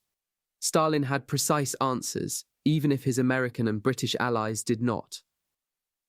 At the conference with his British and American allies at Yalta in February 1945, Stalin made himself understood and had no reason to expect opposition. Roosevelt and Churchill would not object, as Stalin took again the lands that he had received from Hitler, half of Poland, as well as the Baltic states and northeastern Romania. Stalin would compensate Poland, his communist Poland, by punishing Germany. Poland would be shifted to the west, absorbing German territory to a line defined by the Oder and the Lusatian Neisse rivers. In the lands that Stalin foresaw as Polish lived no fewer than 10 million Germans. Moving them out, or keeping them out, would be the task of a government dominated by Polish communists. They would profit from the desire of many Poles to remove the Germans, and take credit for the achievement of a goal, ethnic purity, that seemed self-evident to most leading Polish politicians by the end of the war. Communists would gain support among Poles by distributing the lands left by Germans and keep it by reminding Poles that only the Red Army could prevent the Germans from coming back and claiming their lost property. Poland's communists had accepted these borders and knew that they were to remove the Germans. "We have to throw them out," said Władysław Gomułka, General Secretary of the Polish Party, in May 1945, since all countries are built on national, not multinational principles. Moving Poland to the west would not in itself make Poland a national state in this sense. The shift in borders simply replaced large Ukrainian and Belarusian minorities with a very large German minority. Poland would require a massive displacement of millions of Germans to be national, in the way that Gomułka had in mind. Perhaps 1.5 million of them were German administrators and colonists, who would never have come to Poland without Hitler's war. They lived in houses or apartments that they had taken from Poles expelled or killed during the war, or from Jews who had been killed. More than 500,000 more were Germans who were native to Poland and had lived within Poland's pre-war borders. The remaining 8 million or so were to lose their homes in lands that had been in Germany even before Hitler's expansion, and had been predominantly German in population for centuries. In creating his Poland, Stalin turned Hitler's Generalplan Ost on its head. Germany, rather than expanding eastward to create a huge land empire, would be confined in the west. The Soviets, Americans, and British occupied Germany together, and its immediate political future was not entirely clear. What was obvious was that it would be a Germany for the Germans, but not in Hitler's sense. It would be a compact area in the middle of Europe, separated from Austria, separated from the Sudetenland taken from Czechoslovakia, collecting Germans from the east rather than sending them there as colonists. Rather than a master race commanding slaves along a brave new eastern frontier, Germans would be one more homogeneous nation. Yet, unlike Hitler, Stalin did not understand resettlement as a euphemism for mass killing. He knew that people would die in the course of mass population transfers, but the destruction of the German nation was not his goal. Communist and non-communist, all leading Polish politicians agreed with Stalin that Poland should move as far as possible to the west, and that the Germans should go. When the Home Army had initiated the Warsaw Uprising on August 1, 1944, the Polish government in London had deprived Germans of citizenship and obliged them to leave the country. Stanisław Mikolajczyk, the Prime Minister of the London government, was no less categorical than his communist foes about what the post-war settlement should mean for Germans. The experience with the fifth column and with German occupation methods make impossible the cohabitation of Polish and German populations on the territory of one state. This position represented a consensus not only of Polish society, but also among the Allied leaders. Roosevelt had said that the Germans deserved to be expelled by terror, while his predecessor, Herbert Hoover, called population transfers a heroic remedy. Churchill had promised the Poles a clean sweep. At Yalta in February 1945, the Americans and the British agreed in principle that Poland should be shifted west, but were not convinced that Poland should be moved all the way to the Oder-Neisse line. Nevertheless, as Stalin anticipated, they came around to his way of thinking by the next summit at Potsdam in July. By that time, much of his policy had already been achieved on the ground. By March, the Red Army had already conquered all of the German lands that Stalin intended to concede to Poland. By May, the Red Army was in Berlin and the war in Europe was over. Soviet troops had moved through eastern Germany with such extraordinary haste and violence that suddenly anything seemed possible. 6 million or so Germans had been evacuated by German authorities or had fled before the Red Army, creating the basic preconditions for Stalin's ethnic and geographic version of Poland. Many of them would try to come back after Germany's surrender, but precious few would succeed. In Britain, George Orwell raised his voice one last time, in February 1945, calling the planned expulsion of the Germans an enormous crime that could not be carried through. He was wrong. For once, his political imagination had failed him. During the march on Berlin, the Red Army followed a dreadfully simple procedure in the eastern lands of the Reich, the territories meant for Poland. Its men raped German women and seized German men, and some women, for labor. The behavior continued as the soldiers reached the German lands that would remain in Germany, and finally, Berlin. Red Army soldiers had also raped women in Poland, and in Hungary, and even in Yugoslavia, where a communist revolution would make the country a Soviet ally. Yugoslav communists complained to Stalin about the behavior of Soviet soldiers, who gave them a little lecture about soldiers and fun. The scale of the rape increased once Soviet soldiers reached Germany itself. It is hard to be sure just why. The Soviet Union, though egalitarian in principle, did not instill respect for the female body in this most elemental sense. Aside and apart from their experience with Germans, Red Army soldiers were products of the Soviet system and often of its most vicious institutions. About 1 million Gulag prisoners were released early so that they could fight on the front. All Soviet soldiers seemed frustrated by the utter senselessness of the German attack on their poor country. Every German worker's house was finer than their own homes. Soldiers sometimes said that they attacked only capitalists, but from their perspective, a simple German farmer was unthinkably rich. And yet, despite their obviously higher standard of living, the Germans had come to the Soviet Union to rob and to kill. Soviet soldiers may have understood the rape of German women as a way to humiliate and dishonor German men. As the Red Army took enormous losses as it moved west, its ranks were filled by conscripts from the Belarusian and Ukrainian Soviet republics, whose families had suffered at the hands of Germans and whose young lives had been shaped by German occupation. Many Soviet soldiers thus had personal reasons to endorse the propaganda that they read and heard, which sometimes blamed the entire German nation for the Soviet tragedy. The vast majority of Red Army soldiers were not avenging the Holocaust as such, but they were reading the propaganda of people who had been deeply wounded by the mass murder of Jews. Ilya Ehrenberg, the Soviet Jewish writer now working as a journalist for the army newspaper, the Red Star, was at this point a specialist in hate propaganda. From now on, he had written in 1942, we have understood that the Germans are not humans. Whatever the motivations, the outburst of violence against German women was extraordinary. Men who tried to defend daughters or wives were beaten and sometimes killed. The women had few men to protect them. Theirs were dead in battle. Some 5 million German men had been killed in action by this point. Drafted into the Wehrmacht, summoned to the emergency civil defense, or seized by the Soviets as labor. Most of the men present were aged or disabled.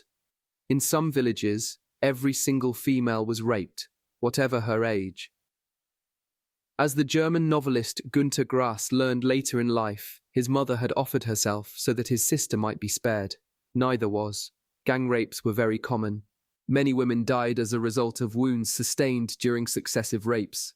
German women often committed suicide or tried to kill themselves to prevent rape or to evade the shame of having been raped. As one recalled her flight, With the darkness came an indescribable fright. Many women and girls were right there and raped by the Russians. Hearing their screams, she and her sister slit their wrists, but survived, likely because they were too cold to bleed to death, and because they were treated by a Soviet doctor the following day. They were spared during the night, probably because they had passed out and seemed to be dead. Indeed, death was one of the few defenses against rape. Martha Kurzman and her sister were spared only because they were burying their mother. Just as we had washed our dead mother and wished to dress her body, a Russian came and wanted to rape us. He spat and turned away. That was the exception. Women who were raped were sometimes then taken as forced labor, but most of those seized for labor were men. The Soviets seized about 520,000 Germans, so about a tenth as many people as the Germans had taken from the Soviet Union for forced labor. The Soviets also took some 287,000 people as laborers from East European countries and deported at least 40,000 Poles, thought to represent a threat to Soviet power or future communist rule. They seized Hungarian civilians in Budapest, treated them as prisoners of war, and forced them to work in camps. Germans were sent to do dark and dangerous work in the mines of Polish Silesia, or Eastern Ukraine, or Kazakhstan, or Siberia. Death rates among Germans were far higher than among Soviet citizens. At Camp 517 in Karelia, Germans died at 5 times the usual Gulag rates. About 600,000 Germans taken as prisoners of war or laborers at the end of the war would die. Perhaps 185,000 German civilians died in Soviet captivity during and after the war, and perhaps 30,000 more in Polish camps. About 363,000 German prisoners of war also perished in the Soviet camps, an 11.8% fatality rate, as compared to 57.5% for Soviet soldiers in German camps. Many more prisoners died on the way to the camps, or were shot after surrendering without being registered as prisoners of war. As so often, Stalin's crimes were enabled by Hitler's policies. In large measure, the German men were there to be seized, and the German women to be raped, because the Nazis failed to organize systematic evacuations. In the last few weeks of the war, Germans' troops were racing west to surrender to the British or the Americans rather than to the Soviets. Civilians often lacked such an option. Hitler had presented the war as a matter of will, and thereby accentuated the tendency, always present in war, to deny defeat and therefore to worsen its consequences. He saw armed conflict as a test of the German race. Germany will either be a world power or there will be no Germany. His nationalism was always of a particular kind. He believed that the German nation was potentially great, but that it required the challenges of empire to purge itself of degeneracy. Thus, Germans could be favoured so long as a war was going on and going well. If Germans disappointed Hitler by failing to cleanse themselves in the blood of their defeated enemies, then that was their fault. Hitler had showed them the way, but Germans had failed to follow. If Germans lost their war of salvation, there was no longer any reason why they should survive. For Hitler, any suffering that Germans might endure was a consequence of their own weakness. If the German people are not prepared to stand up for their own preservation, fine, let them perish.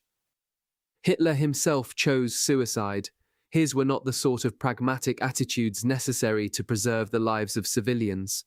The civilian authorities in Eastern Germany, the Gauleiters, were dedicated Nazi party men and among Hitler's most loyal followers. In 3 crucial provinces, the Gauleiters failed to organize evacuations. In East Prussia, the Gauleiter was Erich Koch, the same man who had been Reichskommissar for Ukraine. He had once said that he would have to shoot any Ukrainian who was worthy of eating at his table. Now, in January 1945, an army composed quite significantly of Ukrainians was bearing down on his German province, and he could not seem quite to believe it. In Pomerania, Franz Schweder-Coburg actually tried to halt the flow of German refugees.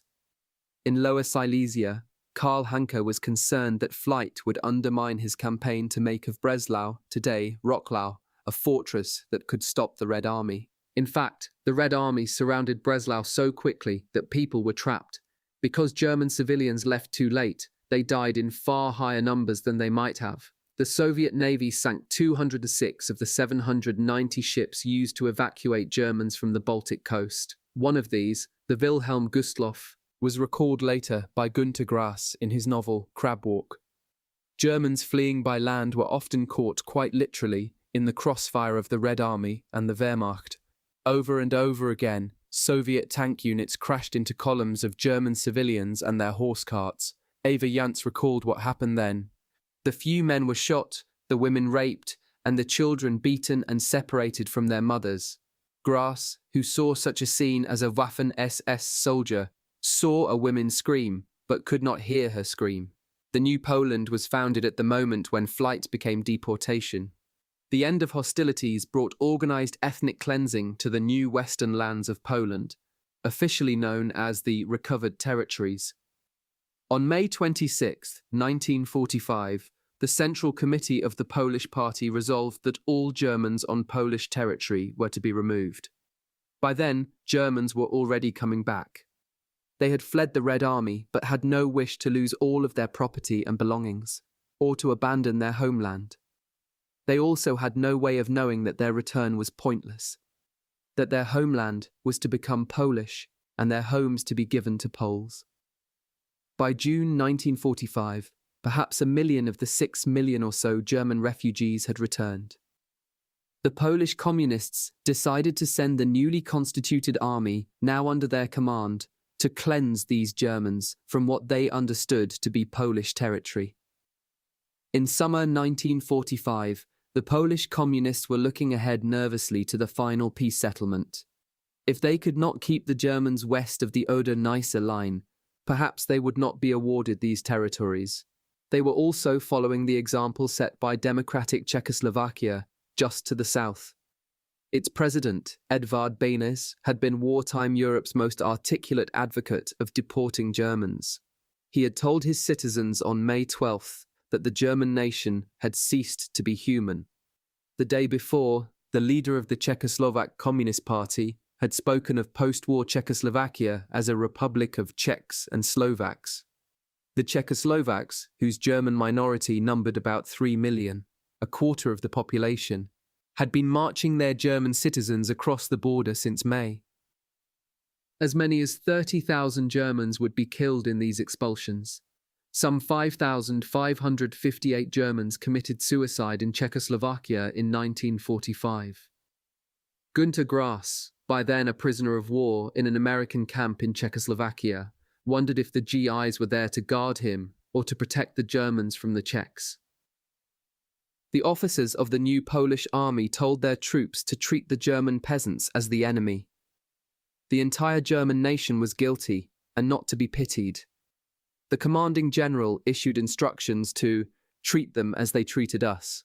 It never came to that, but the conditions of the military deportations of June 20th to July 20th, 1945 reflected haste, indifference, and the primacy of high politics.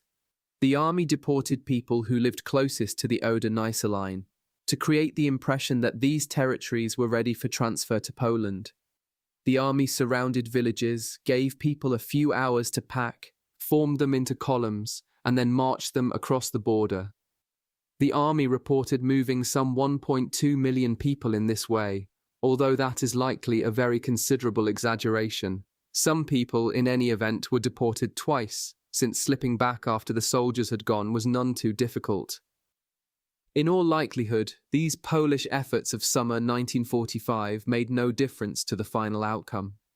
Although the British and the Americans had agreed between themselves that they should resist Stalin's plans for the Polish western frontier, they conceded the point at Potsdam in late July 1945. They accepted Stalin's proposed border for Poland, the Oder-Neisse line. The only condition, which Stalin probably understood as window dressing for Polish-American voters, was that the next Polish government be chosen in free elections. The three powers agreed that population transfers from Poland and Czechoslovakia and Hungary should be continued, but only after a pause necessary to ensure more humane conditions for the people resettled. Germans' lands were under joint occupation, the Soviets in the northeast, the British in the west, and the Americans in the south. The Americans and British were concerned that further chaotic population movements would bring chaos to their occupation zones in Germany. After Potsdam, the Polish government sought precisely to create inhumane conditions for Germans in Poland, so that Germans would decide to leave. Stalin had told Gomulka that he should create such conditions for the Germans that they will want to escape themselves. From July 1945, Polish authorities did just this, under the euphemistic guise of voluntary repatriations. The policy of indirect expulsion was perhaps most flagrant in Silesia, where the regional governor forbade the use of German in public places, banned German schools, seized German property, and ordered German men to work in the mines. The approach was perhaps most guileless or cynical in the city of Olsztyn, formerly in East Prussia, where Germans were summoned voluntarily to go to Germany by the end of October 1945, and at the same time informed that those who resist shall be directed to the camps. Polish prisons and temporary penal and labour camps were at this time full of Germans, who, along with all other prisoners, were treated very badly. The prisons and camps were placed under the jurisdiction of the communist-led Ministry of Public Security rather than under the Ministry of Justice or Internal Affairs. At this time, the Polish government was still a coalition, but it was dominated by the communists, who always made sure to control such offices as public security. The camp commanders, generally free of discipline from above, presided over general chaos and frequent murder. In the village of Nisawa in north-central Poland, 38 men, women, and children were thrown into the Vistula River. The men and women were shot first, the children were not. At the camp at Lubraniec, the commander danced on a German woman who was so badly beaten that she could not move. In this way, he exclaimed, "We lay the foundation for a new Poland." In some places, the revenge was quite literal. At the camp at Lambinowice, Czesław Górski consciously modelled the regulations on those of the Germans, despite orders to the contrary, and openly proclaimed his desire for vengeance. On October 4, 1945, 40 prisoners in Lambinowice were murdered. All in all, some 6,488 Germans died there in 1945 and 1946. Górski had been in prison under the Germans. Other commanders of Polish camps had other reasons for revenge. Isidor Szydrowski, the commander at the camp at Petulice, was a Jewish Auschwitz survivor whose family had been shot by the Germans. Germans and others died of exposure, disease, and mistreatment in these camps by the hundreds each day. All in all, some 200,000 Germans laboured in Polish camps, of whom a very high number, perhaps 30,000, died in 1945 or 1946. By the second half of 1945, Germans had good reason to depart Poland voluntarily, though leaving proved to be just as dangerous as staying. Trains were now allocated for the transports, although these were freight trains, often with open cars. When the cars were not open, the Germans sometimes feared that they would be gassed. This, of course, never happened, though it does demonstrate that Germans knew that other people had very recently been led into enclosed spaces and asphyxiated. Indeed, in one of the places from which Germans were now expelled, at Stutthof, the Germans had used a rail car as a gas chamber. The trains moved very slowly, turning journeys that should have lasted hours into horrible odysseys. The Germans who boarded the trains were very often hungry or sick. They were allowed to take with them only what they could carry on their backs.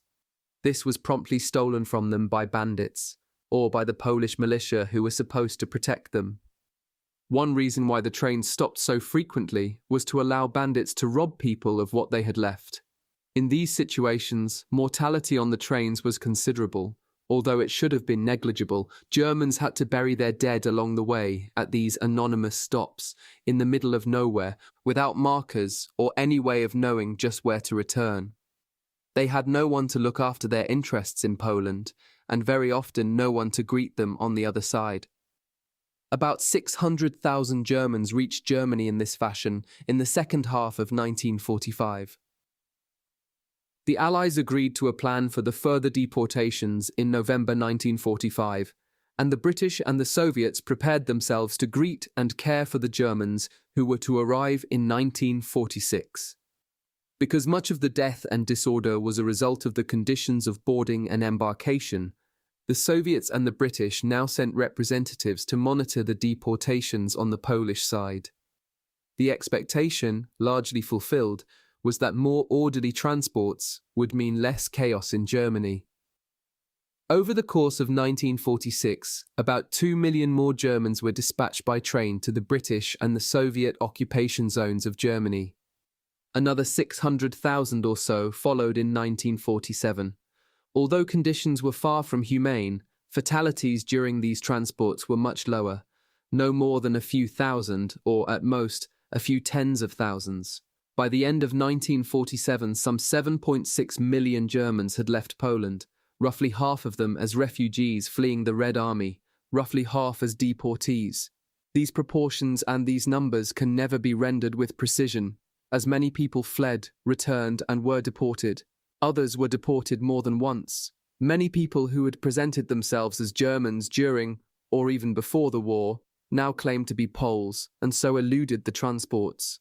By this time, the Polish government, more interested in labour than in ethnic purity, looked favourably upon requests in ambiguous cases that people be regarded as Poles. And by this time, many people who had earlier called themselves Poles were presenting themselves as Germans, believing that Germany's economic future was brighter than Poland's. But the general balance is clear. The vast majority of people who regarded themselves as Germans had left Poland by the end of 1947. In all of this flight and transport from early 1945 to late 1947, perhaps 400,000 Germans native to lands that were annexed by Poland died, most of them in Soviet and Polish camps, and a second large group caught between armies or drowned at sea. The last weeks of the war itself and the belated evacuations were far more dangerous than the expulsions that followed the end of the war. In the final 4 months of the war, Germans suffered in one of the ways that other civilians had during the previous 4 years of war on the Eastern Front, during the advance and the retreat of the Wehrmacht. Millions of people had fled the German attack in 1941. Millions more had been taken for labour between 1941 and 1944. Still more were forced to evacuate by the retreating Wehrmacht in 1944. Far more Soviet and Polish citizens died after fleeing Germans than did Germans as a result of flight from Soviets. Although such displacements were not policies of deliberate murder, and have therefore received almost no attention in this study, flight, evacuation, and forced labour led, directly or indirectly, to the death of a few million Soviet and Polish citizens. German policies of deliberate mass murder killed an additional 10 million people. The war had been fought in the name of the German race, but ended with unconcern for actual German civilians. Much responsibility for the deaths associated with flight and expulsion thus rested with the Nazi regime. German civilians knew enough about German policy during the war to know that they should flee, but their flight was not well organized by the German state. The behavior of many Soviet soldiers was certainly tolerated by the High Command and expected by Stalin. The Red Army would not have been in Germany, however, had the Wehrmacht not invaded the Soviet Union.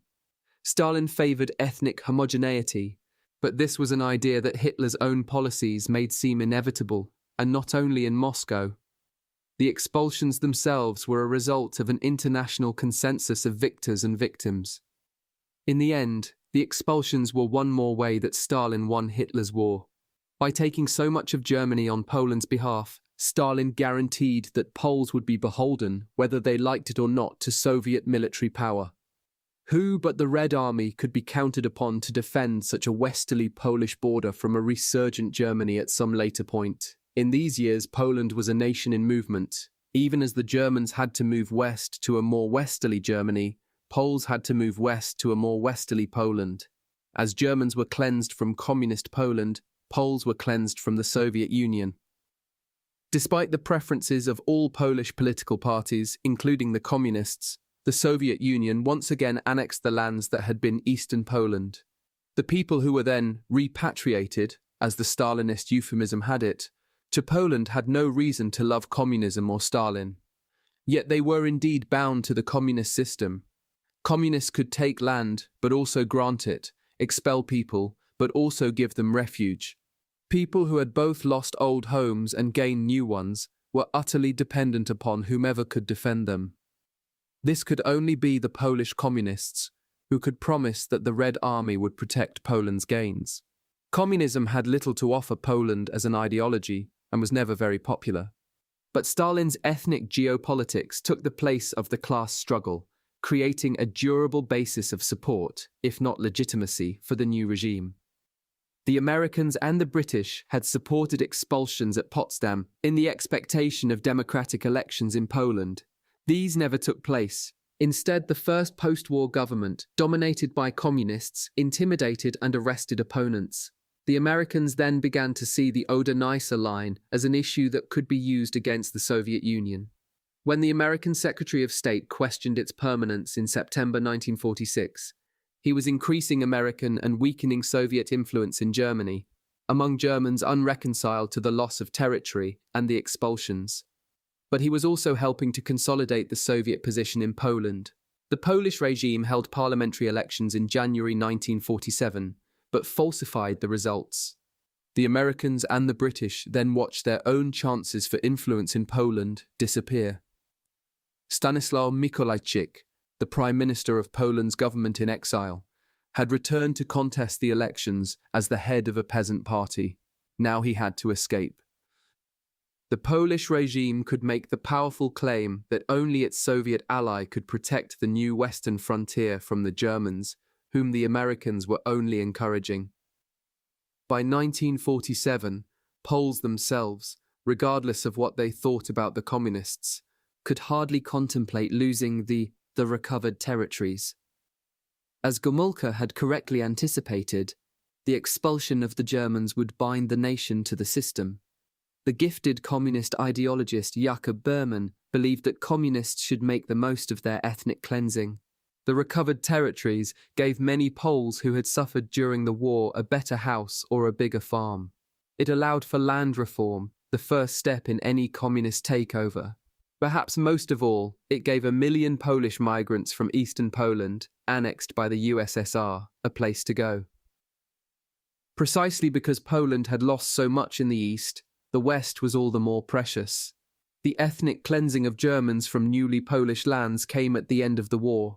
It was, however, the second half of a Soviet policy that had actually begun much earlier, during the war itself, in the pre-war lands of eastern Poland, east of the Molotov-Ribbentrop line.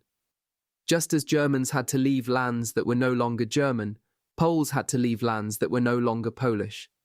Although Poland was technically a victor in the war, it lost almost half, 47%, of its pre-war territory to the Soviet Union.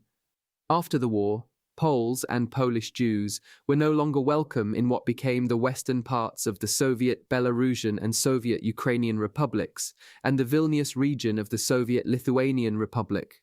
The alteration of the population structure of eastern Poland to the detriment of Poles and Jews began earlier, during the war itself.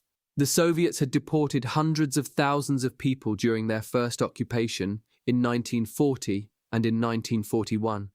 A disproportionate number of these had been Poles. Many made their way from the Gulag through Iran and Palestine to fight with the Allies on the Western Front, and sometimes they reached Poland at war's end, but they almost never made it back to their homes. The Germans had killed about 1.3 million Jews in the former Eastern Poland in 1941 and 1942, with the help of local policemen. Some of these Ukrainian policemen helped to form a Ukrainian partisan army in 1943, which under the leadership of Ukrainian nationalists cleansed the former southwest Poland, which it saw as Western Ukraine, of remaining Poles. The OUN Bandera, the nationalist organization that led the partisan army, had long pledged to rid Ukraine of its national minorities. Its capacity to kill Poles depended upon German training, and its determination to kill Poles had much to do with its desire to clear the terrain of purported enemies before a final confrontation with the Red Army. The UPA, as the partisan army was known, murdered tens of thousands of Poles, and provoked reprisals from Poles upon Ukrainian civilians. Although the UPA was a determined, perhaps the most determined opponent of communism, the ethnic conflict that it started only strengthened Stalin's empire. What Ukrainian nationalists had started, Stalin would conclude, he continued the removal of Poles, attaching the contested territories to his Soviet Ukraine. Polish communists signed agreements in September 1944 providing for population exchanges between Poland and Soviet Ukraine, as well as Soviet Belarus and Soviet Lithuania. In Soviet Ukraine, Poles remembered Soviet rule from the very recent past and faced now a continuing threat from Ukrainian nationalists. They thus had every reason to take part in these repatriations. Some 780,000 Poles were shipped to Communist Poland within its new frontiers, along with a comparable number from Soviet Belarus and Soviet Lithuania. Some 1,517,983 people had left the Soviet Union as Poles by the middle of 1946, along with a few 100,000 who did not register for the official transports. About 100,000 of these people were Jewish. Soviet policy was to remove both ethnic Poles and ethnic Jews from the former Eastern Poland, but to keep Belarusians, Ukrainians, and Lithuanians. About 1 million Polish citizens were resettled in what had been Eastern Germany, now the recovered territories of Western Poland. Meanwhile, about 483,099 Ukrainians were dispatched from Communist Poland to Soviet Ukraine in 1944 to 1946, most of them by force. Even as the Soviet regime was dispatching people across borders, it was also sending its own citizens to camps and special settlements. Most of the new Gulag prisoners were people from the lands that Stalin had taken in 1939 with German consent and then took again in 1945.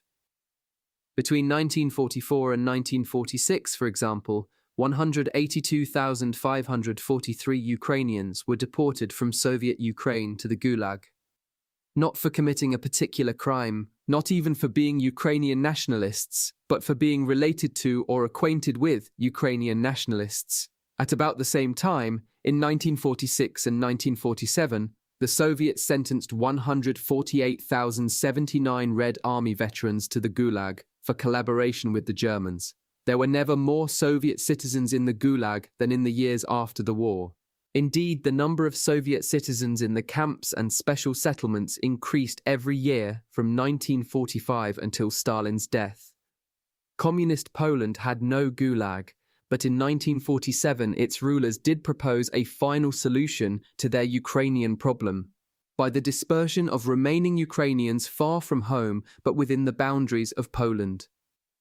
Between April and July 1947, the Polish regime itself carried out one more operation against Ukrainians on its territory under the cryptonym Vistula. Some 140,660 Ukrainians, or people identified as such, were resettled by force from the south and southeast of the country to the west and north, to the recovered territories that until recently had been German. Operation Vistula was supposed to force Ukrainians in Poland, or at least their children, to assimilate into Polish culture. At the same time, Polish forces defeated the units of the Ukrainian Partisan Army, the UPA, on Polish soil. Ukrainian nationalist fighters in Poland had been given a new lease on life as defenders of people who did not wish to be deported. But once almost all Ukrainians had in fact been deported, the UPA's position in Poland was untenable. Some UPA fighters fled to the west, others to the Soviet Union to continue the fight. Operation Vistula, originally codenamed Operation East, was undertaken entirely by Polish forces, with little Soviet assistance inside Poland. But the crucial people involved in planning the operation were Soviet clients, and it was certainly coordinated with Moscow. It took place at the same time as a number of Soviet operations on adjacent Soviet territories, which bore similar cryptonyms. The most obviously related was Operation West, which took place on adjoining territories of Soviet Ukraine. As Operation Vistula was brought to a close, the Soviets ordered the deportation of Ukrainians from Western Ukraine to Siberia and Central Asia. In a few days in October 1947, some 76,192 Ukrainians were transported to the Gulag. In western Ukraine, Soviet special forces were engaged with the UPA in a fantastically bloody conflict. Both sides committed atrocities, including the public display of the mutilated corpses of the enemy or his supposed collaborators. But in the end, the technology of deportation gave the Soviets a decided advantage. The Gulag kept growing. After this success at the Ukrainian-Polish border, the Soviets turned to other European borderlands and applied similar means in similar operations. In Operation Spring, in May 1948, some 49,331 Lithuanians were deported. The following March, Operation Priboi saw the removal of 31,917 more people from Lithuania, as well as 42,149 from Latvia and 20,173 from Estonia. All in all, between 1941 and 1949, Stalin deported some 200,000 people from the three small Baltic states. Like all of the thrice-occupied Soviet, then German, then Soviet, lands east of the Molotov-Ribbentrop line, the Baltic states entered the USSR in 1945, having lost much of their elite, and indeed a significant share of the total population. Under Stalin, the Soviet Union had evolved slowly and haltingly from a revolutionary Marxist state into a large multinational empire, with a Marxist covering ideology and traditional security concerns about borders and minorities. Because Stalin inherited, maintained, and mastered the security apparatus of the revolutionary years, these anxieties could be released in bursts of national killing in 1937 to 1938 and 1940, and in bouts of national deportation that began in 1930 and continued throughout Stalin's lifetime. The deportations of the war continued a certain evolution in Soviet deportation policy, away from the traditional resettlements of individuals thought to represent enemy classes, and toward an ethnic cleansing that matched populations to borders. In the pre-war period, the deportations to the Gulag were always meant to serve two purposes: the growth of the Soviet economy and the correction of the Soviet population. In the 1930s, as the Soviets began to deport large numbers of people on ethnic grounds, the goal was to move national minorities away from sensitive border regions toward the interior. These national deportations could hardly be seen as a specific punishment of individuals, but they were still premised on the assumption that those deported could be better assimilated into Soviet society when they were separated from their homes and homelands. The national actions of the Great Terror killed 250,000 people in 1937 and 1938, but also dispatched hundreds of thousands of people to Siberia and Kazakhstan, where they were expected to work for the state and reform themselves. Even the deportations of 1940 to 1941 from annexed Polish, Baltic, and Romanian territories can be seen in Soviet terms as a class war. Men of elite families were killed at Katyn and other sites, and their wives, children, and parents left to the mercy of the Kazakh steppe. There they would integrate with Soviet society, or they would die. During the war, Stalin undertook punitive actions that targeted national minorities for their association with Nazi Germany. Some 900,000 Soviet Germans and about 89,000 Finns were deported in 1941 and 1942. As the Red Army moved forward after the victory at Stalingrad in early 1943, Stalin's security chief, Lavrentiy Beria, recommended the deportation of whole peoples accused of collaborating with the Germans. For the most part, these were the Muslim nations of the Caucasus and Crimea. As Soviet troops retook the Caucasus, Stalin and Beria put the machine into action. On a single day, November 19, 1943, the Soviets deported the entire Karachay population, some 69,267 people, to Soviet Kazakhstan and Kyrgyzstan. Over the course of 2 days, December 28th to 29th, 1943, the Soviets dispatched 91,919 Kalmyks to Siberia. Beria went to Grozny personally to supervise the deportations of the Chechen and Ingush peoples on February 20th, 1944. Leading about 120,000 special forces, he rounded up and expelled 478,479 people in just over a week. He had at his disposal American Studebaker trucks, supplied during the war. Because no Chechens or Ingush were to be left behind, people who could not be moved were shot. Villages were burned to the ground everywhere. In some places, barns full of people were burned as well. Over the course of 2 days, March 8th to 9th, 1944, the Soviets removed the Balkar population, 37,107 people, to Kazakhstan. In April 1944, right after the Red Army reached the Crimea, Beria proposed, and Stalin agreed that the entire Crimean Tatar population be resettled. Over the course of 3 days, March 18th to 20th, 1944, 180,014 people were deported, most of them to Uzbekistan. Later in 1944, Beria had the Meskhetian Turks, some 91,095 people, deported from Soviet Georgia. Against this backdrop of essentially continuous national purges, Stalin's decision to cleanse the Soviet-Polish border seems like an unsurprising development of a general policy. From a Soviet perspective, Ukrainian, Baltic, or Polish partisans were simply more bandits causing trouble along the periphery, to be dealt with by overwhelming force and deportations. There was, however, an important difference. All of the kulaks and members of national minorities deported in the 1930s found themselves far from home, but still within the USSR. The same was true of the Crimean and Caucasian and Baltic populations deported during and shortly after the war. Yet in September 1944, Stalin opted to move Poles and Polish Jews, Ukrainians and Belarusians back and forth across a state border in order to create ethnic homogeneity. The same logic was applied on a far greater scale to the Germans in Poland. Working in parallel and sometimes together, the Soviet and Communist Polish regimes achieved a curious feat between 1944 and 1947. They removed the ethnic minorities on both sides of the Soviet-Polish border that had made the border regions mixed, and at the very same time they removed the ethnic nationalists who had fought the hardest for precisely that kind of purity. Communists had taken up the program of their enemies. Soviet rule had become ethnic cleansing, cleansed of the ethnic cleansers.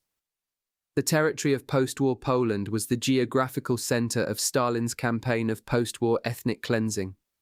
In that campaign, more Germans lost their homes than any other group.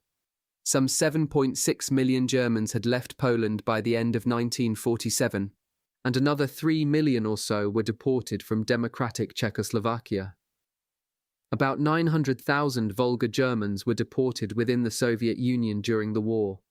The number of Germans who lost their homes during and after the war exceeded 12 million. Enormous as this figure was, it did not constitute a majority of the forced displacements during and after the war. 2 million or so non-Germans were deported by Soviet or Communist Polish authorities in the same post-war period. Another 8 million people, most of them forced laborers taken by the Germans, were returned to the Soviet Union at the same time. Since many, if not most of them, would have preferred not to return, they could be counted twice. In the Soviet Union and Poland, more than 12 million Ukrainians, Poles, Belarusians and others fled or were moved during the war or in its aftermath. This does not include the 10 million or so people who were deliberately killed by the Germans, most of whom were displaced in one way or another before they were murdered. The flight and deportation of the Germans, though not a policy of deliberate mass killing, constituted the major incident of post-war ethnic cleansing. In all of the civil conflict, flight, deportation and resettlement provoked or caused by the return of the Red Army between 1943 and 1947, some 700,000 Germans died, as did at least 150,000 Poles and perhaps 250,000 Ukrainians. At a minimum, another 300,000 Soviet citizens died during or shortly after the Soviet deportations from the Caucasus, Crimea, Moldova, and the Baltic states. If the struggles of Lithuanian, Latvian, and Estonian nationalists against the reimposition of Soviet power are regarded as resistance to deportations, which in some measure they were, another 100,000 or so people would have to be added to the total dead associated with ethnic cleansing. In relative terms, the percentage of Germans moved as a part of the total population of Germans was much inferior to that of the Caucasian and Crimean peoples, who were deported down to the last person. The percentage of Germans who moved or were moved at the end of the war was greater than that of Poles, Belarusians, Ukrainians, and Balts. But if the population movements caused by the Germans during the war are added to those caused by the Soviet occupation at war's end, this difference disappears. Over the period 1939 to 1947, Poles, Ukrainians, Belarusians, and Balts were about as likely, some a bit more, some a bit less, to have been forcibly moved as Germans, whereas all of the other peoples in question faced hostile German and Soviet policies. The Germans, with some exceptions, experienced oppression only from the Soviet side. In the post-war period, Germans were about as likely to lose their lives as Poles, the other group that was mainly sent west to a national homeland. Germans and Poles were much less likely to die than Ukrainians, Romanians, Balts, and the Caucasian and Crimean peoples. Fewer than 1 in 10 Germans and Poles died during or as a direct result of flight, exile, or deportation. Among Balts and Soviet citizens, the rate was more like 1 in 5. As a general rule, the further east the deportation, and the more directly Soviet power was involved, the more deadly the outcome. This is evident in the case of the Germans themselves. The tremendous majority of Germans who fled Poland and Czechoslovakia survived, whereas a large proportion of those transported east within or to the Soviet Union died. It was better to be sent west than east, and better to be sent to an awaiting homeland than to a distant and alien Soviet republic. It was also better to land in developed, even if bombed and war-torn Germany, than in Soviet wastelands that deportees were supposed to develop themselves. It was better to be received by British and American authorities in occupation zones than by the local NKVD in Kazakhstan or Siberia. Rather quickly, within about 2 years after the end of the war, Stalin had made his new Poland and his new frontiers and moved peoples to match them. By 1947, it might have seemed that the war was finally over and that the Soviet Union had well and truly won a military victory over the Germans and their allies, and a political victory over opponents of communism in Eastern Europe. Poles, always a troublesome group, had been dispatched from the Soviet Union to a new communist Poland, bound now to the Soviet Union as the anchor of a new communist empire. Poland, it might have seemed, had been subdued, twice invaded, twice subject to deportations and killings, altered in its borders and demography, ruled by a party dependent on Moscow. Germany had been utterly defeated and humiliated. Its territories as of 1938 were divided into multiple occupation zones and would find their way into 5 different sovereign states: the Federal Republic of Germany, West Germany, the German Democratic Republic, East Germany, Austria, Poland, and the USSR at Kaliningrad.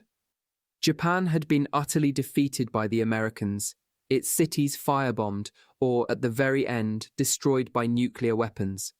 It was no longer a power in continental Asia. Stalin's traditional threats had been removed. The pre-war nightmare of a Japanese-Polish-German encirclement was past. More Soviet citizens had died in the Second World War than any people in any war in recorded history. At home, Soviet ideologists had taken advantage of the suffering to justify Stalinist rule as the necessary price of victory in what was called the Great Patriotic War. The patria in question was Russia as well as the Soviet Union. Stalin himself famously raised a toast to the great Russian nation just after the war's end in May 1945. Russians, he maintained, had won the war. To be sure, about half the population of the Soviet Union was Russian, and so in a numerical sense, Russians had played a greater part in the victory than any other people. Yet Stalin's idea contained a purposeful confusion. The war on Soviet territory was fought and won chiefly in Soviet Belarus and in Soviet Ukraine, rather than in Soviet Russia. More Jewish, Belarusian, and Ukrainian civilians had been killed than Russians. Because the Red Army took such horrible losses, its ranks were filled by local Belarusian and Ukrainian conscripts at both the beginning and the end of the war. The deported Caucasian and Crimean peoples, for that matter, had seen a higher percentage of their young people die in the Red Army than had the Russians.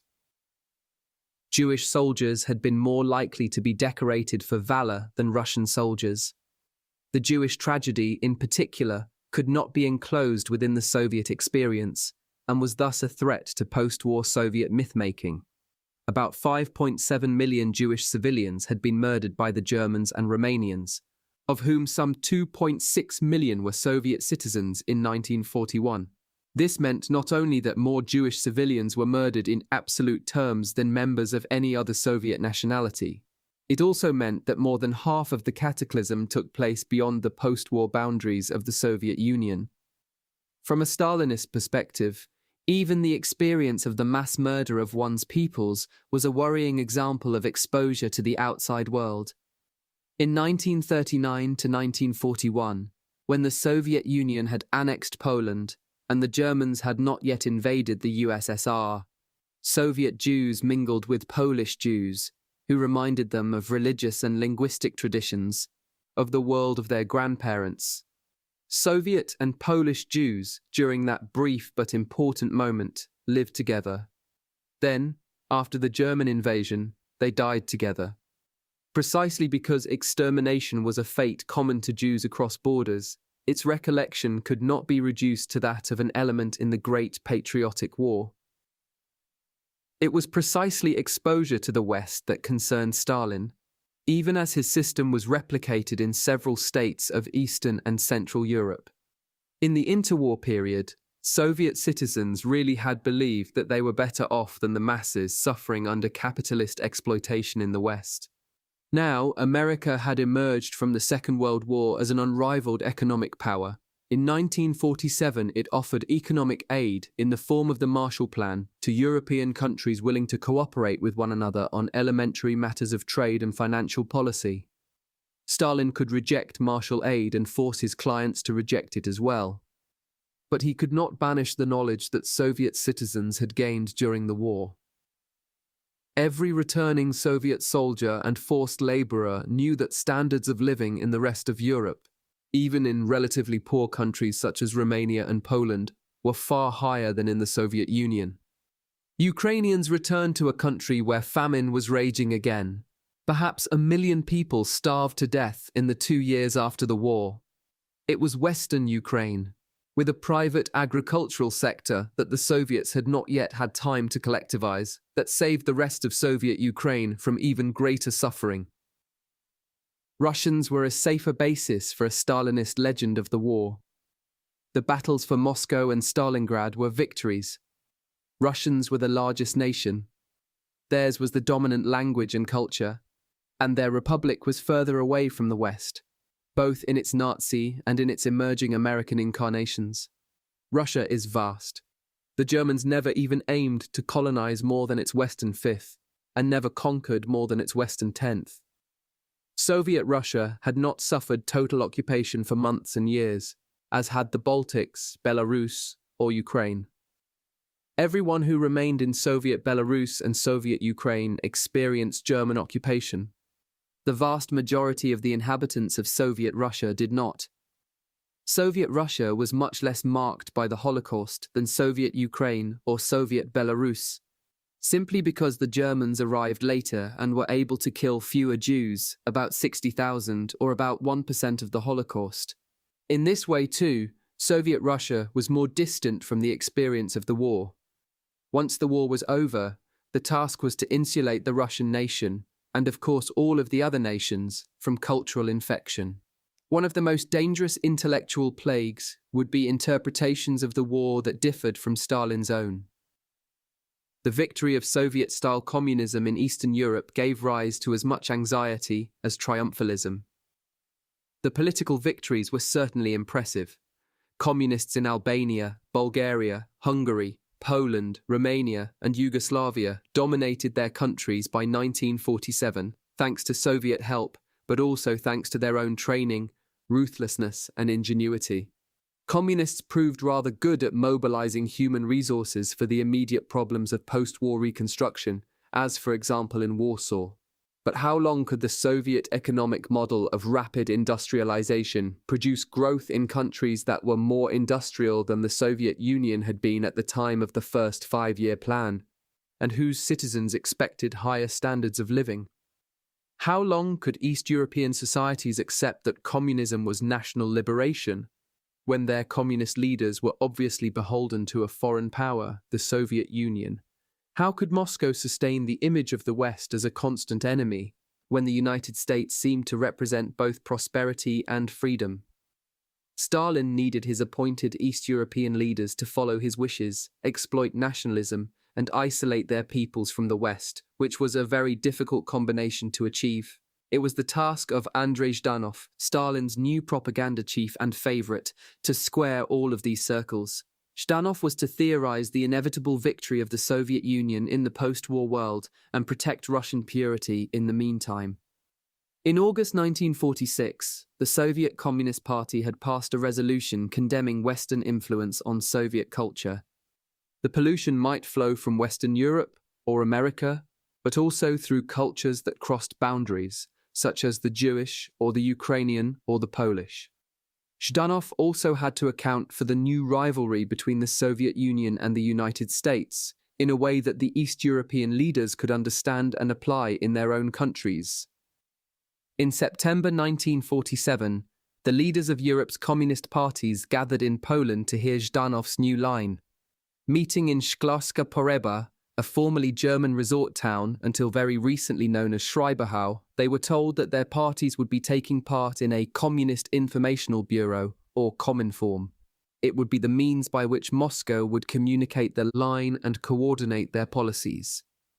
The assembled communist leaders learned that the world was divided into two camps, progressive and reactionary, with the Soviet Union destined to lead the new people's democracies of Eastern Europe, and the United States doomed to inherit all the flaws of degenerate capitalism on display so recently in Nazi Germany.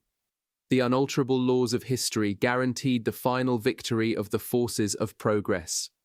Communists needed only to play their allotted role in the progressive camp, led of course by the Soviet Union, and avoid the temptation to take any separate national road to socialism, so all was well. Then Zhdanov suffered a heart attack, the first of several. Somehow all was not well. Chapter 11. Stalinist Anti-Semitism. In January 1948, Stalin was killing a Jew.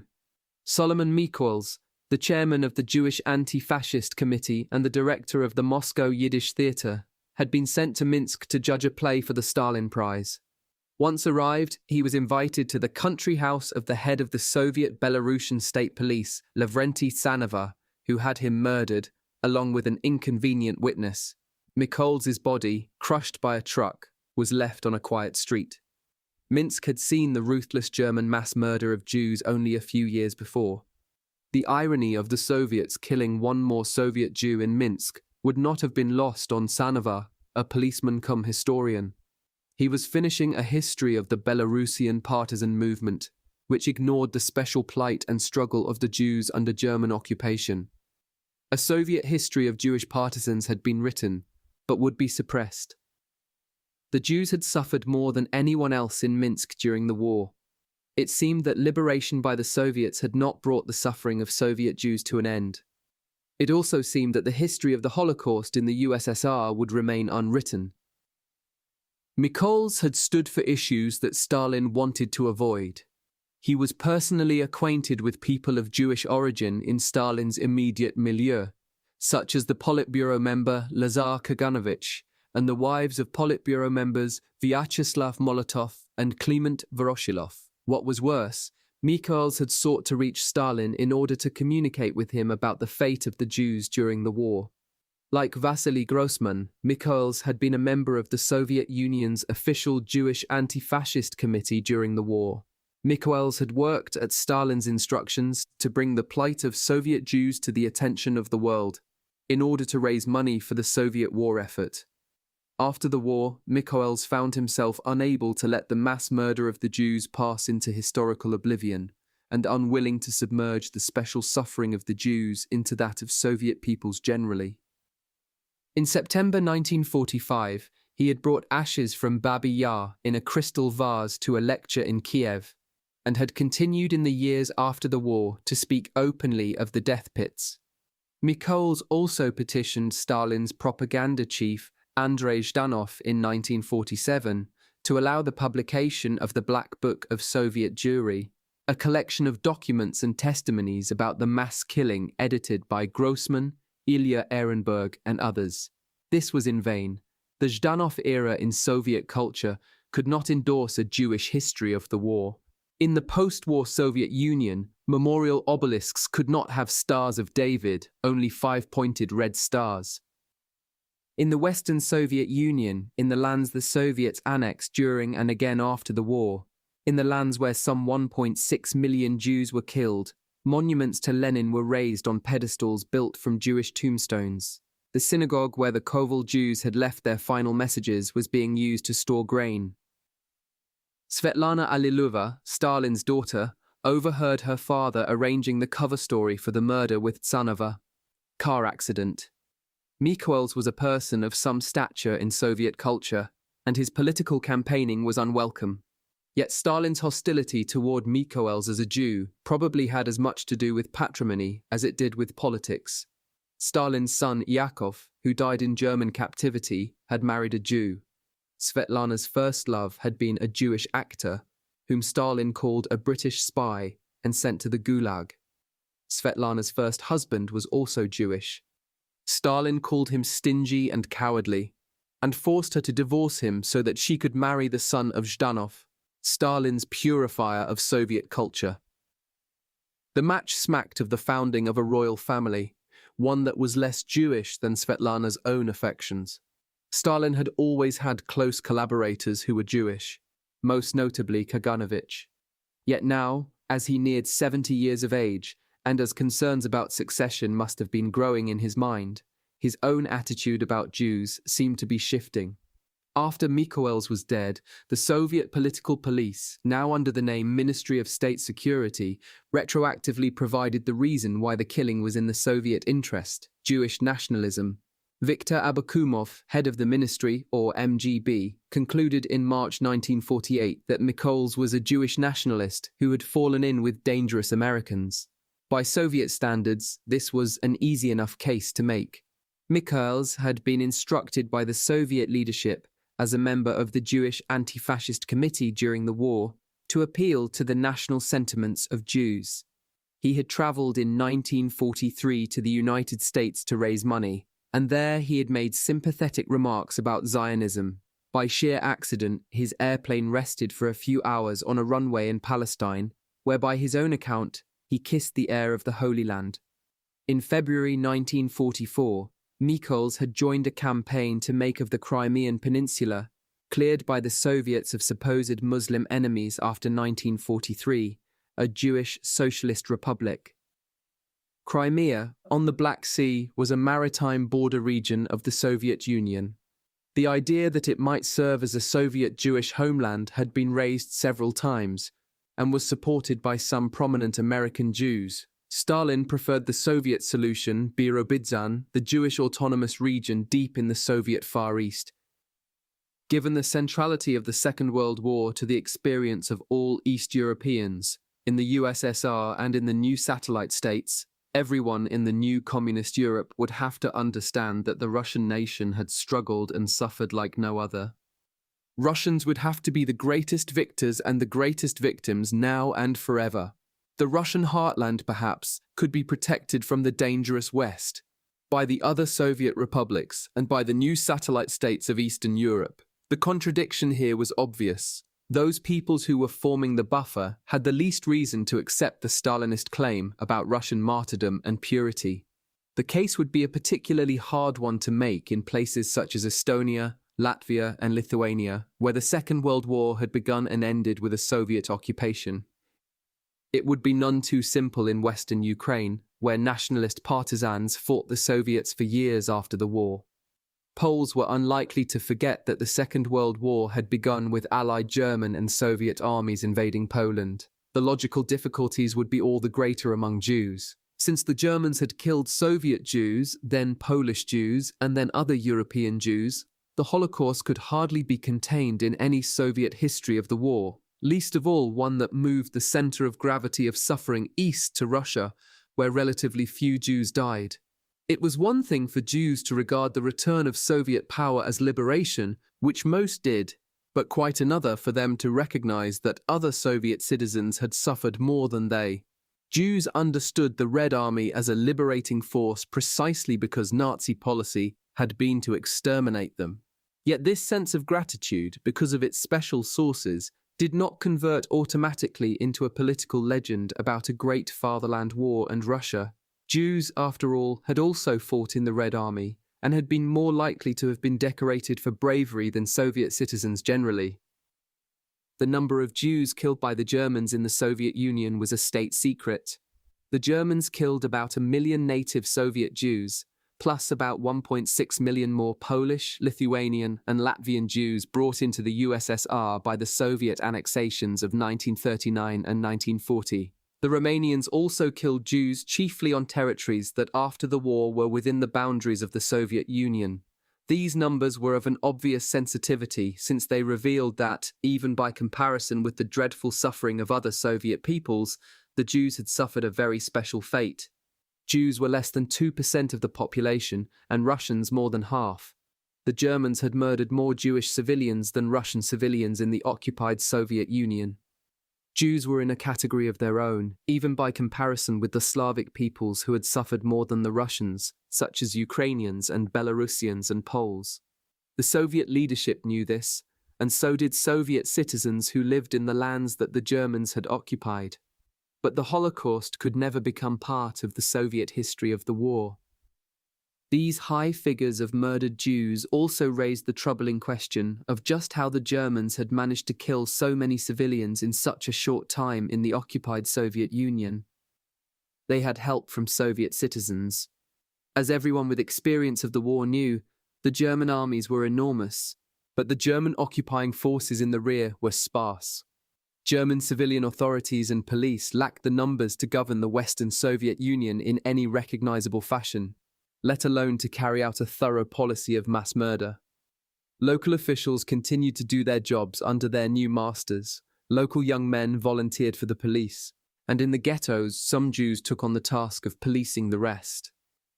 The shootings east of the Molotov-Ribbentrop line had implicated, in one way or another, hundreds of thousands of Soviet citizens. For that matter, much of the crucial work at the death facilities west of the Molotov-Ribbentrop line in occupied Poland had been performed by Soviet citizens. It was unmentionable that Soviet citizens had staffed Treblinka, Sobibor, and Belzec. That the Germans needed collaborators, and found them, is not surprising. But collaboration undermined the myth of a united Soviet population defending the honor of the fatherland by resisting the hated fascist invader. Its prevalence was one more reason that the mass murder of the Jews was to be forgotten. During the war, the Soviets and their allies had been in general agreement that the war was not to be understood as a war of the liberation of Jews. From different perspectives, the Soviet, Polish, American, and British leaderships all believed that Jewish suffering was best understood as one aspect of a generally wicked German occupation.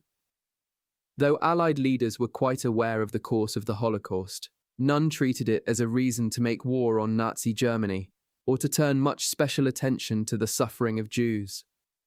The Jewish issue was generally avoided in propaganda. When Stalin, Churchill, and Roosevelt issued a declaration concerning atrocities in Moscow in October 1943, they mentioned among the Nazi crimes the wholesale shooting of Polish officers, which was a reference to Katyn, actually a Soviet crime, and the execution of French, Dutch, Belgian, or Norwegian hostages and Cretan peasants, but not Jews. The peoples of Poland and the Soviet Union were mentioned, but the Jewish minority in each country was not named. By the time that summary of atrocities was published, over 5 million Jews had been shot or gassed because they were Jews. In its more enlightened form, this reticence about racial murder reflected a principled hesitation to endorse Hitler's racist understanding of the world. The Jews were not citizens of any one country, went the reasoning, and thus to group them together, went the fear, was to acknowledge their unity as a race, and to accept Hitler's racial view of the world. In its less enlightened form, this view was a concession to popular anti-Semitism, very much present in the Soviet Union, Poland, Britain, and the United States. For London and Washington, this tension was resolved with victory in the war in 1945. The Americans and the British liberated no part of Europe that had a very significant Jewish population before the war, and saw none of the German death facilities. The politics of post-war economic, political, and military cooperation in Western Europe had relatively little to do with the Jewish question. The territory of Stalin's enlarged state included most of the German killing fields, and that of his post-war empire, including communist Poland, the sites of all of the German death factories. Stalin and his Politburo had to confront, after the war, continued resistance to the reimposition of Soviet power in ways that made the wartime fate of the Jews unavoidable as a matter of ideology and politics. Post-war resistance in the Western Soviet Union was a continuation of the war in two senses. These were the lands that the Soviets had won by conquest in the first place, and the lands where people had taken up arms in large numbers to fight them. In the Baltics and Ukraine and Poland, some partisans were openly anti-Semitic and continued to use the Nazi tactic of associating Soviet power with Jewry. In this situation, the Soviets had every political incentive to continue to distance themselves and their state from Jewish suffering, and indeed to make special efforts to ensure that anti-Semites did not associate the return of Soviet power with the return of Jews. In Lithuania, once again incorporated into the Soviet Union, the General Secretary of the local branch of the Soviet Communist Party counted the Jews killed in the Holocaust as sons of the nation, Lithuanians who died as martyrs for communism. Nikita Khrushchev, Politburo member and General Secretary of the party in Ukraine, went even further. He was in charge of the struggle to defeat Ukrainian nationalists in what had been southeastern Poland, a place that before the war had been densely settled with Jews and Poles. The Germans had killed the Jews, and the Soviets had deported the Poles. Khrushchev wanted Ukrainians to thank the Soviet Union for the unification of their country at the expense of Poland and for the cleansing of Polish landlords. Knowing that the nationalists wanted ethnic purity, he did not want Soviet power to stand for anything else. Sensitive as he was to the mood of the population, Stalin sought a way to present the war that would flatter the Russians while marginalizing the Jews, and for that matter, every other people of the Soviet Union. The whole Soviet idea of the Great Patriotic War was premised on the view that the war began in 1941, when Germany invaded the USSR, not in 1939, when Germany and the Soviet Union together invaded Poland. In other words, in the official story, the territories absorbed as a result of Soviet aggression in 1939 had to be considered as somehow always having been Soviet, rather than as the booty of a war that Stalin had helped Hitler to begin. Otherwise, the Soviet Union would figure as one of the two powers that started the war, as one of the aggressors, which was obviously unacceptable. No Soviet account of the war could note one of its central facts. German and Soviet occupation together was worse than German occupation alone. The populations east of the Molotov-Ribbentrop line, subject to one German and two Soviet occupations, suffered more than those of any other region of Europe. From a Soviet perspective, all of the deaths in that zone could simply be lumped together with Soviet losses, even though the people in question had been Soviet citizens for only a matter of months when they died, and even though many of them were killed by the NKVD rather than the SS. In this way, Polish, Romanian, Lithuanian, Belarusian, and Ukrainian deaths, sometimes caused by the Soviet rather than the German forces, served to make the tragedy of the Soviet Union, or even to the inattentive of Russia, seem all the greater. The vast losses suffered by Soviet Jews were mostly the deaths of Jews in lands just invaded by the Soviet Union. These Jews were citizens of Poland, Romania, and the Baltic states, brought under Soviet control by force only 21 months before the German invasion in the case of Poland, and only 12 months before in the case of northeastern Romania and the Baltics. The Soviet citizens who suffered most in the war had been brought by force under Soviet rule right before the Germans came, as a result of a Soviet alliance with Nazi Germany. This was awkward. The history of the war had to begin in 1941, and these people had to be peaceful Soviet citizens. Jews in the lands east of the Molotov-Ribbentrop line, so recently conquered by the Soviet Union, were the first to be reached by the Einsatzgruppen when Hitler betrayed Stalin and Germany invaded the Soviet Union in 1941. They had been shielded by the Soviet press from knowledge of German policies toward Jews of 1939 and 1940. They had virtually no time to evacuate since Stalin had refused to believe in a German invasion. They had been subject to terror and deportation in the enlarged Soviet Union in 1939 to 1941, during the period when Stalin and Hitler were allied, and then terribly exposed to German forces by the breaking of that alliance. These Jews in this small zone made up more than a quarter of the total victims of the Holocaust. If the Stalinist notion of the war was to prevail, the fact that the Jews were its main victims had to be forgotten. Also to be forgotten was that the Soviet Union had been allied to Nazi Germany when the war began in 1939, and that the Soviet Union had been unprepared for the German attack in 1941. The murder of the Jews was not only an undesirable memory in and of itself, it called forth other undesirable memories. It had to be forgotten. After the Second World War, it was much harder for the Soviet leadership to control the mental world of Soviet citizens. Although the apparatus of censorship remained in force, too many people had experienced life beyond the Soviet Union for Soviet norms to seem like the only norms, or Soviet lives necessarily the best sort of lives. The war itself could not be contained within a fatherland, be it Russian or Soviet. It had touched too many other peoples, and its aftermath shaped not just a country, but a world. In particular, the establishment of the State of Israel made Soviet political amnesia about the fate of the Jews impossible. Even after the Holocaust, more Jews lived in the Soviet Union than in Palestine, but the latter was to become the national homeland of the Jews. If Jews were to have a national state, would this be a blow to British imperialism in the Middle East, to be supported, or a challenge to the loyalty of Soviet Jews as to be feared?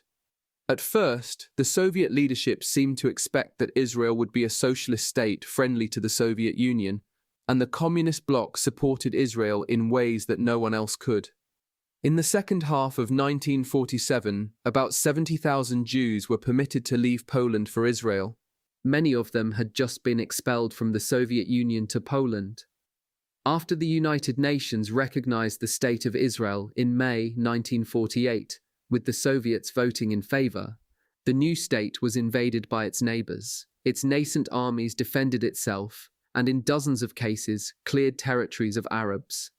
The Poles trained Jewish soldiers on their own territory, then dispatched them to Palestine. The Czechoslovaks sent arms. As Arthur Koestler noted, the weapons shipments aroused a feeling of gratitude among the Jews towards the Soviet Union. Yet by the end of 1948, Stalin had decided that Jews were influencing the Soviet state more than the Soviets were influencing the Jewish state.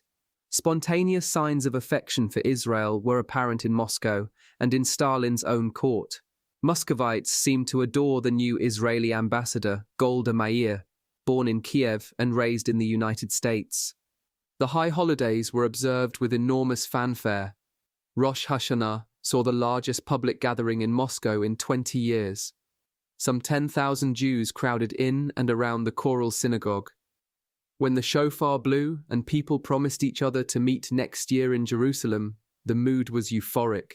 The anniversary of the Bolshevik Revolution, November 7th, 1948, fell during the days of awe between Rosh Hashanah and Yom Kippur.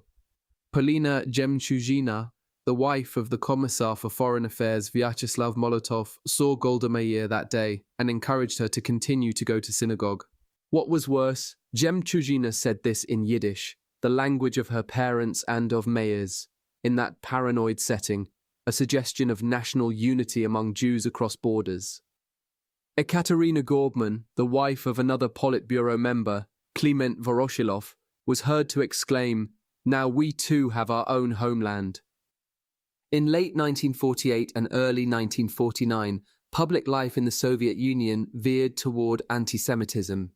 The new line was set, indirectly but discernibly, by Pravda on January 28, 1949, an article on unpatriotic theatre critics who were bearers of stateless cosmopolitanism began a campaign of denunciation of Jews in every sphere of professional life. Pravda purged itself of Jews in early March. Jewish officers were cashiered from the Red Army, and Jewish activists removed from leadership positions in the Communist Party. A few dozen Jewish poets and novelists who used Russian literary pseudonyms found their real or prior names published in parentheses. Jewish writers who had taken an interest in Yiddish culture or in the German murder of Jews found themselves under arrest. As Grossman recalled, throughout the whole of the USSR, it seemed that only Jews thieved and took bribes, only Jews were criminally indifferent towards the sufferings of the sick, and only Jews published vicious or badly written books. The Jewish Anti-Fascist Committee was formally dissolved in November 1948, and more than 100 Jewish writers and activists were arrested. The writer Der Nister, for example, was arrested in 1949 and died in police custody the following year.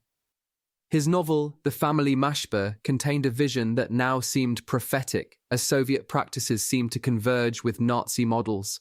A heavily laden freight train with a long row of uniformly red cars, its black wheels rolling along, all turning at the same speed while seeming to be standing still. Jews across the Soviet Union were in a state of distress. The MGB reported the anxieties of the Jews in Soviet Ukraine, who understood that the policy must come from the top, and worried that no one can say what form this is going to take. Only 5 years had passed since the end of the German occupation. For that matter, only 11 years had passed since the end of the Great Terror. Soviet Jews now risked two epithets, that they were Jewish nationalists and rootless cosmopolitans. Although these two charges might have seemed mutually contradictory, since a nationalist is someone who emphasizes his roots, within a Stalinist logic they could function together.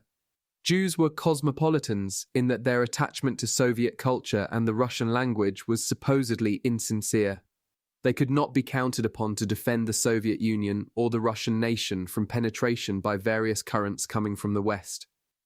In this guise, the Jew was inherently attracted to the United States, where Jews, as Stalin believed Jews thought, could go and become rich. American industrial power was obvious to the Soviets, who used Studebaker automobiles to deport their own populations. Technological superiority and simple ruthlessness had also been on display at the end of the war in Japan, in the atomic bombing of Hiroshima and Nagasaki. America's power was visible as well during the blockade of Berlin in the second half of 1948. Germany was still occupied by the four victorious powers: the Soviets, Americans, British, and French. Berlin, which lay within the Soviet zone, was under joint occupation. The Western Allies had announced that they would introduce a new German currency, the Deutschmark, in the zones they controlled. The Soviets blockaded West Berlin with the evident goal of forcing West Berliners to accept supplies from the Soviets and thus accept Soviet control of their society. The Americans then undertook to supply the isolated city by air, which Moscow claimed could never work. In May 1949, the Soviets had to give up the blockade. The Americans, along with the British, proved capable of supplying thousands of tons of supplies by air every day. In this one action, goodwill, prosperity, and power were all on display. As the Cold War began, America and Americans seemed able to do what none of Moscow's previous rivals had, to present a universal and attractive vision of life. It was all well and good to lump the Americans with the Nazis as members of the same reactionary camp, But Jews, and others of course, would find such an association implausible. Soviet Jews were also called Zionists, in that they might prefer Israel, the Jewish national state, to the Soviet Union, their homeland. Israel after the war, like Poland or Latvia or Finland before the war, was a national state that might attract the loyalty of a diaspora nationality within the Soviet Union. In the interwar period, Soviet policy had first sought to support all nationalities in their cultural development, but then turned sharply against certain national minorities, such as the Poles, Latvians, and Finns. The Soviet Union could offer education and assimilation to Jews, as to all other groups. But what if those educated Soviet Jews, after the establishment of Israel and the triumph of the United States, sensed a better alternative elsewhere? A Soviet Jew could appear to be both a rootless cosmopolitan and a Zionist, insofar as Israel, in the emerging Soviet view, was seen as an American satellite. A Jew attracted to America might support America's new client. A Jew attracted to Israel was supporting Israel's new patron. Either way, or both ways, Soviet Jews were no longer dependable citizens of the Soviet Union. So perhaps, it appeared to Stalin, now that Jewishness and Jewish connections with the United States were suspect, Viktor Abakumov, head of the MGB, tried to find a way to make the former activists of the dissolved anti-fascist committee into agents of American espionage. In some sense, the job was easy. The committee had been created to allow Soviet Jews to speak to world Jewry, so its members could easily be called both Jewish nationalists and cosmopolitans. Yet this logic did not immediately seem to justify a mass terror action, or the model of the national operations of 1937 to 1938. Abakumov found himself frustrated from above. Without Stalin's express approval, he could not drag any truly important Jews into the plot, let alone begin anything like a mass operation. During the national operations of 1937 to 1938, no member of the Politburo had belonged to any of the targeted nationalities. Matters would be different for any prospective Jewish operation. In 1949, Lazar Kaganovich was no longer Stalin's closest associate and no longer his presumed successor, but he was still a member of the Soviet Politburo. Any claim of Jewish nationalist penetration of top Soviet organs, on the analogy of Polish nationalist penetration of 1937 to 1938, would have to begin with Kaganovich. Stalin refused to allow Kaganovich, the only Jewish Politburo member, to be investigated. At this time, 5 of the 210 full and candidate members of the Central Committee of the Soviet Communist Party were men of Jewish origin. None of them was investigated. Abakumov's search for Jewish spies did reach the families of Politburo members. Polina Jemchugina, Molotov's wife, was arrested in January 1949. She denied the charges of treason. In his one act of rebellion, Molotov abstained from the vote to condemn his wife. Later, though, he apologized. "I acknowledge my heavy sense of remorse for not having prevented Jemchugina, a person very dear to me, from making her mistakes and from forming ties with anti-Soviet Jewish nationalists, such as Mykol's." The next day she was arrested.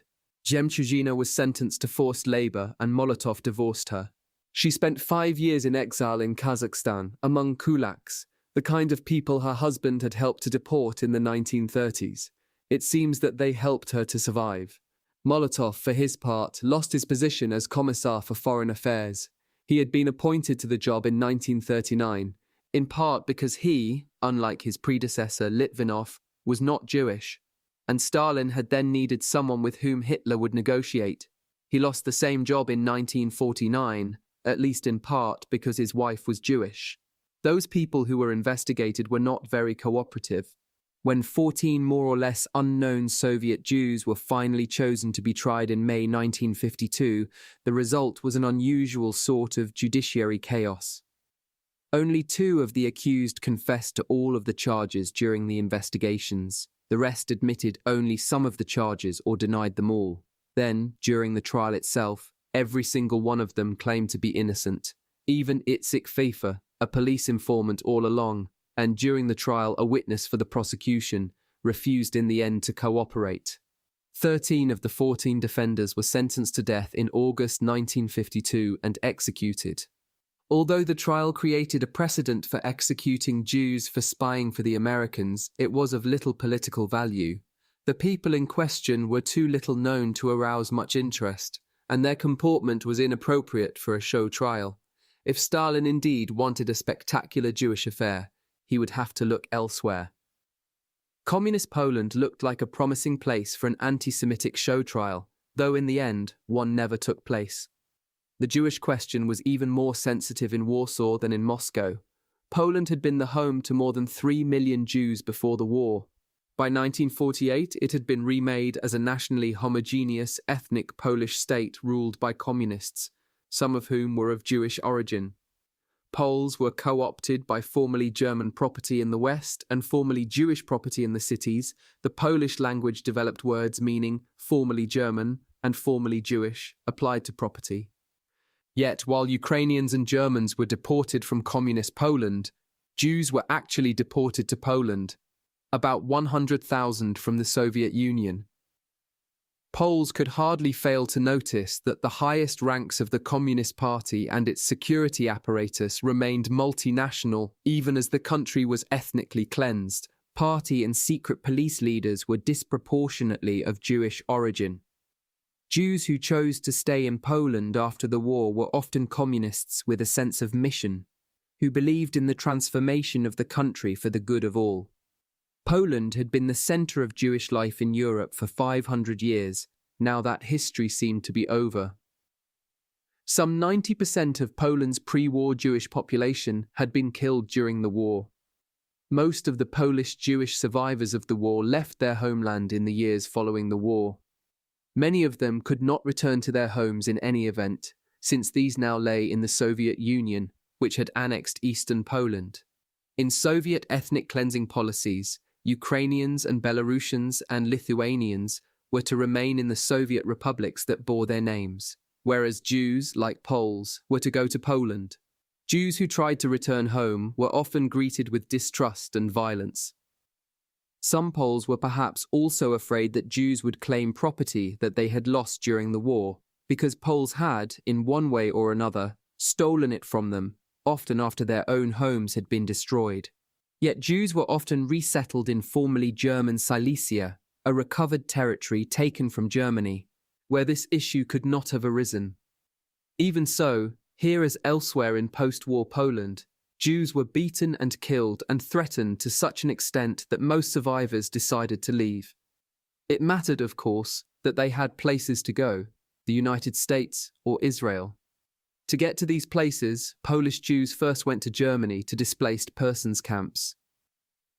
The voluntary movement of Holocaust survivors to Germany was not only a melancholy irony, it was also the latest stage in a journey that revealed many of the dreadful policies to which Jews and others had been subjected. Jews in displaced persons camps in Germany were very often Jews from Western and Central Poland who had fled from the Germans in 1939 or been deported by the Soviets to the Gulag in 1940, only to return to a post-war Poland where people wanted to keep their property and blamed them personally for Soviet rule. It was very dangerous to be a Jew in post-war Poland, though no more so than to be a Ukrainian or a German or a Pole in the anti-communist underground. These other groups generally wished to stay in their homeland. Jews, however, had a special reason to be unsure of themselves in their own country. 3 million of their fellows had just been killed in occupied Poland. The departure of Polish Jews to Israel and the United States made the role of Jewish communists in Polish politics even more visible than it would otherwise have been. The Polish communist regime faced a double political handicap. It was not national in a geopolitical sense, since it was dependent upon the support of Moscow, and it was not national in an ethnic sense, since some of its prominent representatives were Jewish, and these people had spent the war in the Soviet Union. Polish communists of Jewish origin could be in power in 1949 because of the international politics of the early Cold War in 1948. For reasons that had nothing to do with Poland, and everything to do with a larger rupture within the communist bloc, Stalin paid more attention to the risk of majority nationalism than to the risk of Jewish cosmopolitanism or Zionism in summer 1948. Since Stalin was trying to coordinate and control his new group of communist allies, Moscow's ideological line reacted to perceived disloyalty in Eastern Europe. As Stalin must have observed, it was much harder for the leaders of communist regimes to follow the Soviet line than it had been for leaders of communist parties before the war. These comrades actually had to govern. Stalin also had to adjust his ideological line to the realities of American power. These anxieties came to the fore in summer 1948. The concern with Jews dropped momentarily into the background. This was crucial for Poland, since it allowed communists of Jewish origin to secure power, and then to make sure that no anti-Semitic show trial took place. In summer 1948, Stalin's major worry in Eastern Europe was communist Yugoslavia. In this important Balkan country, communism involved admiration for the Soviet Union, but not dependence upon Soviet power. Tito, Josip Broz, the leader of the Yugoslav communists and Yugoslav partisans, had succeeded in taking power without Soviet help. After the war, Tito showed signs of independence from Stalin in foreign policy. He spoke of a Balkan Federation after Stalin had abandoned the idea. He was supporting communist revolutionaries in neighboring Greece, a country that Stalin regarded as falling within the American and British sphere of influence. President Harry Truman had made clear, in his doctrine announced in March 1947, that the Americans would take action to prevent the spread of communism to Greece. Stalin cared more about stabilizing his gains in Europe than about further revolutionary adventures. He clearly believed that he could bring down Tito and have him replaced with more solicitous Yugoslav leadership. The Tito-Stalin split shaped international communism, Tito's independent stand, and the expulsion of Yugoslavia from the Cominform that followed made him a negative model of national communism. Between April and September 1948, Moscow's satellite regimes were encouraged to concern themselves with the supposed nationalist danger, the right-wing deviation from the party line, rather than the Jewish, cosmopolitan one, the left-wing deviation. When Polish General Secretary Władysław Gomułka objected to the new line, he opened himself to charges that he too exemplified a national deviation.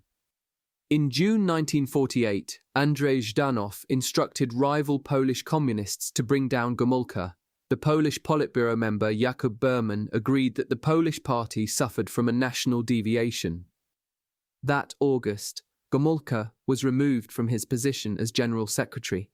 At the end of the month, he had to issue a self-criticism to the assembled Central Committee of the Polish Party. Gomułka was in fact a national communist, and Polish comrades of Jewish origins were perhaps right to fear him. He was not Jewish, though he did have a Jewish wife, and was seen as more attentive to the interests of non-Jewish Poles than his comrades. Unlike Jakub Berman and several other leading communists, he had remained in Poland during the war, and so was less well known to the Soviet leadership in Moscow than were comrades who had fled to the Soviet Union. He had certainly profited from national questions. He had presided over the dual ethnic cleansings of Germans and Ukrainians, and had taken personal responsibility for the settlement of Poles in the Western recovered territories. He had gone so far as to make a speech to the Central Committee in which he criticized certain traditions of the Polish left for their disproportionate attention to Jews. After his fall, Gomułka was replaced by a triumvirate of Bolesław Bierut, Jakub Berman, and Hilary Minch, the latter two of whom were of Jewish origin. The new Polish Troika came to power just in time to avoid an anti-Semitic action in Poland. Disconcertingly for them, the line from Moscow altered during the very weeks when they were trying to consolidate their position. While the right-wing national deviation was still possible, Stalin's most explicit signals in autumn 1948 concerned the role of Jews in East European communist parties. He made clear that Zionists and cosmopolitans were no longer welcome. Perhaps sensing the new mood, Gomułka appealed to Stalin that December. There were too many Jewish comrades in the Polish party leadership who do not feel connected to the Polish nation. This, according to Gomulka, led to the alienation of the party from Polish society and risked national nihilism.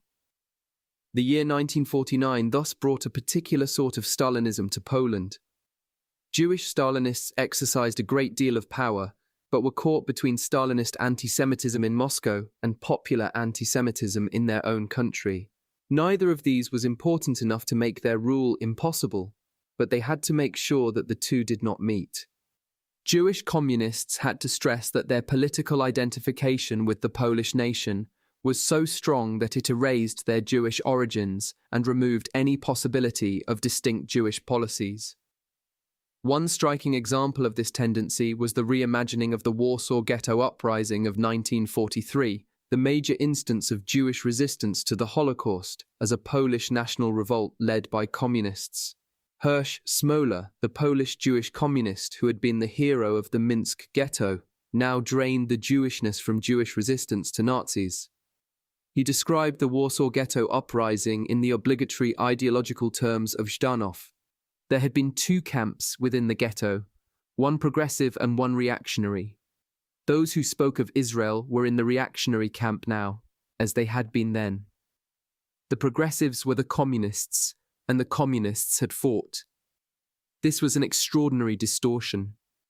While the communists had indeed urged armed resistance in the ghetto, the left-wing Zionists and the Bund had more popular support, and the right-wing Zionists more guns. Smola promised purges to Jewish political activists who failed to accept Polish national communism. And if there turn out to be people among us who are going to buzz on like flies about some sort of supposedly higher and more essential Jewish national goals, then we will eliminate those people from our society, just like the fighters of the ghetto pushed aside the cowards and those of weak will. All resistance to fascism was by definition led by communists. If it was not led by communists, then it was not resistance. The history of the Warsaw Ghetto Uprising of 1943 had to be rewritten such that communists could be seen as leading Polish Jews, just as they were supposedly leading the Polish anti-Nazi resistance generally. In the politically acceptable history of the Second World War, the resistance in the ghetto had little to do with the mass murder of Jews, and much to do with the courage of communists.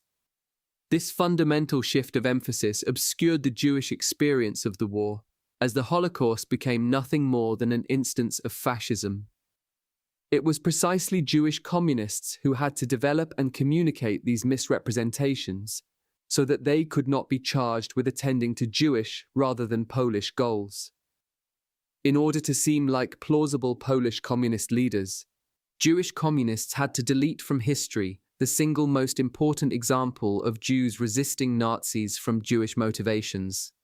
The bait in Stalin's political trap was left by Hitler. This was Polish-Jewish Stalinist self-defense from Stalin's own anti-Semitism. If Jewish resistance heroes were willing, in effect, to deny the significance of Hitler's anti-Semitism to Jewish life and politics, and in some cases to their own desire to resist the German occupation, then surely they had proven their devotion. Stalinism involved denying the most obvious historical facts and their most pressing personal significance.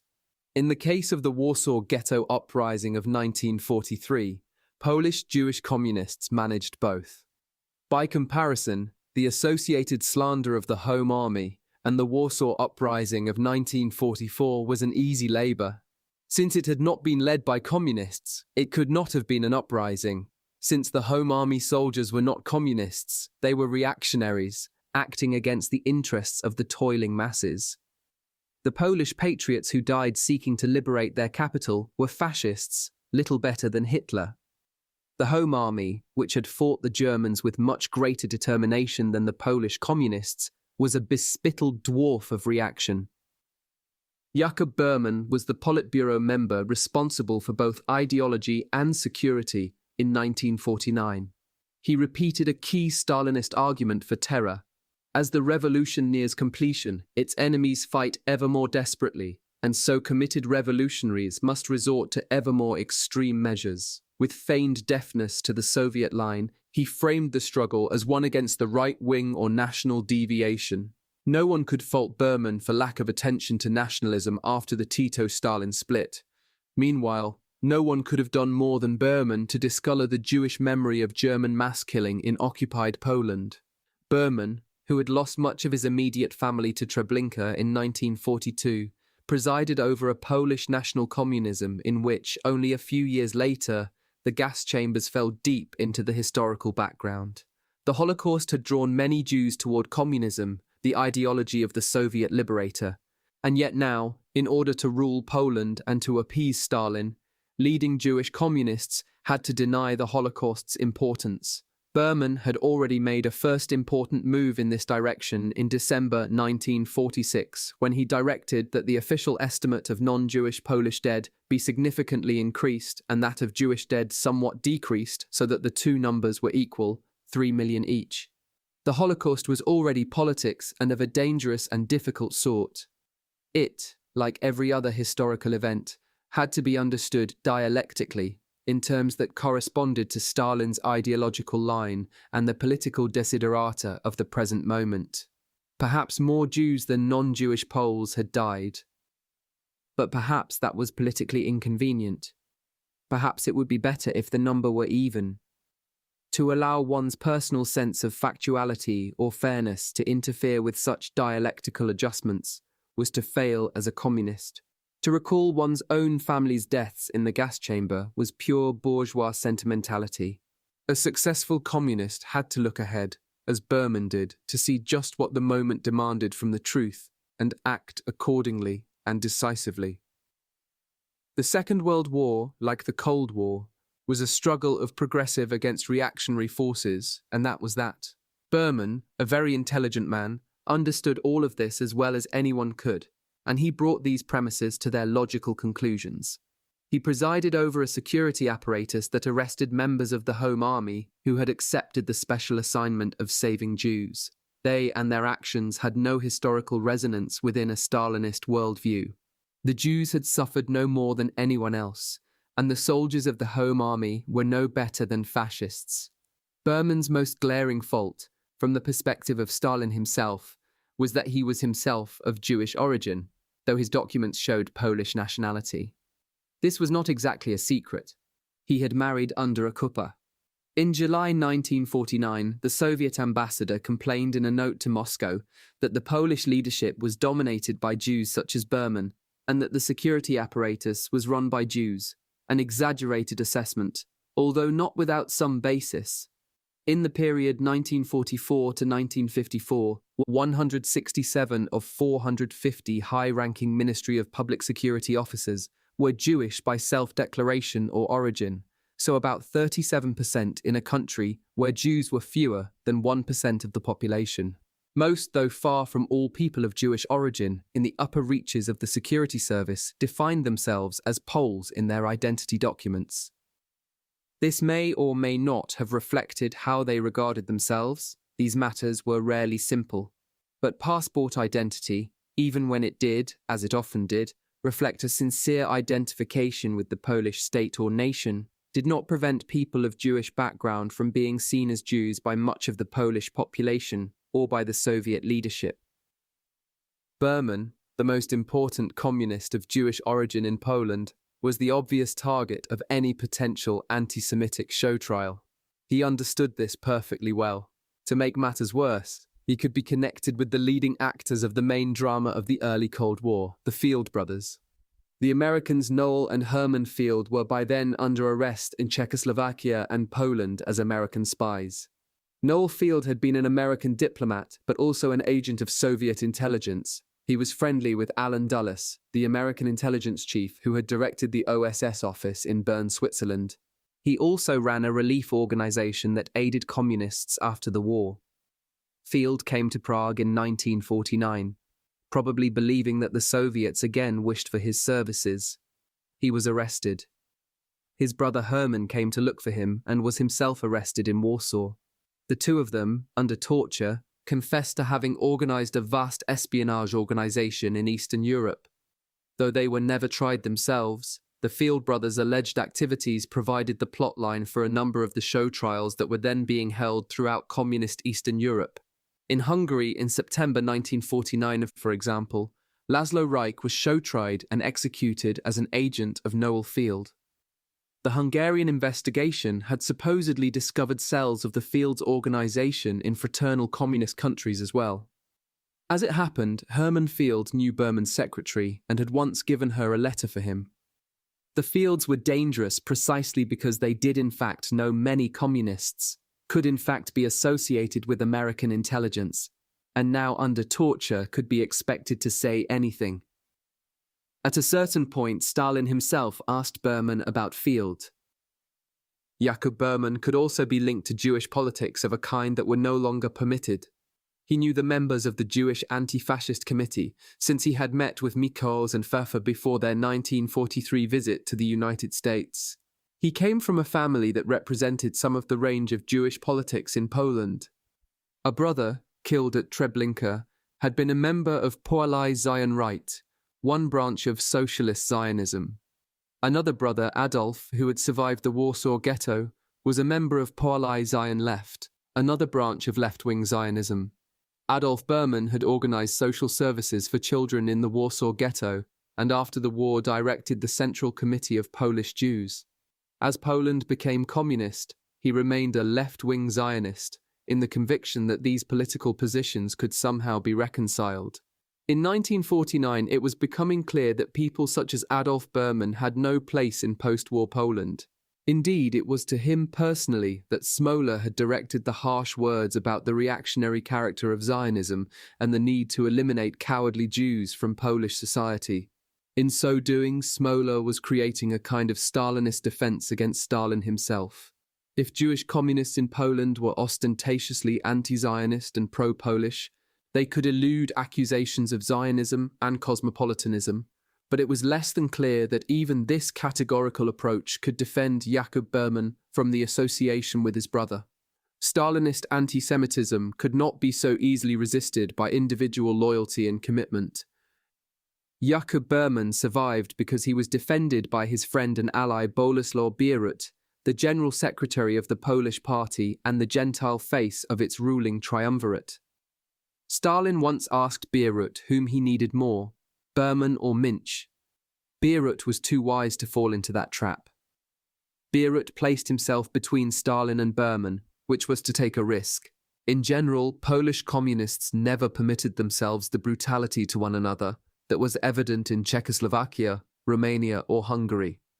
Even the disgraced Gomulka was never forced to sign a humiliating confession or face trial. Polish communists who were in power in the late 1940s usually knew, from personal experience, just what had happened to their comrades in the 1930s. Back then, Stalin had sent a signal. Polish communists had duly denounced each other, which led to mass murder and the end of the party itself.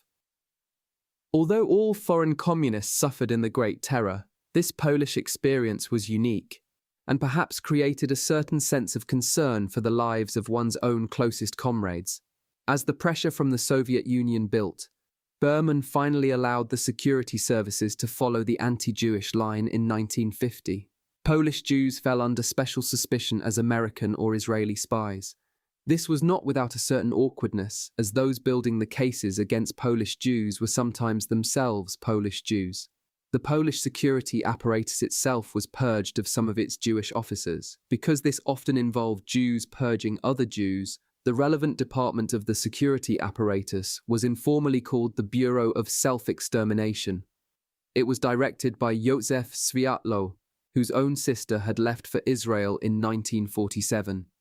Yet Berman, Mink and Bierut held on, maintaining that they were the proper Poles, the proper communists, the proper patriots, both to an incredulous society and to a doubting Stalin.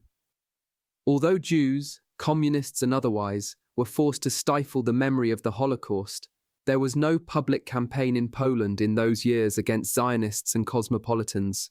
Making concessions and relying on the loyalty of his friend Bierut, Berman was able to maintain that in Poland the main danger came from the Polish, not the Jewish national deviation.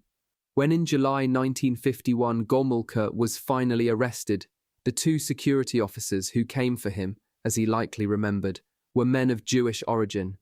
In the years 1950 to 1952, as the Poles dragged their feet, the Cold War became a military confrontation. The Korean War sharpened Stalin's concerns about American power. In the early 1950s, the Soviet Union seemed to be in a much stronger position than it had been before the war. The three powers then presented as encircling the Soviet Union, Germany, Poland, and Japan, had all been substantially weakened. Poland was now a Soviet satellite whose Minister of Defense was a Soviet officer. Soviet troops had reached Berlin and remained. In October 1949, the Soviet occupation zone of Germany had been transformed into the German Democratic Republic, a Soviet satellite ruled by German communists. East Prussia, the formerly German district on the Baltic Sea, had been divided between Communist Poland and the USSR itself. Japan, the great threat of the 1930s, had been defeated and disarmed. Yet here the Soviet Union had not contributed to the victory and so took little part in the occupation. The Americans were building military bases in Japan and teaching the Japanese to play baseball. Even in defeat, Japan had changed the politics of East Asia. The Japanese incursion in China in 1937 had, in the end, only aided the Chinese communists. In 1944, the Japanese had mounted a successful ground offensive against the Chinese nationalist government. This made no difference to the outcome of the war, but it did fatally weaken the nationalist regime.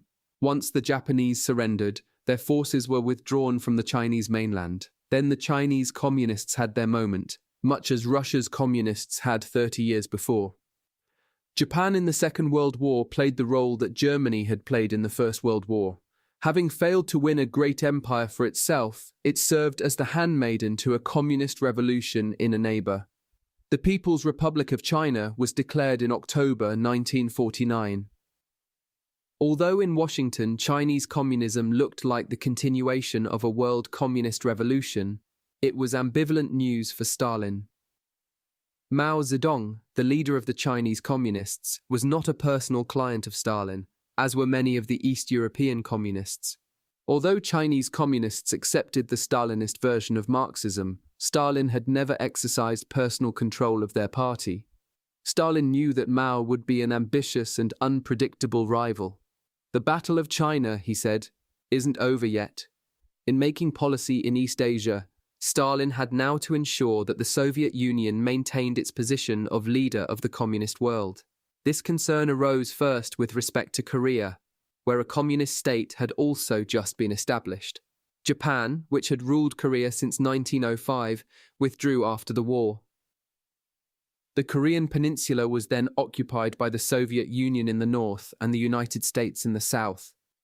North Korean communists established a People's Republic in North Korea in 1948. In spring 1950, Stalin had to decide what to say to Kim Il-sung, the North Korean communist leader, who wished to invade the southern part of the peninsula. Stalin knew that the Americans considered Korea beyond the defensive perimeter they were constructing in Japan and the Pacific, because the Secretary of State had said as much in January. The US Army had withdrawn from the peninsula in 1949. Kim Il-sung told Stalin that his forces would quickly overcome the South Korean army. Stalin gave Kim Il-sung his blessing for war and sent Soviet arms to the North Koreans, who invaded the South on June 25, 1950. Stalin even dispatched several hundred Soviet Koreans from Soviet Central Asia to fight on the North Korean side. The same people who had been deported by order of Stalin only 13 years earlier. The Korean War looked very much like an armed confrontation between the communist and capitalist worlds. The Americans responded quickly and firmly, sending troops from Japan and elsewhere in the Pacific, and were able to push the North Koreans across the original border. In September, Truman approved NSC 68, a secret and formal confirmation of the American grand strategy of containment of communism throughout the world, an idea formulated by George Kennan. In October, the Chinese intervened on the side of the North Koreans. Until 1952, the United States and its allies were making war against Communist North Korea and Communist China, with American tanks battling Soviet-made tanks and American aircraft engaging Soviet-made fighters. Stalin seemed to fear a broader war, perhaps a war on two fronts. In January 1951, Stalin called together the leaders of his East European satellites and ordered them to build up their armies in preparation for a war in Europe. In 1951 and 1952, the troop strength of the Red Army doubled. During precisely these years, in 1951 and 1952, the idea that Soviet Jews were undercover agents of the United States seems to have gained resonance in Stalin's mind. Defied in Berlin, frustrated in Poland, and embattled in Korea, Stalin faced again, at least in his own increasingly troubled imagination, encirclement by enemies. As in the 1930s, so in the 1950s, it was possible to see the Soviet Union as the object of an international plot, masterminded no longer from Berlin, Warsaw, and Tokyo, with London in the background, but from Washington, with London in the background. Stalin apparently believed that a Third World War was inevitable, and reacted to what he saw as the coming threat much as he had in the late 1930s. In some respects, the international situation could seem more threatening now than then. The Great Depression had at least brought poverty to the capitalist world, but by the early 1950s, it seemed that the countries liberated by the Western powers would undergo a quick economic recovery. In the 1930s, the capitalist powers were divided against one another. As of April 1949, the most important of them were united in a new military alliance, the North Atlantic Treaty Organization, or NATO. Stalin found a way in July 1951 to turn his own security services against an imagined Jewish plot inside the Soviet Union. The narrative of the plot, as it emerged in the second half of that year, had two parts. Russians who might have been seen as anti-Jewish had been murdered, and their murders had been covered up by the Soviet security apparatus. One of the supposed victims was Alexander Sherbakov, the wartime propagandist who had claimed that Russian people were bearing the main burden of the war. He had overseen the Jewish anti-fascist committee and had purged newspapers of Jewish journalists at Stalin's orders.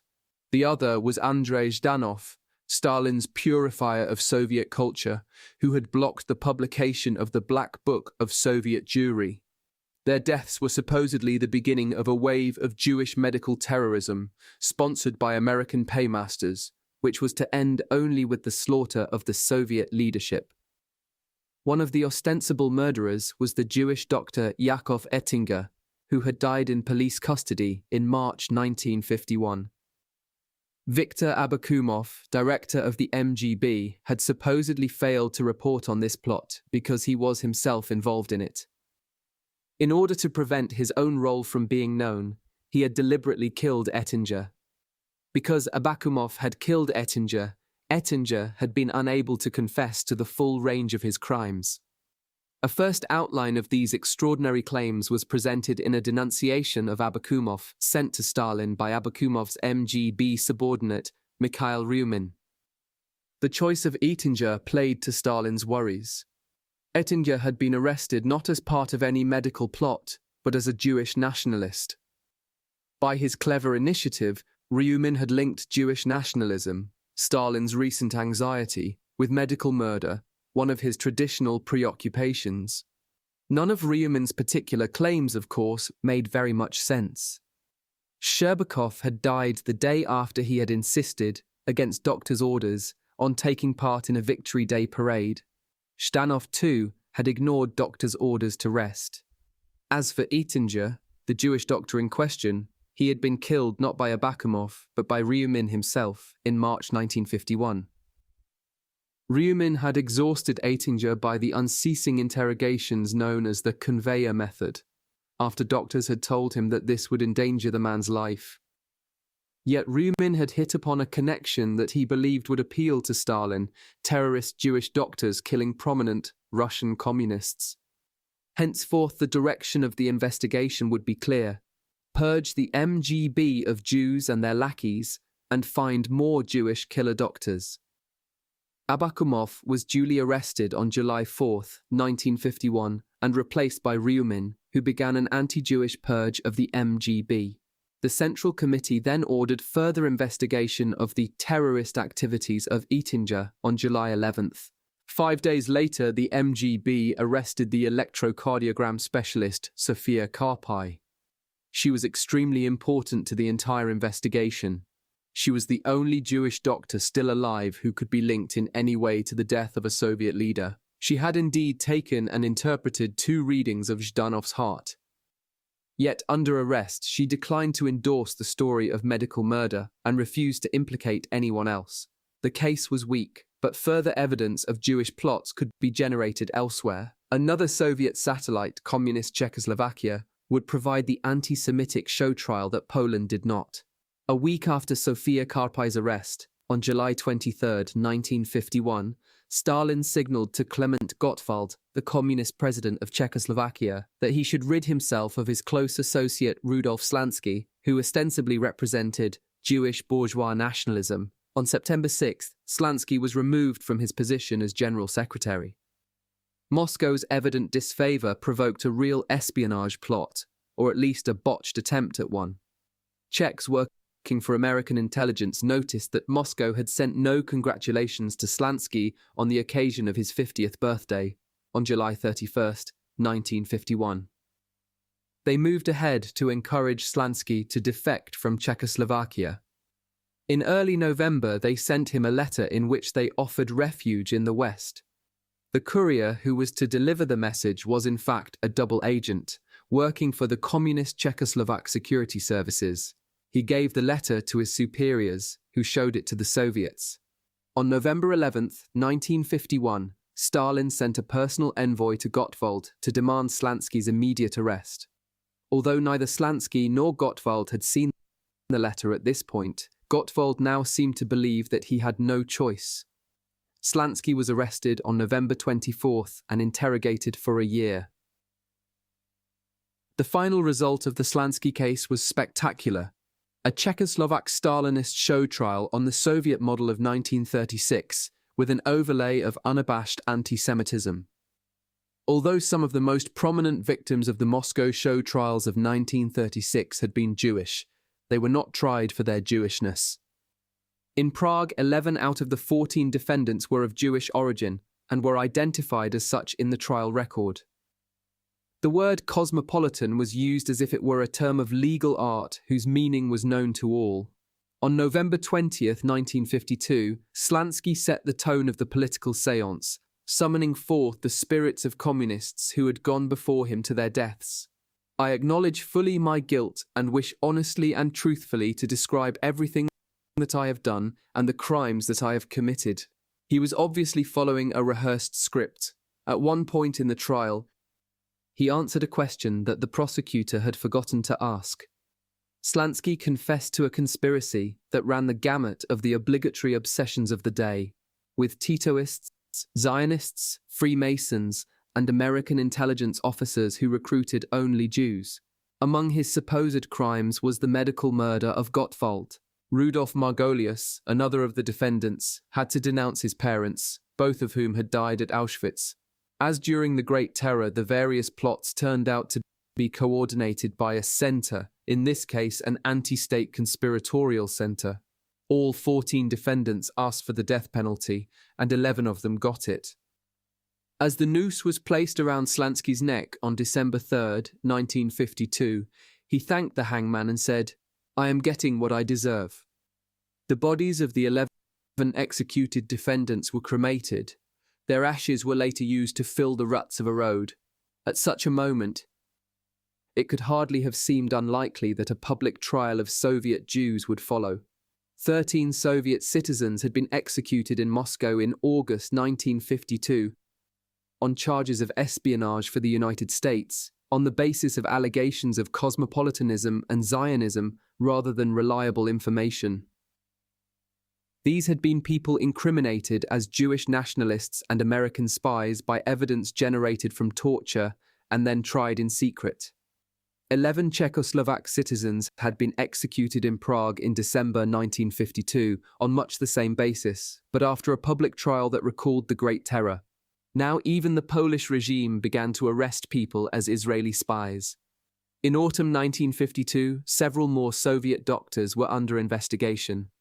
None of them had anything to do with Zhdanov or Sherbakov, but they had treated other Soviet and foreign communist dignitaries before their deaths. One of them was Stalin's personal doctor, who had advised him to retire in early 1952. At Stalin's express and repeated orders, these people were beaten terribly, and some of them then produced the right kind of scripted confessions. Miron Vovsi, who happened to be a cousin of Solomon Mikhail's, confessed in the robotic language of Stalinism. Thinking it all over, I came to the conclusion that despite the rottenness of my crimes, I must disclose the terrible truth to the investigation of my villainous work, conducted with the aim of destroying the health and shortening the life of specific leading state workers of the Soviet Union. Once these confessions were in hand, the time must have seemed right to an aging man. Stalin usually planned well before he struck his blow, but he now seemed to be in a hurry. On December 4, 1952, the day after the execution of Slansky, the Soviet Central Committee took cognizance of a doctor's plot, in which a leading role was played by Jewish nationals. One of the plotters was supposedly Stalin's doctor, who was Russian. Those who were of Jewish origin were listed as such. Stalin had now contrived to condemn his physician, the man who had advised him to end his political career. Stalin showed other signs that his political worries were linked to his personal fears. He clung, literally, to his daughter Svetlana, dancing with her at his 73rd birthday party on December 21st, 1952. It was as if, that December, Stalin wanted to purge his own death. A communist cannot believe in the immortal soul, but he must believe in history, as revealed in changes in the modes of production, as reflected by the rise of the proletariat, as represented by the Communist Party, as distilled by Stalin, and thus in fact as made by Stalin's will. If life was nothing but a social construction, then perhaps death was too, and all could be reversed by the exercise of courageous and willful dialectics. Doctors caused it rather than delayed it. The man who warned of forthcoming death was a murderer rather than a counselor. What was needed was the right performance. Solomon Mikhail's was at his best in the role of King Lear, a ruler who foolishly conceded power too soon and to the wrong successors. Now Mikhail's had been banished like a spectre of impotence. No doubt his Jewish people and all they stood for, the risk of the defilement of the Soviet Union, the risk of another history of the Second World War, the risk of the wrong future, could be banished as well. Stalin, a sick man of 73, listening to no counsel but his own, pushed forward. In December 1952, he said that every Jew is a nationalist and an agent of American intelligence, a paranoid formulation even by his standards. The Jews, he said that same month, believed that their nation had been saved by the United States. Here was a legend that had not yet even arisen, but Stalin was not entirely wrong. With characteristic perspicacity, Stalin correctly forecast one of the major myths of the Cold War, and even of the decades that followed its end. None of the Allies did very much to rescue Jews. The Americans never even saw the major killing sites. On January 13, 1953, the party newspaper, Pravda, revealed an American plot to murder the Soviet leadership by medical means. The doctors, it was understood, were Jews. The news agency TASS characterized the terrorist group of doctors as monsters in human form. Yet, despite the vitriolic language, so redolent of the Great Terror, all was not quite ready. The people named in the article had not yet all admitted to their supposed crimes, which was a precondition to any show trial. Those accused must confess in private before they can be expected to do so in public. This was the minimum condition of the scenography of Stalinism. The accused could not be expected to follow a show trial in a public courtroom if they had not already agreed to it in the confines of an interrogation chamber. Sofia Karpai, the cardiologist who was the key defendant, had not confessed to anything at all. She was Jewish and a woman. Perhaps the interrogators assumed that she would be the first to break. In the end, she was the only one of all of the accused with the strength to stand by her story and defend her innocence. At what turned out to be her last interrogation, on February 18, 1953, she held firm, explicitly denying the charges against her.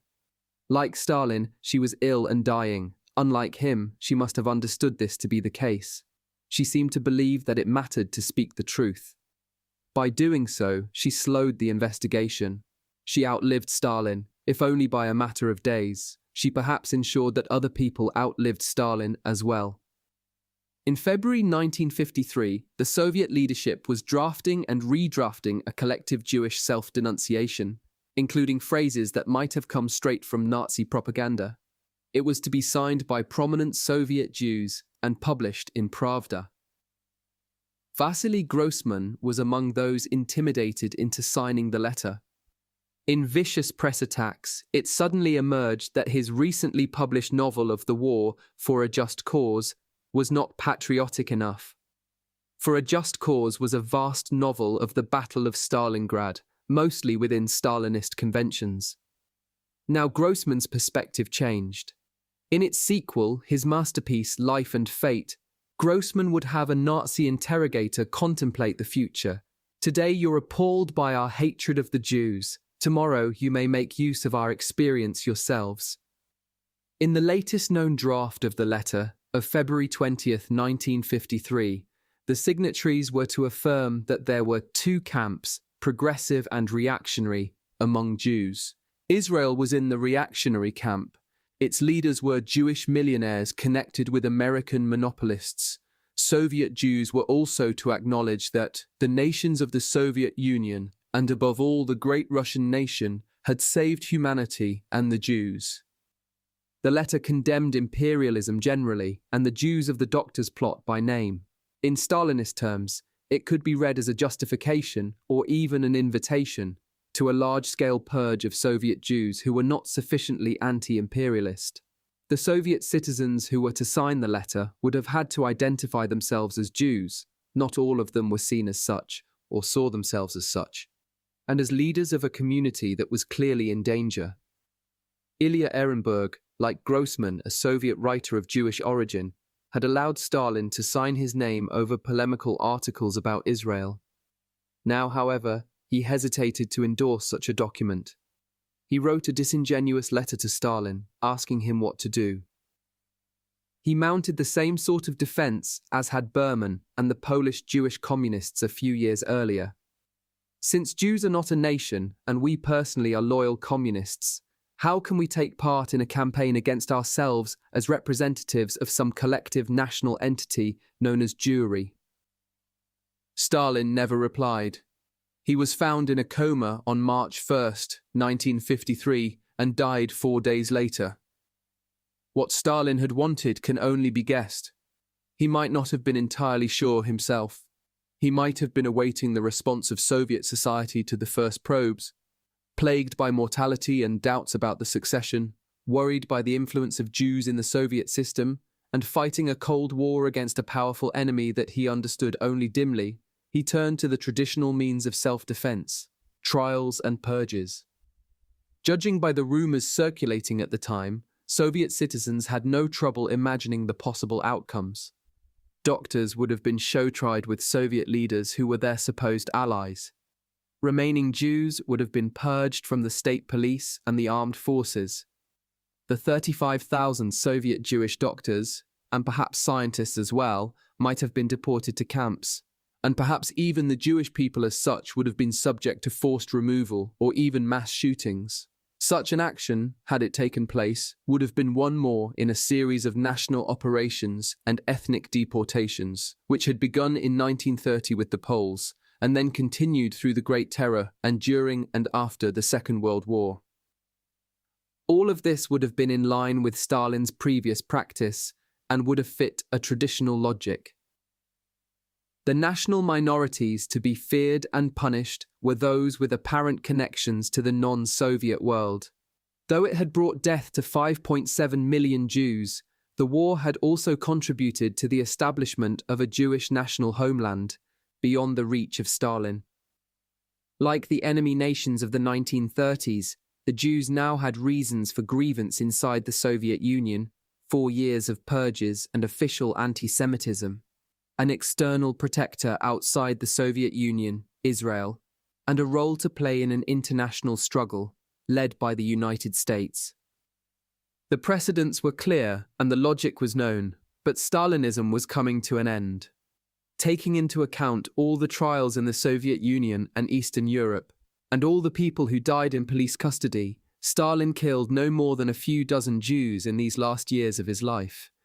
If he did indeed want one final national terror operation, which is far from clear, he was unable to see it to completion. It is tempting to imagine that only his death prevented this outcome, that the Soviet Union was hurtling toward another national purge on the scale of the 1930s, but the evidence is very mixed. Stalin's own actions were surprisingly hesitant, and the reactions of his organs of power slow.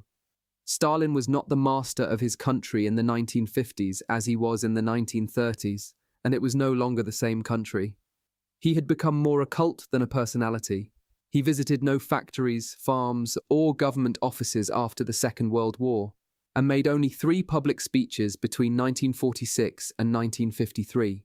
By 1950, Stalin no longer led the Soviet Union as a lone tyrant, as he had for most of the previous 15 years.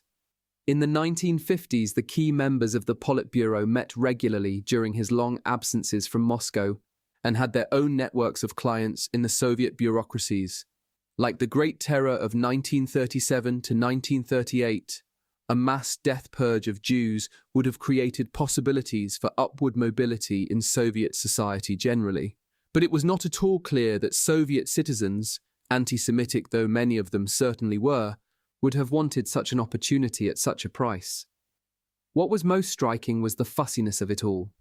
During the Great Terror, Stalin's suggestions were transformed into orders, the orders into quotas, the quotas into corpses, the corpses into numbers.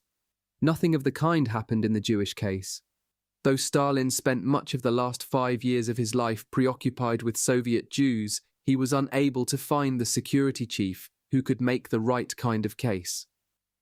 In the old days, Stalin rid himself of security chiefs after they had completed some sort of mass action, and then blamed them for its excesses. Now officers of the MGB, perhaps understandably, seemed hesitant to commit the excesses in the first place. First, Stalin had Abakumov work the case, although Lavrenti Beria was in overall charge of state security.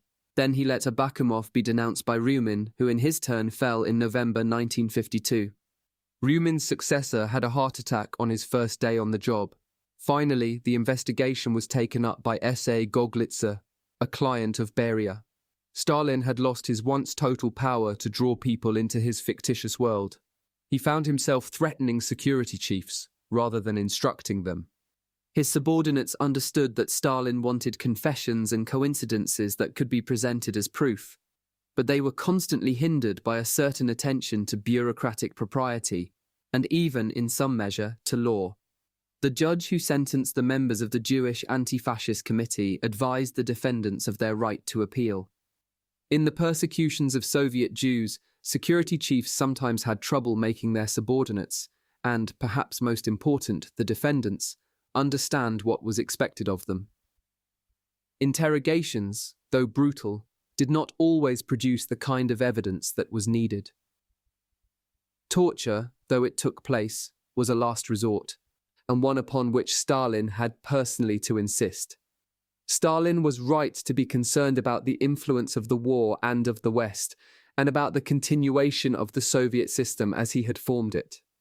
In the years after the Second World War, far from all Soviet citizens were eager to accept that the 1940s had justified the 1930s, that the victory over Germany had retrospectively justified the repressions of Soviet citizens.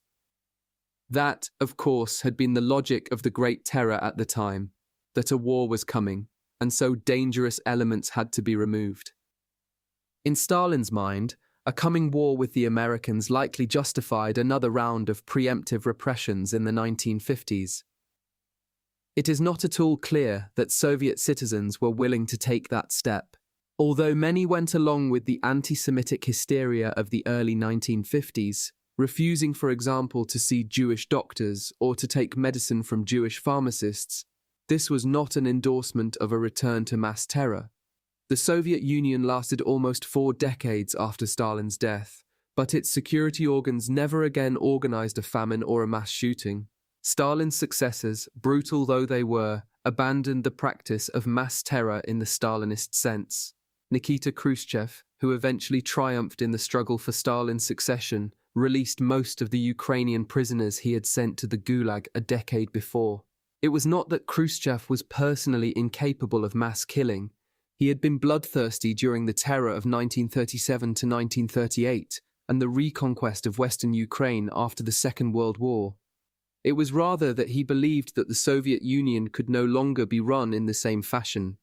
He even revealed some of Stalin's crimes in a speech to a party congress in February 1956. Although he emphasized the suffering of Communist Party elites rather than the groups who had suffered in far larger numbers, peasants, workers, and the members of the national minorities. East European states remained satellites of the Soviet Union, but none of them moved beyond show trials, the prelude to the Great Terror of the late 1930s, to mass killing. Most of them, Poland was an exception, collectivized agriculture, but never denied peasants the right to private plots. There was no starvation in the satellite states, as there had been in the Soviet Union. Under Khrushchev, the Soviet Union would invade its communist satellite Hungary in 1956. Although the civil war that followed killed thousands of people and the intervention forced a change of leadership, no mass blood purges followed. Relatively few people were purposefully killed in communist Eastern Europe after 1953. The numbers were orders of magnitude less than during the eras of mass killing, 1933 to 1945, and ethnic cleansing, 1945 to 1947. Stalinist anti-Semitism haunted Eastern Europe long after the death of Stalin. It was rarely a major tool of governance, but it was always available in moments of political stress.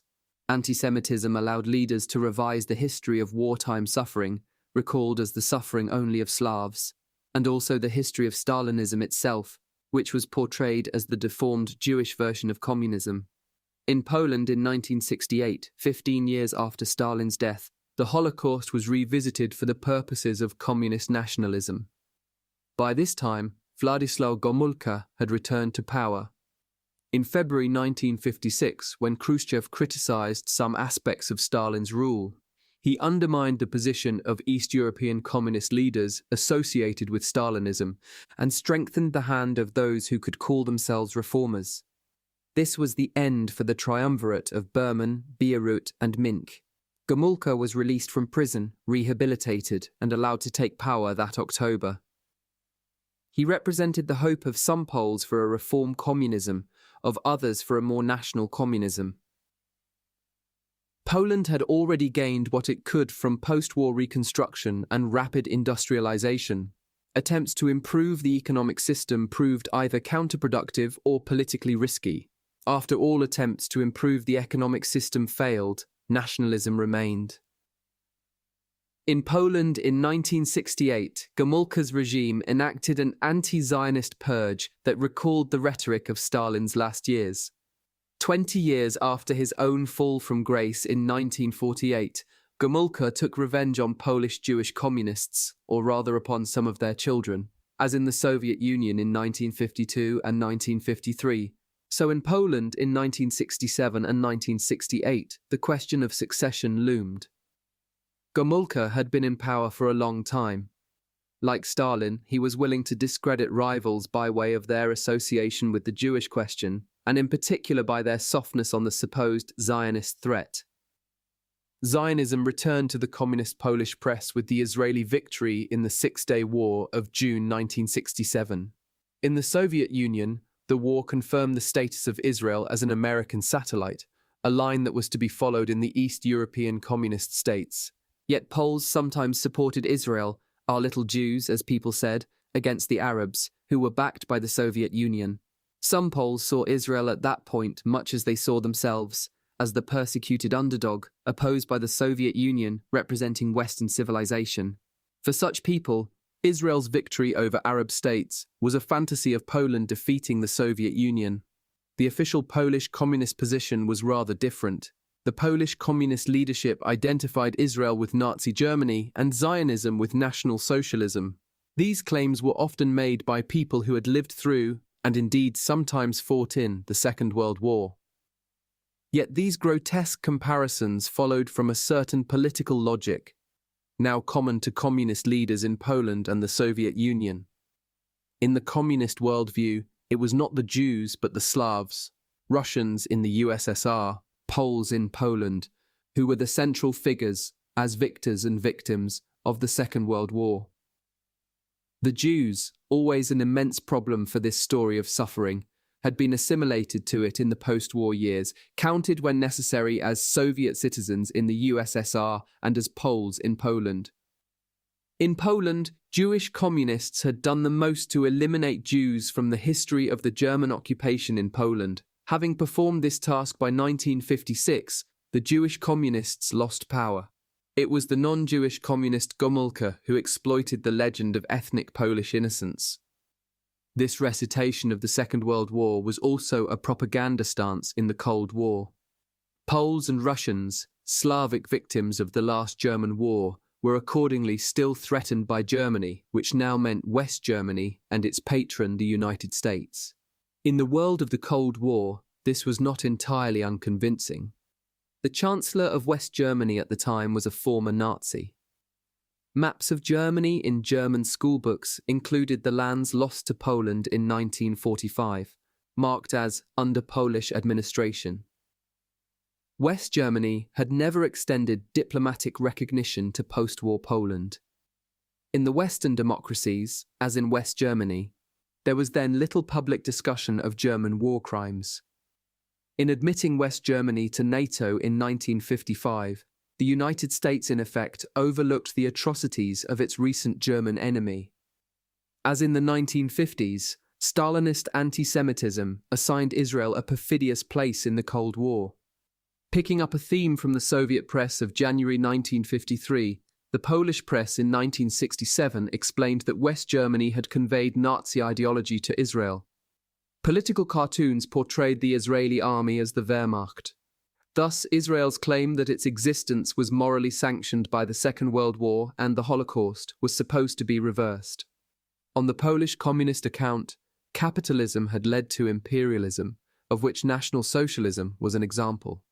At the moment, the leader of the imperialist camp was the United States, of which Israel and West Germany alike were the cat's paws.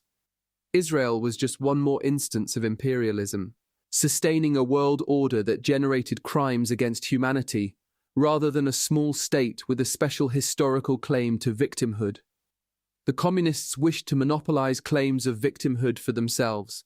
These Nazi-Zionist comparisons began in communist Poland with the Six-Day War in June 1967, but came home when the Polish regime repressed opponents the following spring. Polish university students, protesting the ban on the performance of a play, called a peaceful rally against the regime for March 8, 1968. The regime then castigated their leaders as Zionists. The previous year, Jews in Poland had been called a fifth column, supporting Poland's enemies abroad. Now, the problems of Poland as a whole were blamed upon the Jews, categorized once again, as in the USSR 15 years before, as both Zionists and cosmopolitans. As in the Soviet Union, this was only an apparent contradiction. The Zionists supposedly favored Israel, and the cosmopolitans were supposedly drawn to the United States, but both were allies of imperialism and thus enemies of the Polish state. They were outsiders and traitors, indifferent to Poland and Polishness. In an agile maneuver, Polish communists were now claiming an old European anti-Semitic argument for their own. The Nazi stereotype of Judeo-Bolshevism, Hitler's own idea that communism was a Jewish plot, had been quite widespread in pre-war Poland. The prominence of Polish Jews in the early communist regime, though a product of very special historical circumstances, had done little to dispel the popular association between Jews and communists. Now, in spring 1968, Polish communists played to this stereotype by claiming that the problem with Stalinism was its Jewishness. If anything had gone wrong in communist Poland in the 1940s and 1950s, it was the fault of the Jews who exerted too much control over the party and thereby deformed the whole system. Some communists might have done harm to Poles, was the implication, but these communists had been Jews. But Polish communism, it followed, could be cleansed of such people, or at least of their sons and daughters. Gomulka's regime, in this way, tried to make communism ethnically Polish. The solution could only be a purge of Jews from public life and positions of political influence. But who was a Jew? In 1968, students with Jewish names or Stalinist parents received disproportionate attention in the press. Polish authorities used anti-Semitism to separate the rest of the population from the students, organizing huge rallies of workers and soldiers. The Polish working class became, in the pronouncements of the country's leaders, the ethnically Polish working class. But matters were not so simple. The Gomulka regime was happy to use the Jewish label to rid itself of criticism in general. A Jew, by the party definition, was not always someone whose parents were Jewish. Characteristic of the campaign was a certain vagueness about Jews. Often a Zionist was simply an intellectual or someone unfavorable to the regime. The campaign was calculatedly unjust, deliberately provocative, and absurd in its historical vacuity. It was not, however, lethal. The anti-Semitic tropes of Polish communism recalled late Stalinism and thus stereotypes familiar in Nazi Germany. There was never any plan, however, to murder Jews. Although at least one suicide can be connected to the anti-Zionist campaign, and many people were beaten by the police, no one was actually killed. The regime made about 2,591 arrests, drafted a few hundred more students to garrisons distant from Warsaw, and sentenced some of the student leaders to prison. About 17,000 Polish citizens, most but not all of Jewish origin, accepted the regime's offer of one-way travel documents and left the country. Residents of Warsaw could not help but notice that they left from a railway station not far from the Umschlagplatz, whence the Jews of Warsaw had been deported by train to Treblinka only 26 years earlier. 3 million Jews at least had lived in Poland before the Second World War. After this episode of communist anti-Semitism, perhaps 30,000 remained. For Polish communists and those who believed them, the Jews were not victims in 1968 or at any earlier point. They were people who conspired to deprive Poles of their righteous claim to innocence and heroism. The Stalinist anti-Semitism of Poland in 1968 changed the lives of tens of thousands of people and ended the faith in Marxism of many intelligent young men and women in Eastern Europe. Marxism, of course, had other problems. By this time, the economic potential of the Stalinist model was exhausted in communist Poland, as it was throughout the communist bloc. Collectivization was no boon to agrarian economies. Only so much fast growth could be generated by forced industrialization. After a generation, it was clear more or less everywhere that Western Europe was more prosperous than the communist world, and that the gap was growing. Polish communist leaders, in embracing anti-Semitism, were implicitly admitting that their system could not be improved. They alienated many of the people who might earlier have believed in a reform of communism and had no idea how they might improve the system themselves. In 1970, Gomulka would fall from power after trying to increase prices and be replaced by an entirely unideological successor who would try to borrow his way to Poland's prosperity. The failure of that scheme led to the emergence of the Solidarity movement in 1980. Even as the Polish students were falling under police batons in March 1968, Czechoslovak communists were trying to reform Marxism in Eastern Europe. During the Prague Spring, the communist regime allowed a great deal of free public expression in the hope of generating support for economic reform. Predictably, discussions had led in other directions than the regime had expected. Despite Soviet pressure, Alexander Dubček, the General Secretary of the Czechoslovak Party, allowed gatherings and debates to continue. That August, Soviet and Polish and East German and Bulgarian and Hungarian troops invaded Czechoslovakia and crushed the Prague Spring. Soviet propaganda confirmed that the Polish leadership's experiment with anti-Semitism was no deviation. In the Soviet press, much attention was devoted to the real or imagined Jewish origins of Czechoslovak communist reformers. In Poland in the 1970s and 1980s, the secret police made a point of emphasizing the Jewish origins of some members of the opposition. When Mikhail Gorbachev came to power in 1985 as a reformer in the Soviet Union, opponents of his reforms tried to exploit Russian anti-Semitism in defense of the old system. Stalinism had displaced East European Jews from their historical position as victims of the Germans and embedded them instead in an account of an imperialist conspiracy against communism. From there, it was but a small step to present them as part of a conspiracy of their own. And thus, the communists' hesitation to distinguish and define Hitler's major crime tended, as the decades passed, to confirm an aspect of Hitler's worldview. Stalinist anti-Semitism in Moscow, Prague, and Warsaw killed only a handful of people, but it confused the European past. The Holocaust complicated the Stalinist story of the suffering of Soviet citizens as such, and displaced Russians and Slavs as the most victimized of groups. It was the communists and their loyal Slavic and other followers who were to be understood as both the victors and the victims of the Second World War.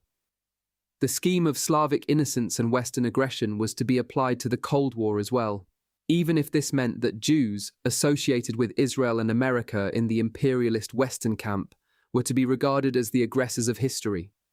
So long as communists governed most of Europe, the Holocaust could never be seen for what it was.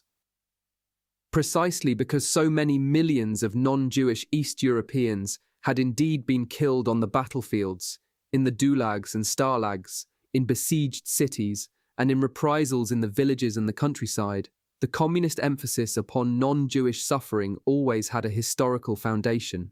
Communist leaders, beginning with Stalin and continuing to the end, could rightly say that few people in the West appreciated the role of the Red Army in the defeat of the Wehrmacht, and the suffering that the peoples of Eastern Europe endured under German occupation. It took just one modification, the submersion of the Holocaust into a generic account of suffering, to externalize that which had once been so central to Eastern Europe, Jewish civilization.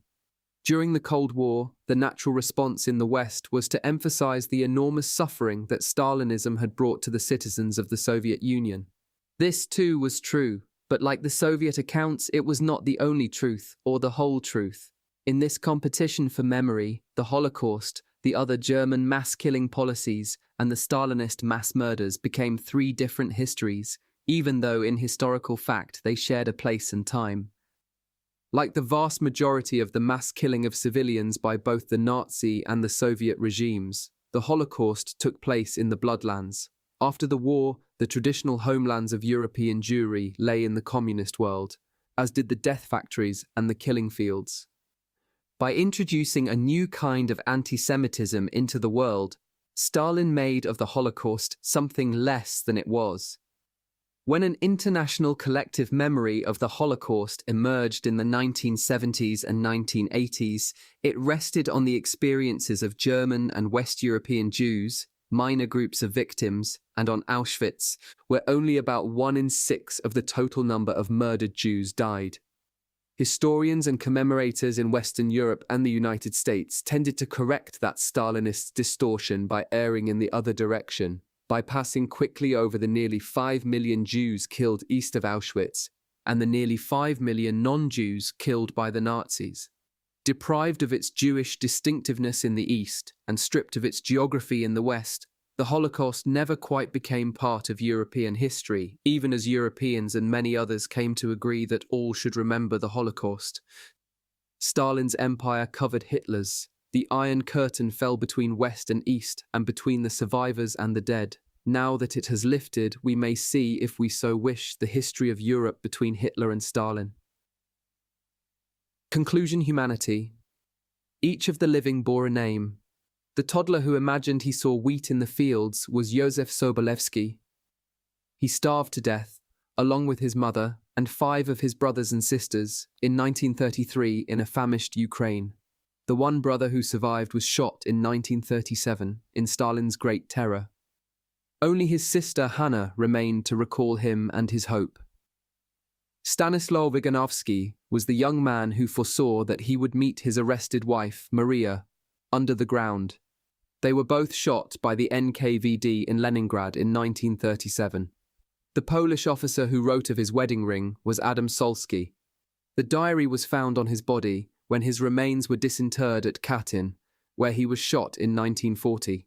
The wedding ring he probably hid. His executioners probably found it. The 11-year-old Russian girl who kept a simple diary in besieged and starving Leningrad in 1941 was Tanya Savicheva. One of her sisters escaped across the frozen surface of Lake Ladoga. Tanya and the rest of her family died. The 12-year-old Jewish girl who wrote to her father in Belarus in 1942 of the death pits was Yunita Vishnyatskaya. Her mother, who wrote alongside her, was named Zlata. They were both killed. "Farewell forever" was the last line of Junita's letter. "I kiss you, I kiss you." Each of the dead became a number. Between them, the Nazi and Stalinist regimes murdered more than 14 million people in the Bloodlands. The killing began with a political famine that Stalin directed at Soviet Ukraine, which claimed more than 3 million lives. It continued with Stalin's Great Terror of 1937 and 1938, in which some 700,000 people were shot, most of them peasants or members of national minorities. The Soviets and the Germans then cooperated in the destruction of Poland and of its educated classes, killing some 200,000 people between 1939 and 1941. After Hitler betrayed Stalin and ordered the invasion of the Soviet Union, the Germans starved the Soviet prisoners of war and the inhabitants of besieged Leningrad, taking the lives of more than 4 million people. In the occupied Soviet Union, occupied Poland, and the occupied Baltic states, the Germans shot and gassed some 5.4 million Jews. The Germans and the Soviets provoked one another to ever greater crimes, as in the partisan wars for Belarus and Warsaw, where the Germans killed about 500,000 civilians. These atrocities shared a place, and they shared a time, the Bloodlands between 1933 and 1945. To describe their course has been to introduce to European history its central event. Without an account of all of the major killing policies in their common European historical setting, comparisons between Nazi Germany and the Soviet Union must be inadequate. Now that this history of the Bloodlands is complete, the comparison remains. The Nazi and the Stalinist systems must be compared not so much to understand the one or the other, but to understand our times and ourselves. Hannah Arendt made this case in 1951, uniting the two regimes under the rubric of totalitarianism. Russian literature of the 19th century offered her the idea of the superfluous man. The pioneering Holocaust historian Raoul Hilberg later showed her how the bureaucratic state could eradicate such people in the 20th century. Arendt provided the enduring portrait of the modern superfluous man, made to feel so by the crush of mass society, then made so by totalitarian regimes capable of placing death within a story of progress and joy. It is Arendt's portrayal of the killing epoch that has endured, of people, victims and perpetrators alike, slowly losing their humanity, first in the anonymity of mass society, then in a concentration camp. This is a powerful image, and it must be corrected before a historical comparison of Nazi and Soviet killing can begin. The killing sites that most closely fit such a framework were the German prisoner of war camps. They were the only type of facility, German or Soviet, where the purpose of concentrating human beings was to kill them. Soviet prisoners of war, crushed together in the tens of thousands and denied food and medical care, died quickly and in great numbers. Some 3 million perished, most of them in a few months. Yet this major example of killing by concentration had little to do with Arendt's concept of modern society. Her analysis directs our attention to Berlin and Moscow as the capitals of distinct states that exemplify the totalitarian system, each of them acting upon their own citizens. Yet the Soviet prisoners of war died as a result of the interaction of the two systems.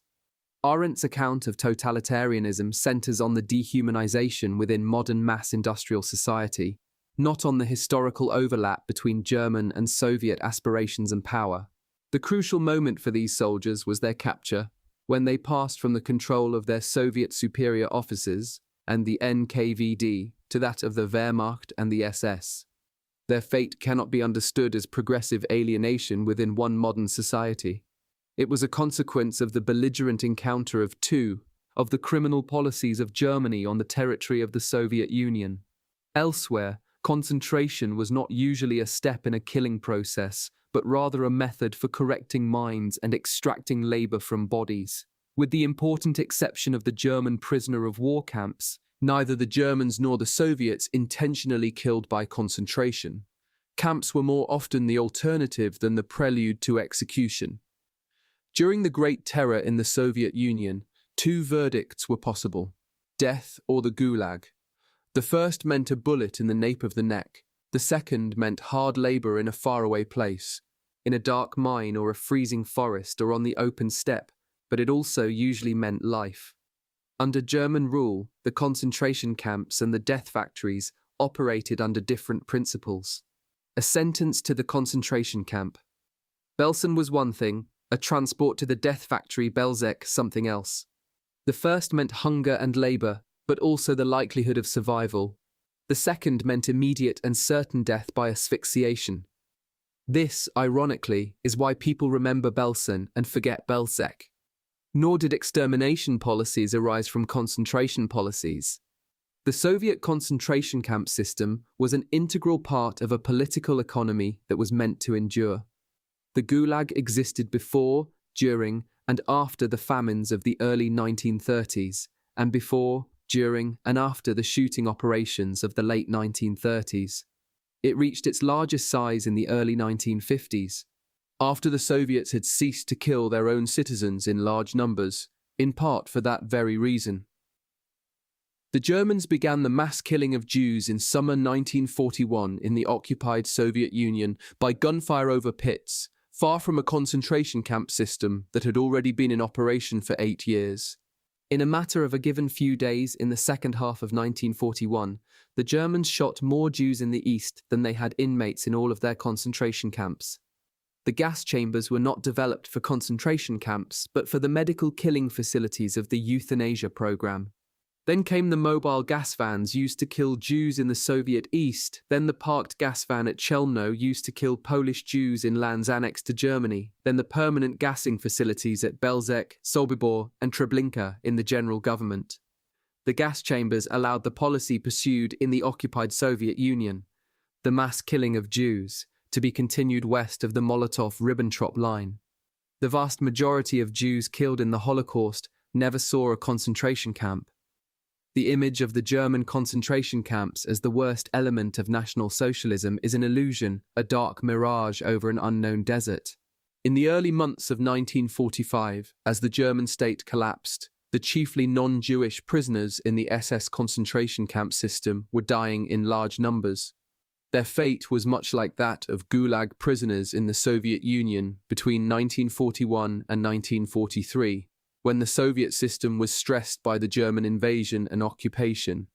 Some of the starving victims were captured on film by the British and the Americans. These images led West Europeans and Americans toward erroneous conclusions about the German system. The concentration camps did kill hundreds of thousands of people at the end of the war, but they were not, in contrast to the death facilities, designed for mass killing.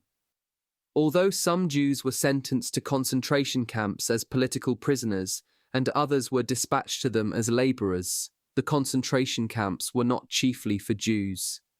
Jews who were sent to concentration camps were among the Jews who survived.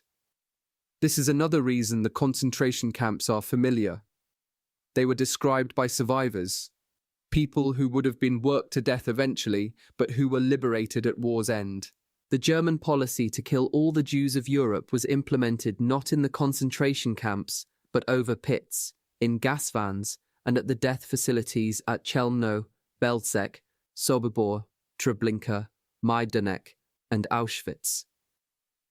As Arendt recognized, Auschwitz was an unusual combination of an industrial camp complex and a killing facility. It stands as a symbol of both concentration and extermination, which creates a certain confusion. The camp first held Poles, and then Soviet prisoners of war, and then Jews and Roma. Once the death factory was added, some arriving Jews were selected for labor, worked until exhaustion, and then gassed. Thus, chiefly at Auschwitz can an example be found of Arendt's image of progressive alienation ending with death. It is a rendering that harmonizes with the literature of Auschwitz written by its survivors, Tadeusz Borowski, or Primo Levi, or Elie Wiesel. But this sequence is exceptional. It does not capture the usual course of the Holocaust, even at Auschwitz. Most of the Jews who died at Auschwitz were gassed upon arrival, never having spent time inside a camp. The journey of Jews from the camp to the gas chambers was a minor part of the history of the Auschwitz complex, and is misleading as a guide to the Holocaust or to mass killing generally. Auschwitz was indeed a major site of the Holocaust. About 1 in 6 murdered Jews perished there. But though the death factory at Auschwitz was the last killing facility to function, it was not the height of the technology of death. The most efficient shooting squads killed faster, the starvation sites killed faster, and Treblinka killed faster. Auschwitz was also not the main place where the 2 largest Jewish communities in Europe, the Polish and the Soviet, were exterminated.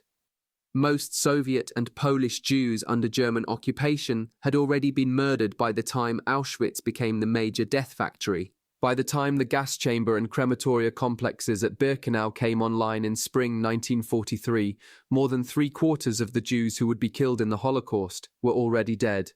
For that matter, the tremendous majority of all of the people who would be deliberately killed by the Soviet and the Nazi regimes, well over 90%, had already been killed by the time those gas chambers at Birkenau began their deadly work. Auschwitz is the coda to the death fugue. Perhaps, as Arendt argued, Nazi and Soviet mass murder was a sign of some deeper dysfunctionality of modern society. But before we draw such theoretical conclusions about modernity or anything else, we must understand what actually happened in the Holocaust and in the Bloodlands generally. For the time being, Europe's epoch of mass killing is over-theorized and misunderstood. Unlike Arendt, who was extraordinarily knowledgeable within the limits of the available documentation, we have little excuse for this disproportion of theory to knowledge. The numbers of the dead are now available to us, sometimes more precisely, sometimes less, but firmly enough to convey a sense of the destructiveness of each regime.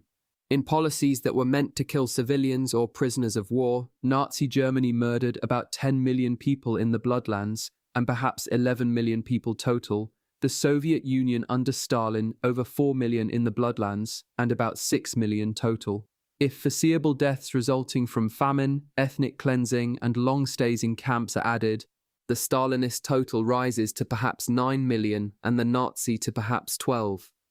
These larger numbers can never be precise, not least because millions of civilians who died as an indirect result of the Second World War were victims, in one way or another, of both systems. The region most touched by both the Nazi and Stalinist regimes was the Bloodlands. In today's terms, St. Petersburg and the western rim of the Russian Federation, most of Poland, the Baltic states, Belarus and Ukraine. This is where the power and the malice of the Nazi and Soviet regimes overlapped and interacted. The Bloodlands are important not only because most of the victims were its inhabitants, but also because it was the center of the major policies that killed people from elsewhere. For example, the Germans killed about 5.4 million Jews. Of those, more than 4 million were natives of the Bloodlands, Polish, Soviet, Lithuanian, and Latvian Jews. Most of the remainder were Jews from other East European countries.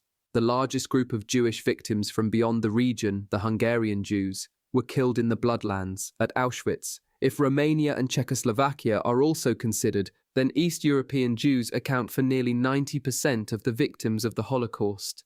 The smaller Jewish populations of Western and Southern Europe were deported to the Bloodlands to die. Like the Jewish victims, the non-Jewish victims either were native to the Bloodlands or were brought there to die.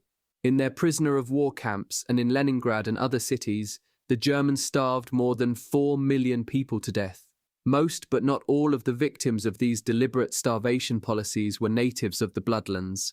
Perhaps 1 million were Soviet citizens from beyond the region. The victims of Stalin's policies of mass murder lived across the length and breadth of the Soviet Union, the largest state in the history of the world. Even so, Stalin's blow fell hardest in the Western Soviet borderlands, in the Bloodlands. The Soviets starved more than 5 million people to death during collectivization, most of them in Soviet Ukraine. The Soviets recorded the killing of 681,691 people in the Great Terror of 1937 to 1938, of whom a disproportionate number were Soviet Poles and Soviet Ukrainian peasants, two groups that inhabited the Western Soviet Union, and thus the Bloodlands. These numbers do not themselves constitute a comparison of the systems, but they are a point of departure, perhaps an obligatory one.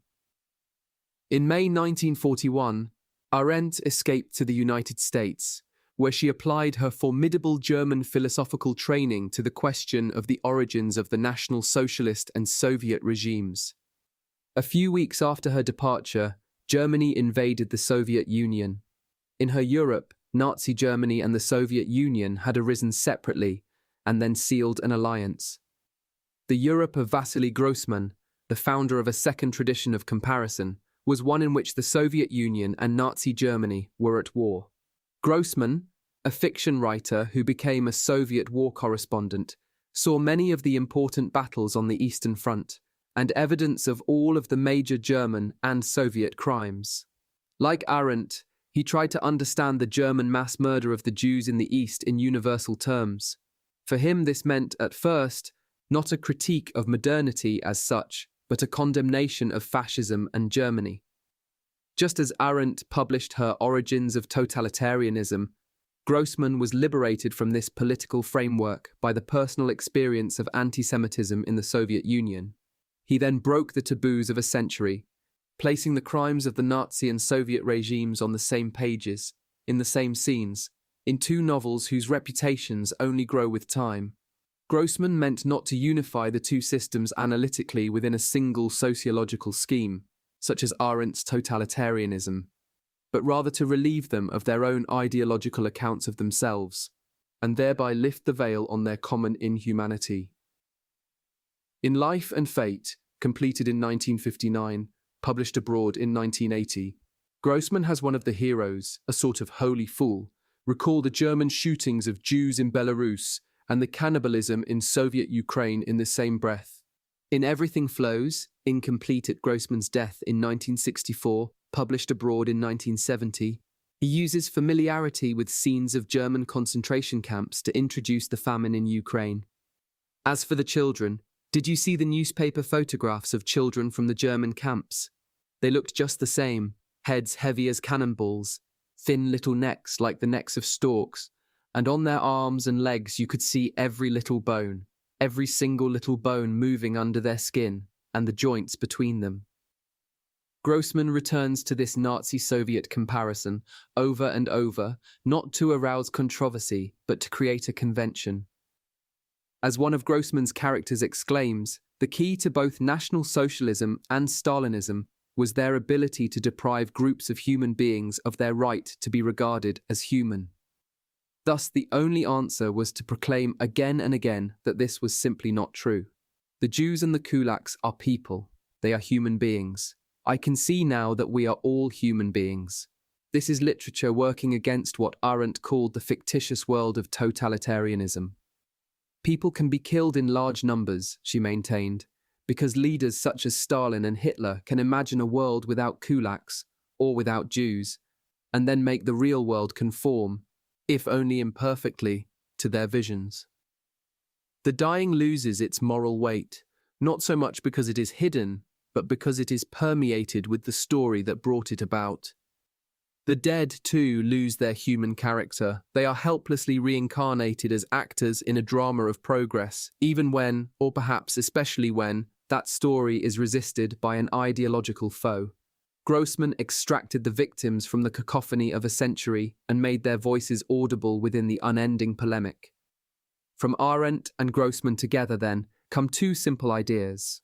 First, a legitimate comparison of Nazi Germany and the Stalinist Soviet Union must not only explain the crimes, but also embrace the humanity of all concerned by them, including the victims, perpetrators, bystanders, and leaders. Second, a legitimate comparison must begin with life rather than death. Death is not a solution, but only a subject. It must be a source of disquiet, never of satisfaction. It must not, above all, supply the rounding rhetorical flourish that brings a story to a defined end. Since life gives meaning to death rather than the other way around, the important question is not what political, intellectual, literary, or psychological closure can be drawn from the fact of mass killing. Closure is a false harmony, a siren song masquerading as a swan song. The important question is, how can so many human lives be brought to a violent end?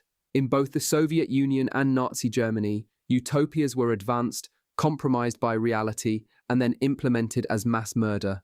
In autumn 1932 by Stalin, and autumn 1941 by Hitler.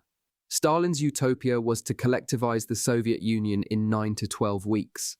Hitler's was to conquer the Soviet Union in the same span of time. Each of these seems, in retrospect, to be horrendously impractical. Yet each of them was implemented under the cover of a big lie, even after failure was obvious. Dead human beings provided retrospective arguments for the rectitude of policy. Hitler and Stalin thus shared a certain politics of tyranny. They brought about catastrophes, blamed the enemy of their choice, and then used the death of millions to make the case that their policies were necessary or desirable. Each of them had a transformative utopia, a group to be blamed when its realization proved impossible, and then a policy of mass murder that could be proclaimed as a kind of ersatz victory. In both collectivization and the final solution, mass sacrifice was needed to protect a leader from the unthinkability of error. After collectivization brought resistance and hunger to Soviet Ukraine, Stalin blamed kulaks and Ukrainians and Poles. After the Wehrmacht was halted at Moscow and the Americans entered the Second World War, Hitler blamed Jews. Just as kulaks and Ukrainians and Poles had taken the blame for slowing the construction of the Soviet system, Jews took the blame for preventing its destruction. Stalin had chosen collectivization, Hitler had chosen war, but it was more convenient for them and their comrades to shift the responsibility for the associated catastrophe elsewhere. Stalin's interpretation was used to justify the starvation of Ukraine and then the mass shootings of kulaks and members of national minorities. Hitler's interpretation was used to justify the shooting and gassing of all Jews. After collectivization starved millions to death, this was adduced by Stalin to be evidence of a victorious class struggle. As the Jews were shot and then gassed, Hitler presented this in ever clearer terms as a war aim in and of itself. When the war was lost, Hitler called the mass murder of the Jews his victory. Stalin had the capacity to reformulate utopias. Stalinism itself was a retreat from the impulse towards European revolution that had inspired the Bolsheviks in 1917 to the defense of the Soviet Union after that revolution did not take place. When the Red Army failed to spread communism to Europe in 1920, Stalin had a fallback plan. Socialism would be made in one country, the Soviet Union. When his 5-year plan to build socialism brought disaster, he presided over the starvation of millions, but he explained the events as part of the policy and reaped the benefits as the fearsome father of the nation and the dominant figure in the Politburo. After turning the NKVD against the kulaks and the national minorities in 1937 to 1938, he explained that this was necessary for the security of the homeland of socialism. After the retreat of the Red Army in 1941, and indeed after its victory in 1945, he appealed to Russian nationalism. When the Cold War began, he blamed Jews, and others of course, for the vulnerabilities of the Soviet Union. Hitler, too, could revise utopia. The tens of millions of dead envisioned by the Hunger Plan and General Plan Ost became the millions of dead of the starvation policies and of deportations. Insofar as the war forced a major change in his thinking, it was in the nature of what the Nazis called the final solution. Rather than wait until the war was won to resolve the Jewish problem, Hitler endorsed a policy of extermination during the war itself. The killing of Jews was escalated in the Soviet Union in July 1941 after a month of war without decisive results, and then escalated again when Moscow did not fall in December 1941. The policy of killing certain Jews was initially grounded in the rhetoric of military necessity and had some connection to political and economic planning. But its escalation after the military situation changed, and after those plans were discarded or suspended, reveals that the elimination of Jews was for Hitler an end in itself. The final version of the final solution was not designed, as were Stalin's improvisations, to protect the leader or his system. It was not a step in a logical plan so much as an element in an aesthetic vision. The original justifications for the killing of Jews gave way to the anti-Semitic incantation, always present, of a cosmic Jewish plot, the struggle against which was the very definition of German virtue. For Stalin, the political struggle always had political meaning. His achievement in that respect was nearly the opposite of Hitler's. Whereas Hitler transformed a republic into a revolutionary colonial empire, Stalin translated the poetics of revolutionary Marxism into durable workaday politics. Stalin's class conflict could always be expressed in public as the Soviet line. The chain that bound Soviet citizens and foreign communists to his person was a logical one. For Hitler, struggle itself was the good, and a struggle that destroyed the Jews was to be welcomed. If the Germans were defeated, then that was their fault. Stalin was able to realize his fictitious world, but to restrain himself when necessary. With the help of able associates such as Heinrich Himmler and Reinhard Heydrich, Hitler moved from one fictitious world to another and brought much of the German people with him. Only an unabashed acceptance of the similarities between the Nazi and Soviet systems permits an understanding of their differences. Both ideologies opposed liberalism and democracy. In both political systems, the significance of the word party was inverted.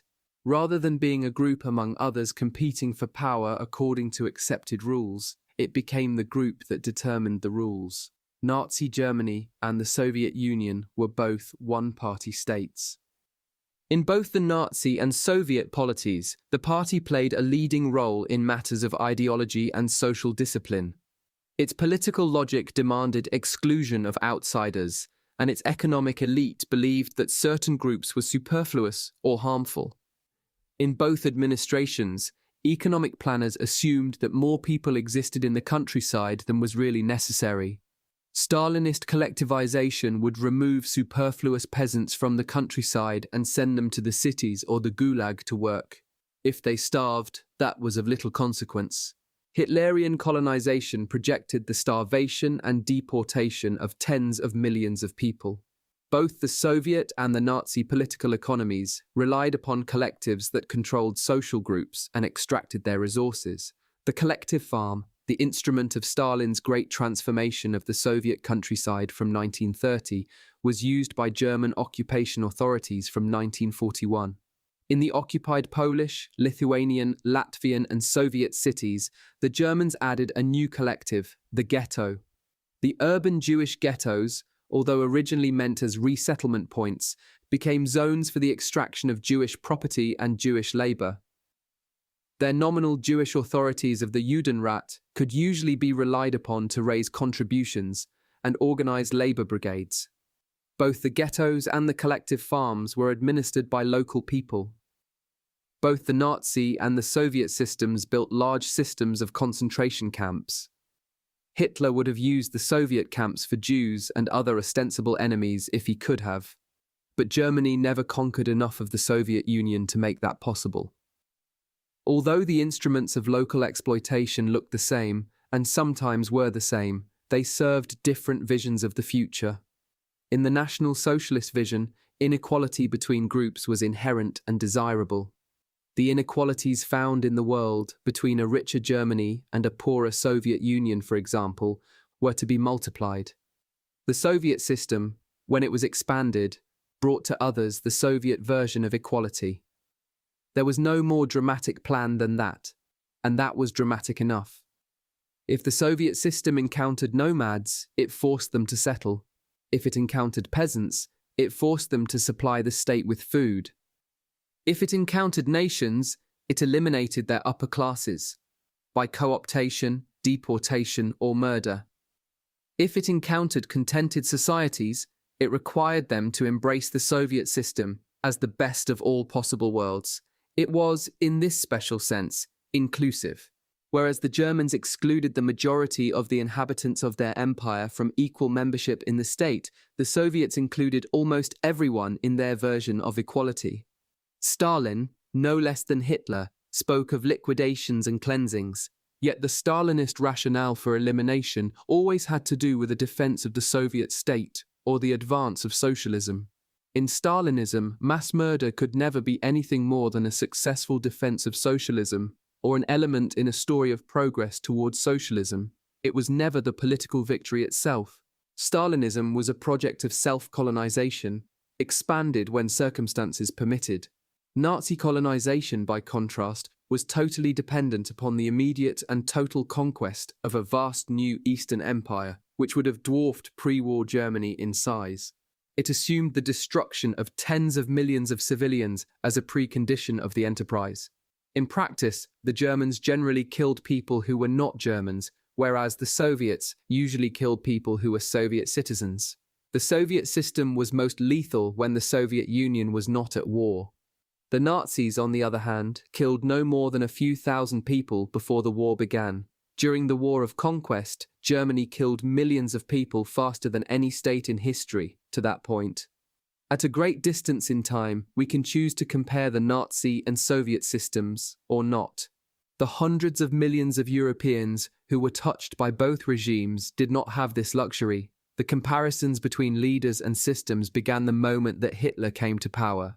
From 1933 through 1945, hundreds of millions of Europeans had to weigh what they knew about National Socialism and Stalinism as they made the decisions that would, all too often, determine their fate. This was true of unemployed German workers in early 1933 who had to decide whether they would vote for Social Democrats, Communists, or Nazis. It was true at the same moment of starving Ukrainian peasants, some of whom hoped for a German invasion that might rescue them from their plight. It held for European politicians of the second half of the 1930s, who had to decide whether or not to enter Stalin's popular fronts. The dilemma was felt sharply in Warsaw in these years, as Polish diplomats sought to keep an equal distance between their powerful German and Soviet neighbors in the hope of avoiding war. When both the Germans and the Soviets invaded Poland in 1939, Polish officers had to decide to whom they would surrender, and Polish Jews and other Polish citizens besides, whether to flee to the other occupation zone. After Germany invaded the Soviet Union in 1941, some Soviet prisoners of war weighed the risks of collaboration with the Germans against the likelihood of starving to death in prisoner of war camps.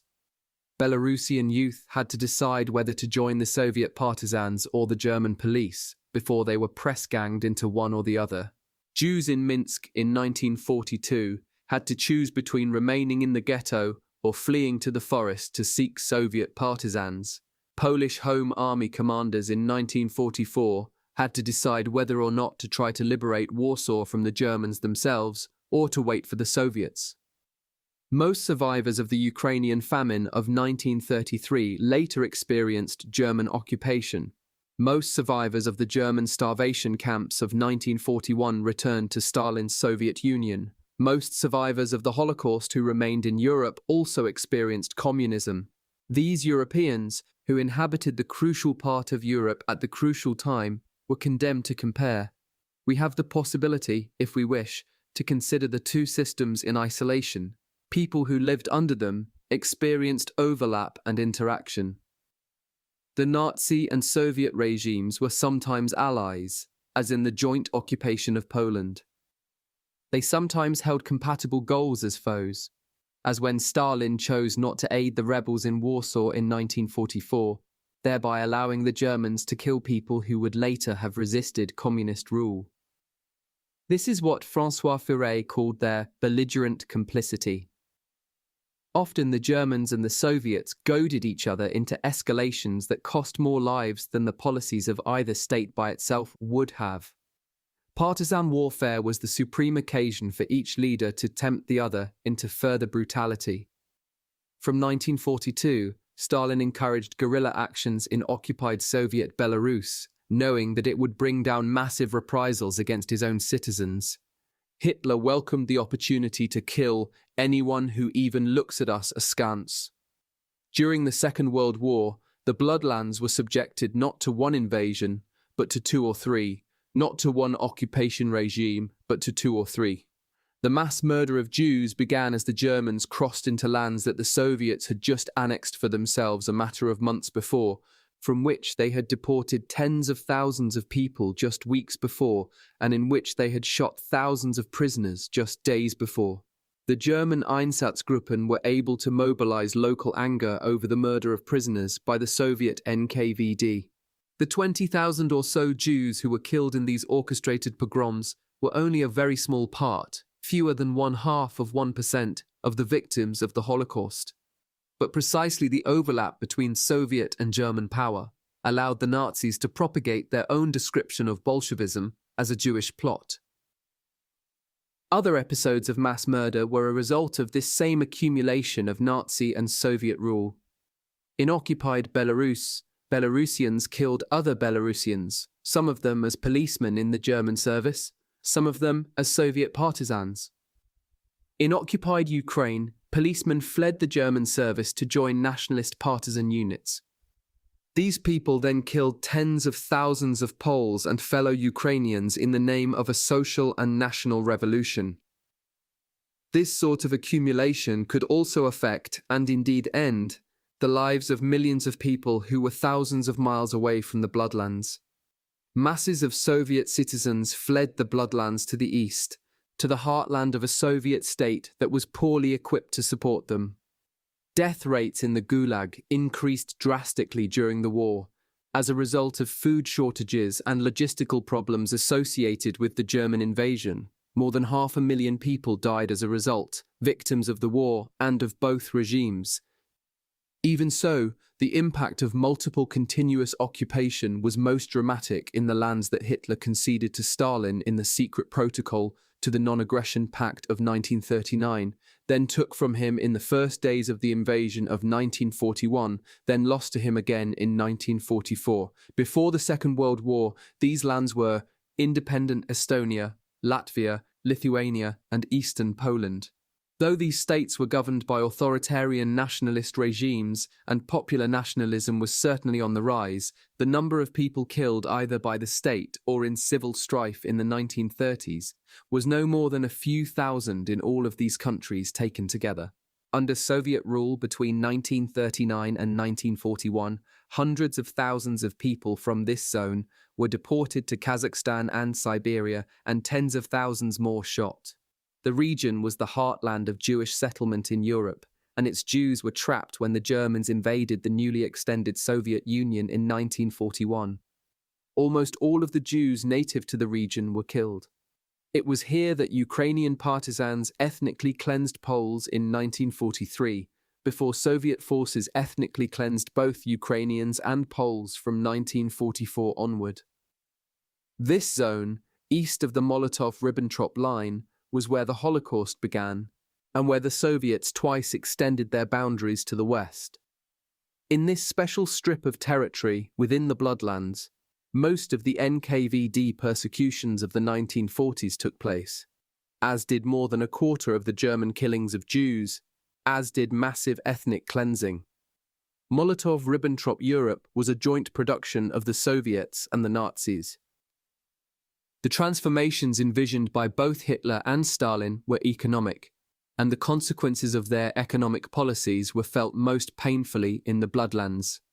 Though National Socialist and Stalinist ideologies were essentially different, Nazi and Soviet planners were preoccupied with certain basic economic problems, and Nazi and Soviet leaders inhabited and sought to alter the same world political economy.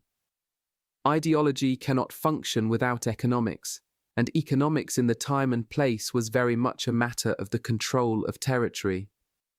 Animal and human labour still moved ploughs and armies. Capital was less mobile then and scarcer. Food was a natural resource, as were oil and minerals and precious metals. Globalization had been halted by the First World War, and free trade further hindered by the Great Depression. From the Marxist point of view, peasant societies had no right to exist in the modern world. From the Nazi perspective, Slavic peasants, though not German farmers, were superfluous. German farmers would reclaim the fertile soil with their own sweat and the blood of others. These were ideological perspectives, of course, but like all ideologies, they arose from and spoke to a certain understanding of economic interests. As theory became practice, Nazi colonization and Soviet self-colonization could function only when economic interests and ideological presuppositions seemed to confirm each other. Leaders, planners, and killers needed the sight of gold as well as the smell of ink. The mass-killing policies of Hitler and Stalin exhibited three economic dimensions: as elements of grand plans of political economic transformation, as causes of the upward and downward modulation of mass-killing policies, and as plunder from below during and after mass murder.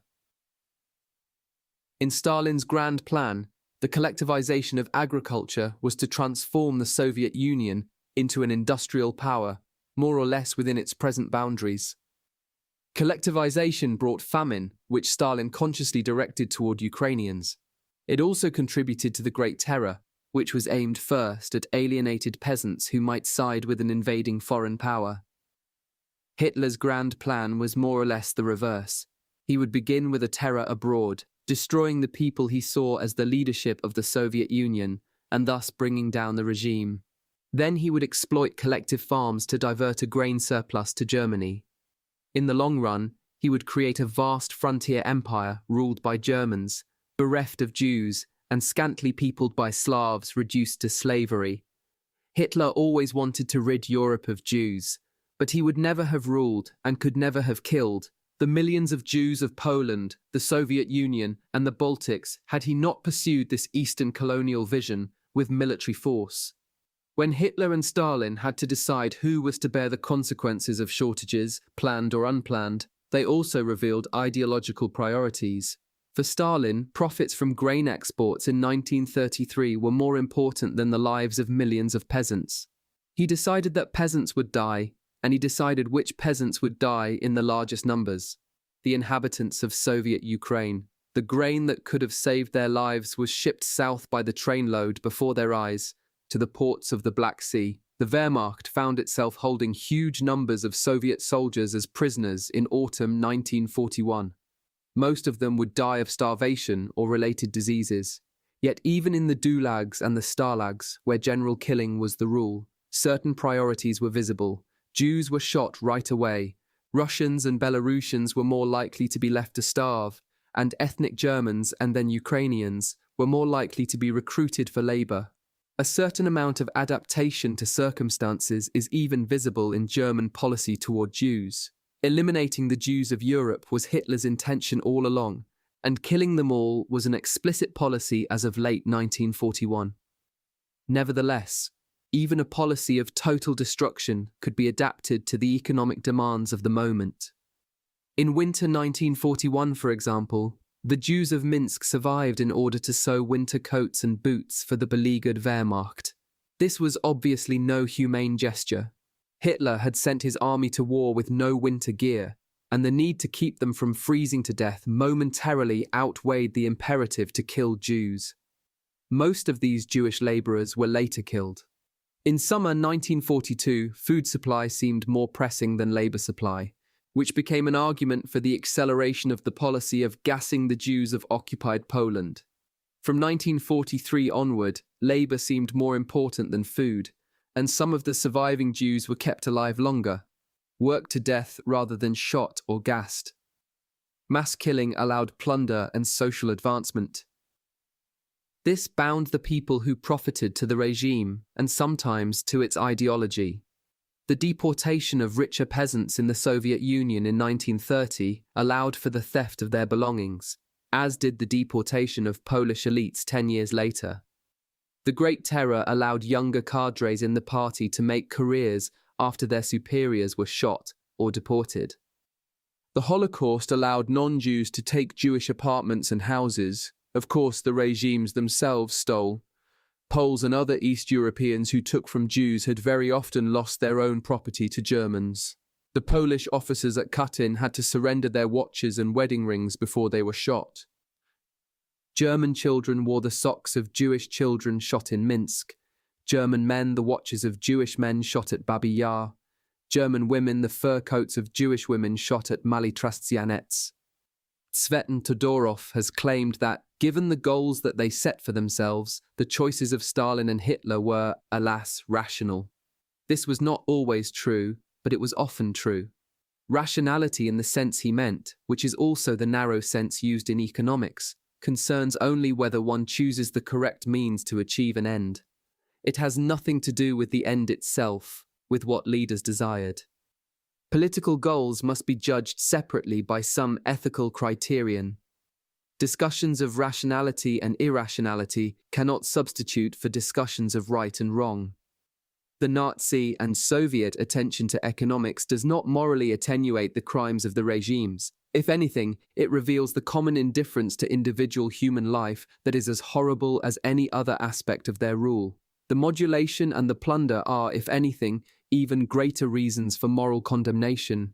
Economic considerations do not displace an ideology of murderous racism. Rather, they confirm and illustrate its power.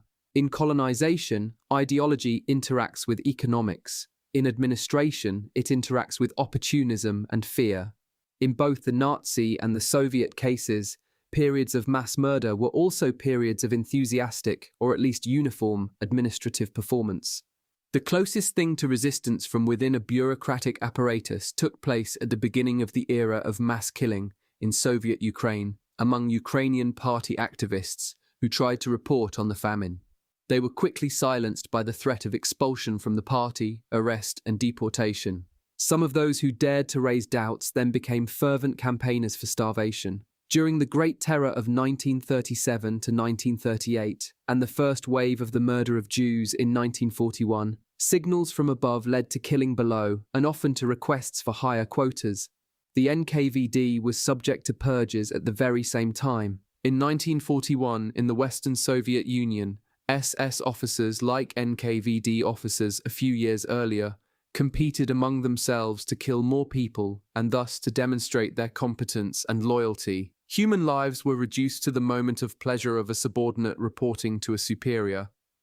Of course, the SS and the NKVD were elites of a certain kind, specially selected and ideologically trained. When other sorts of cadres, policemen, soldiers, local collaborators were used, something more than a simple signal from above was sometimes needed. Both Hitler and Stalin excelled at placing organizations within moral dilemmas, in which mass killing seemed like the lesser evil. Ukrainian party members hesitated in 1932 to requisition grain, but realized that their own careers and lives depended upon targets being met. Not all Wehrmacht officers were inclined to starve out Soviet cities, but when they believed that the choice was between Soviet civilians and their own men, they made the decision that seemed self-evident. Among populations, the rhetoric of war, or more precisely of preemptive self-defense, was convincing, or at least convincing enough to forestall resistance. In the decades since Europe's era of mass killing came to an end, much of the responsibility has been placed at the feet of collaborators. The classic example of collaboration is that of the Soviet citizens who served the Germans as policemen or guards during the Second World War, among whose duties was the killing of Jews. Almost none of these people collaborated for ideological reasons, and only a small minority had political motives of any discernible sort. To be sure, some collaborators were motivated by a political affiliation with an occupying regime, the nationalist Lithuanian refugees from Soviet occupation, whom the Germans brought with them to Lithuania in 1941, for example. In Eastern Europe, it is hard to find political collaboration with the Germans that is not related to a previous experience of Soviet rule. But even where politics or ideas did matter, ideological alignment was impossible. Nazis could not regard non-Germans as equals, and no self-respecting non-German nationalist accepted the Nazi claim to German racial superiority. There was often an overlap of ideology and interests between Nazis and local nationalists in destroying the Soviet Union and, less often, in killing Jews. Far more collaborators simply said the right things, or said nothing and did what they were told. Local policemen serving the Germans in occupied Soviet Ukraine or Soviet Belarus had little or no power within the regimes themselves. They were not quite at the very bottom. The Jews were below them, of course, as were people who were not policemen. But they were low enough that their behavior requires less, not more explanation than that of SS men, party members, soldiers, and policemen. This sort of local cooperation is just as predictable as obedience to authority, if not more so. Germans who declined to shoot Jews suffered no serious consequences. Locals who decided not to join the police or who elected to resign from its ranks, on the other hand, faced risks that the Germans themselves did not: starvation, deportation, and forced labor. A Soviet prisoner of war who accepted a German offer of collaboration might avoid starvation. A Soviet peasant who worked for the police knew that he would be able to stay at home to bring in his crops and that his family would not go hungry. This was negative opportunism, the hope to avoid a still worse personal fate. Jewish policemen in the ghetto exemplified an extreme version of negative opportunism, even if, in the end, their choices saved no one, including themselves. Within the Soviet system, the category of collaborator is harder to define. Unlike the Germans, the Soviets killed greater numbers of civilians during peacetime than during war, and did not usually occupy territory for long without either annexing it into the Soviet Union or granting it formal sovereignty. That said, within the Soviet Union, certain policies were presented as campaigns and wars. In this atmosphere, for example, Ukrainian Communist Party activists were induced to starve their fellow citizens. Whether or not the requisition of food from the starving is called collaboration, it is a spectacular example of a regime generating cooperation in a policy of neighbours killing neighbours. Starvation is nasty, brutal, and long, and party activists and local officials had to watch and bring about the death of people they knew. Arendt regarded the collectivization famines as the inauguration of moral isolation, as people found themselves helpless before the powerful modern state. As Leszek Kolakowski understood, that was only half of the truth. The involvement of practically everyone in the famine, as collectors or as consumers of food, created a new species of moral unity. If people had served regimes only by following their own prior ideological preferences, there would have been little collaboration. The majority of Nazi collaborators in the Bloodlands had been educated in the Soviet Union, in the zone east of the Molotov-Ribbentrop line, where national independence yielded first to Soviet and only then to German rule. Some people collaborated with the Germans because they had already collaborated with the Soviets. When Soviet occupation gave way to German occupation, people who had been Soviet militiamen became policemen in the service of the Germans. Local people who had collaborated with the Soviets in 1939 to 1941 knew that they could cleanse themselves in the eyes of the Nazis by killing Jews. Some Ukrainian nationalist partisans had earlier served both the Germans and the Soviets. In Belarus, simple chance often determined which young men joined the Soviet partisans or the German police. Former Soviet soldiers indoctrinated in communism staffed the German death facilities. Holocaust perpetrators indoctrinated in racism joined the Soviet partisans. Ideologies also tempt those who reject them. Ideology, when stripped by time or partisanship of its political and economic connections, becomes a moralizing form of explanation for mass killing, one that comfortably separates the people who explain from the people who kill. It is convenient to see the perpetrator just as someone who holds the wrong idea and is therefore different for that reason. It is reassuring to ignore the importance of economics and the complications of politics, factors that might in fact be common to historical perpetrators and those who later contemplate their actions. It is far more inviting, at least today in the West, to identify with the victims than to understand the historical setting that they shared with perpetrators and bystanders in the Bloodlands. The identification with the victim affirms a radical separation from the perpetrator. The Treblinka guard who starts the engine or the NKVD officer who pulls the trigger is not me, he is the person who kills someone like myself. Yet it is unclear whether this identification with victims brings much knowledge, or whether this kind of alienation from the murderer is an ethical stance. It is not at all obvious that reducing history to morality plays makes anyone moral. Unfortunately, claiming victim status does not itself bring sound ethical choices. Stalin and Hitler both claimed throughout their political careers to be victims. They persuaded millions of other people that they too were victims of an international capitalist or Jewish conspiracy. During the German invasion of Poland, a German soldier believed that the death grimace of a Pole proved that Poles irrationally hated Germans. During the famine, a Ukrainian communist found himself beleaguered by the corpses of the starved at his doorstep. They both portrayed themselves as victims. No major war or act of mass killing in the 20th century began without the aggressors or perpetrators first claiming innocence and victimhood. In the 21st century, we see a second wave of aggressive wars with victim claims, in which leaders not only present their peoples as victims, but make explicit reference to the mass murders of the 20th century. The human capacity for subjective victimhood is apparently limitless, and people who believe that they are victims can be motivated to perform acts of great violence. The Austrian policeman shooting babies at Mahilu imagined what the Soviets would do to his children. The victims were people. A true identification with them would involve grasping their lives rather than grasping at their deaths. By definition, the victims are dead and unable to defend themselves from the use that others make of their deaths. It is easy to sanctify policies or identities by the deaths of the victims. It is less appealing but morally more urgent to understand the actions of the perpetrators. The moral danger, after all, is never that one might become a victim, but that one might be a perpetrator or a bystander. It is tempting to say that a Nazi murderer is beyond the pale of understanding. Outstanding politicians and intellectuals, for example Edvard Beneš and Ilya Ehrenburg, yielded to this temptation during the war.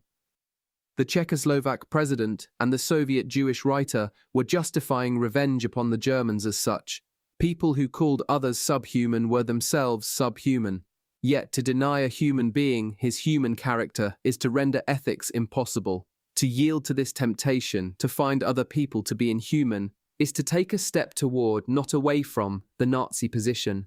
To find other people incomprehensible is to abandon the search for understanding, and thus to abandon history. To dismiss the Nazis or the Soviets as beyond human concern or historical understanding is to fall into their moral trap. The safer route is to realize that their motives for mass killing, however revolting to us, made sense to them. Heinrich Himmler said that it was good to see 100 or 500 or 1,000 corpses lying side by side. What he meant was that to kill another person is a sacrifice of the purity of one's own soul, and that making this sacrifice elevated the killer to a higher moral level. This was an expression of a certain kind of devotion.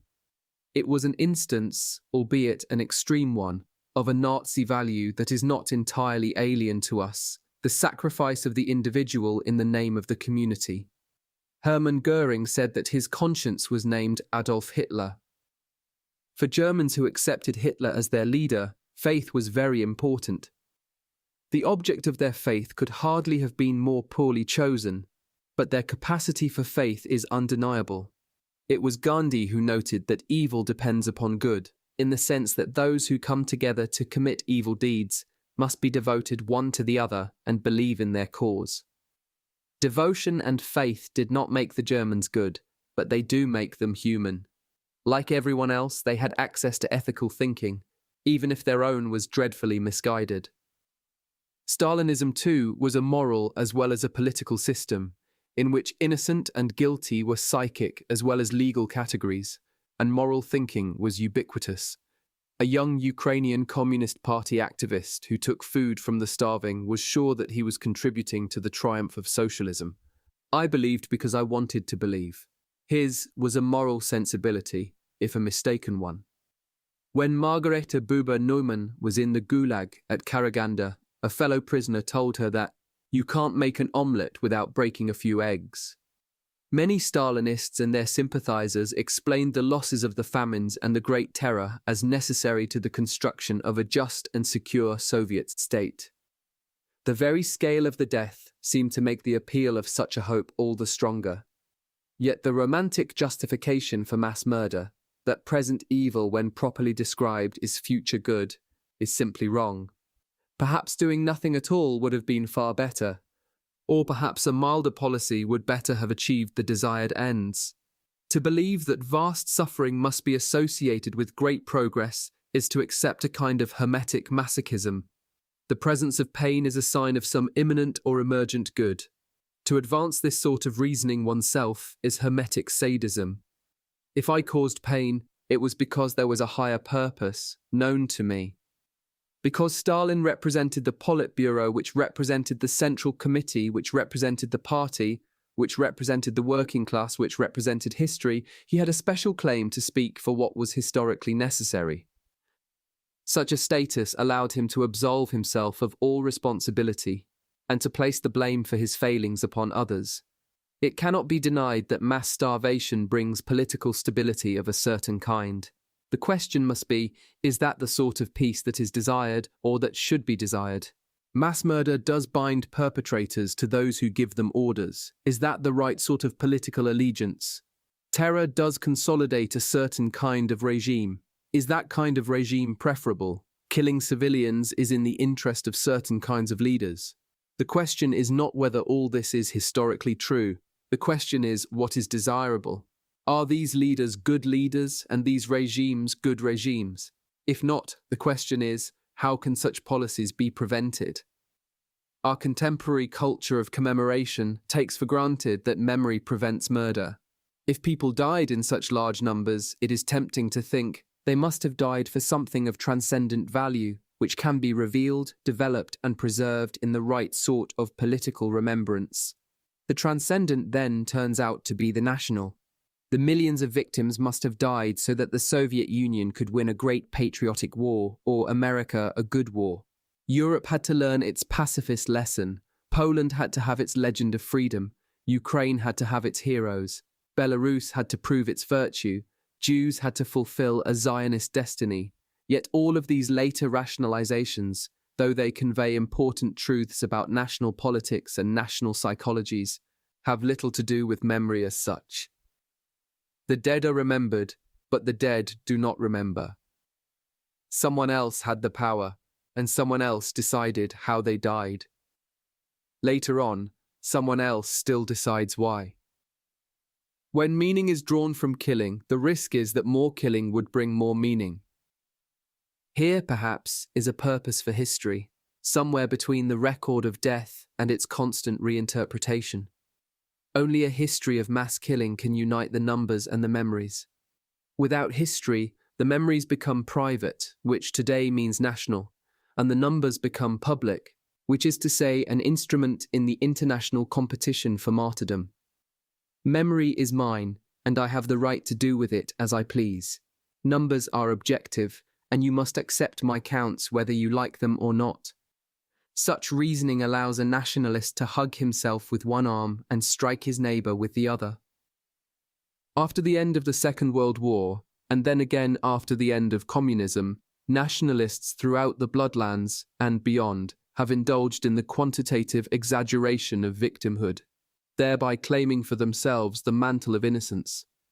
In the 21st century, Russian leaders associate their country with the more or less official numbers of Soviet victims of the Second World War, 9 million military deaths and 14 to 17 million civilian deaths. These figures are highly contested. Unlike most of the numbers presented in this book, they are demographic projections rather than counts. But whether they are right or wrong, they are Soviet numbers, not Russian ones. Whatever the correct Soviet figures, Russian figures must be much, much lower. The high Soviet numbers include Ukraine, Belarus, and the Baltics. Particularly important are the lands that the Soviet Union occupied in 1939, eastern Poland, the Baltic states, northeastern Romania. People died there in horribly high proportions, and many of the victims were killed not by the German, but by the Soviet invader. Most important of all for the high numbers are the Jews. Not the Jews of Russia, of whom only about 60,000 died, but the Jews of Soviet Ukraine and Soviet Belarus, nearly 1 million, and those whose homeland was occupied by the Soviet Union before they were killed by the Germans, a further 1.6 million. The Germans deliberately killed perhaps 3.2 million civilians and prisoners of war who were native to Soviet Russia. Fewer in absolute terms than in Soviet Ukraine or in Poland, much smaller countries, each with about a fifth of Russia's population. Higher figures for Russian civilian losses, sometimes offered, would, if accurate, permit two plausible interpretations. First, more Soviet soldiers died than Soviet statistics indicate, and these people, presented as civilians in the higher numbers, were in fact soldiers. Alternatively, these people, presented as war losses in the higher numbers, were not killed directly by the Germans but died from famine, deprivation, and Soviet repression during the war. The second alternative suggests the possibility that more Russians died prematurely during the war in the lands controlled by Stalin than in the lands controlled by Hitler.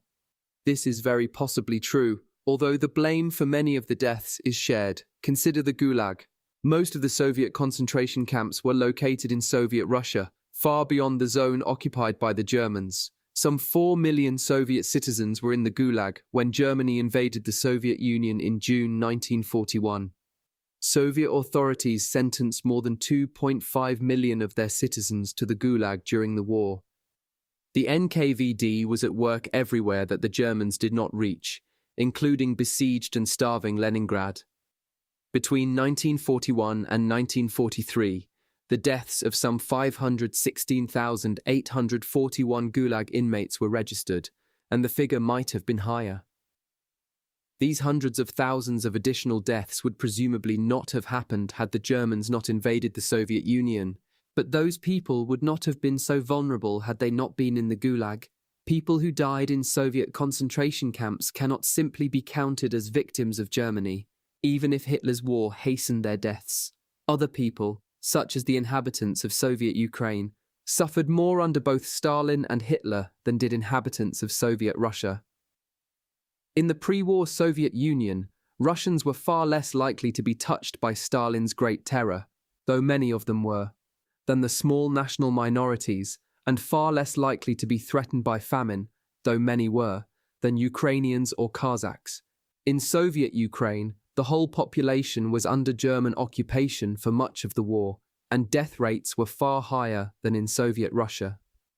The lands of today's Ukraine were at the center of both Stalinist and Nazi killing policies throughout the era of mass killing. Some 3.5 million people fell victim to Stalinist killing policies between 1933 and 1938, and then another 3.5 million to German killing policies between 1941 and 1944. Perhaps 3 million more inhabitants of Soviet Ukraine died in combat or as an indirect consequence of the war. Even so, the independent Ukrainian state has sometimes displayed the politics of exaggeration. In Ukraine, which was a major site of both Stalin's famine of 1932 to 1933 and the Holocaust in 1941 to 1944, the number of Ukrainians killed in the former has been exaggerated to exceed the total number of Jews killed in the latter. Between 2005 and 2009, Ukrainian historians connected to state institutions repeated the figure of 10 million deaths in the famine without any attempt at demonstration. In early 2010, the official estimation of starvation deaths fell discreetly to 3.94 million deaths. This laudable and unusual downward adjustment brought the official position close to the truth. In a divided country, the succeeding president denied the specificity of the Ukrainian famine. Belarus was the center of the Soviet-Nazi confrontation, and no country endured more hardship under German occupation. Proportionate wartime losses were greater than in Ukraine. Belarus, even more than Poland, suffered social decapitation. First, the Soviet NKVD killed the intelligentsia as spies in 1937 to 1938. Then Soviet partisans killed the schoolteachers as German collaborators in 1942 to 1943. The capital Minsk was all but depopulated by German bombing, the flight of refugees and the hungry, and the Holocaust, and then rebuilt after the war as an eminently Soviet metropolis. Yet even Belarus follows the general trend. 20% of the pre-war population of Belarusian territories was killed during the Second World War. Yet young people are taught, and seem to believe, that the figure was not 1 in 5, but 1 in 3. A government that celebrates the Soviet legacy denies the lethality of Stalinism, placing all of the blame on Germans or more generally on the West. Exaggeration is not just a post-Soviet or post-communist phenomenon, as the case of Germany reveals. To be sure, the German reckoning with the Holocaust is exceptional and paradigmatic. That is not the problem. German commemoration of German mass murder of Jews is a singular example of unambiguous political, intellectual, and pedagogical responsibility for mass murder, and the main source of hope that other societies might follow a similar course. German journalists and some historians, however, have exaggerated the number of Germans killed during wartime and post-war evacuation, flight, or deportation since the end of the Second World War. Figures of 1 and even 2 million deaths are still cited, with no demonstration. As long ago as 1974, a report of West German archives placed the number of deaths of Germans who fled or were deported from Poland at about 400,000. It was suppressed because the numbers were too low to serve the political purpose of documenting victimhood. This report also estimated deaths of Germans from Czechoslovakia at 200,000. According to a joint report of Czech and German historians, this second figure is exaggerated by a factor of about 10. So the figure of 400,000 Germans killed leaving Poland, cited in an earlier chapter, is perhaps better regarded as a maximum than a minimum. The fate of Germans who fled or were evacuated during the war was similar to that of the higher numbers of Soviet and Polish citizens who fled or were evacuated during the German advance and the German retreat. The experience of those Germans deported at war's end was comparable to that of the higher number of Soviet and Polish citizens who were deported during and after the war. The experience of the fleeing, evacuated, and deported Germans was not, however, comparable to that of the 10 million Polish, Soviet, Lithuanian, and Latvian citizens, Jews, and others who were subject to deliberate German policies of mass murder. Ethnic cleansing and mass killing, though related in a number of ways, are not the same thing. Even at their worst, the horrors visited on Germans in flight or during deportation were not mass-killing policies in the sense of the planned starvations, the terror, or the Holocaust. Beyond Poland, the extent of Polish suffering is underappreciated. Even Polish historians rarely recall the Soviet Poles who were starved in Soviet Kazakhstan and Soviet Ukraine in the early 1930s, or the Soviet Poles shot in Stalin's Great Terror in the late 1930s. No one ever notes that Soviet Poles suffered more than any other European national minority in the 1930s. The striking fact that the Soviet NKVD made more arrests in occupied eastern Poland in 1940 than in the rest of the USSR is rarely recalled. About as many Poles were killed in the bombing of Warsaw in 1939 as Germans were killed in the bombing of Dresden in 1945. For Poles, that bombing was just the beginning of one of the bloodiest occupations of the war, in which Germans killed millions of Polish citizens. More Poles were killed during the Warsaw Uprising alone than Japanese died in the atomic bombing of Hiroshima and Nagasaki. A non-Jewish Pole in Warsaw alive in 1933 had about the same chances of living until 1945 as a Jew in Germany, alive in 1933. Nearly as many non-Jewish Poles were murdered during the war as European Jews were gassed at Auschwitz. For that matter, more non-Jewish Poles died at Auschwitz than did Jews of any European country, with only 2 exceptions: Hungary and Poland itself. The Polish literary critic, Maria Janion, said of Poland's accession to the European Union, "To Europe, yes, but with our dead." It is important to know as much as we can about those dead, including how many of them there were. Despite its tremendous losses, Poland too exemplifies the politics of inflated victimhood. Poles are taught that 6 million Poles and Jews were killed during the war. This number seems to have been generated in December 1946 by a leading Stalinist, Jakub Berman, for the domestic political purpose of creating an apparent balance between the Polish and Jewish dead. The estimate that he corrected, 4.8 million, is probably closer to the truth. This is still, of course, a titanic figure. Poland probably lost about 1 million non-Jewish civilians to the Germans and about 100,000 more to the Soviets. Perhaps another 1 million Poles died as a result of mistreatment and as casualties of war. These numbers are appallingly high.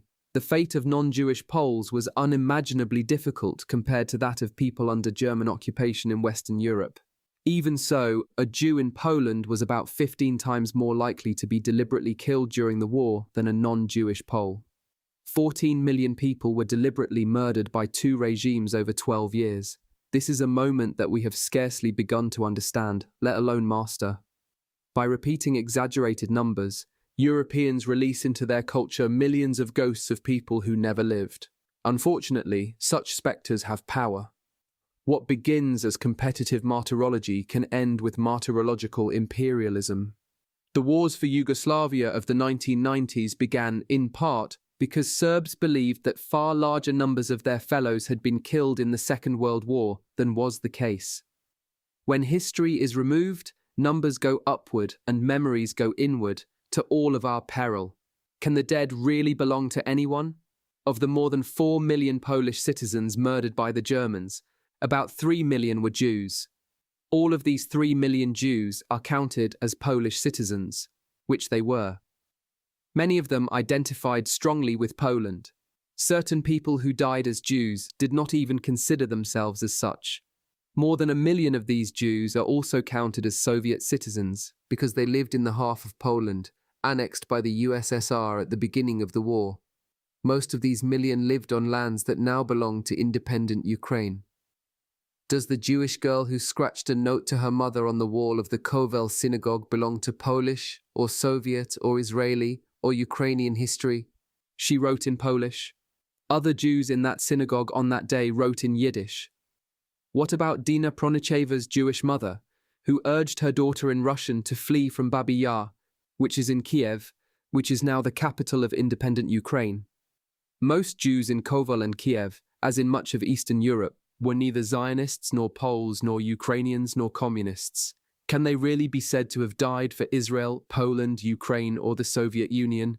They were Jews, they were Polish or Soviet citizens, their neighbors were Ukrainians or Poles or Russians. They belong, in some measure, to the histories of 4 countries, insofar as the histories of these 4 countries are really distinct. Victims left behind mourners, killers left behind numbers. To join in a large number after death is to be dissolved into a stream of anonymity.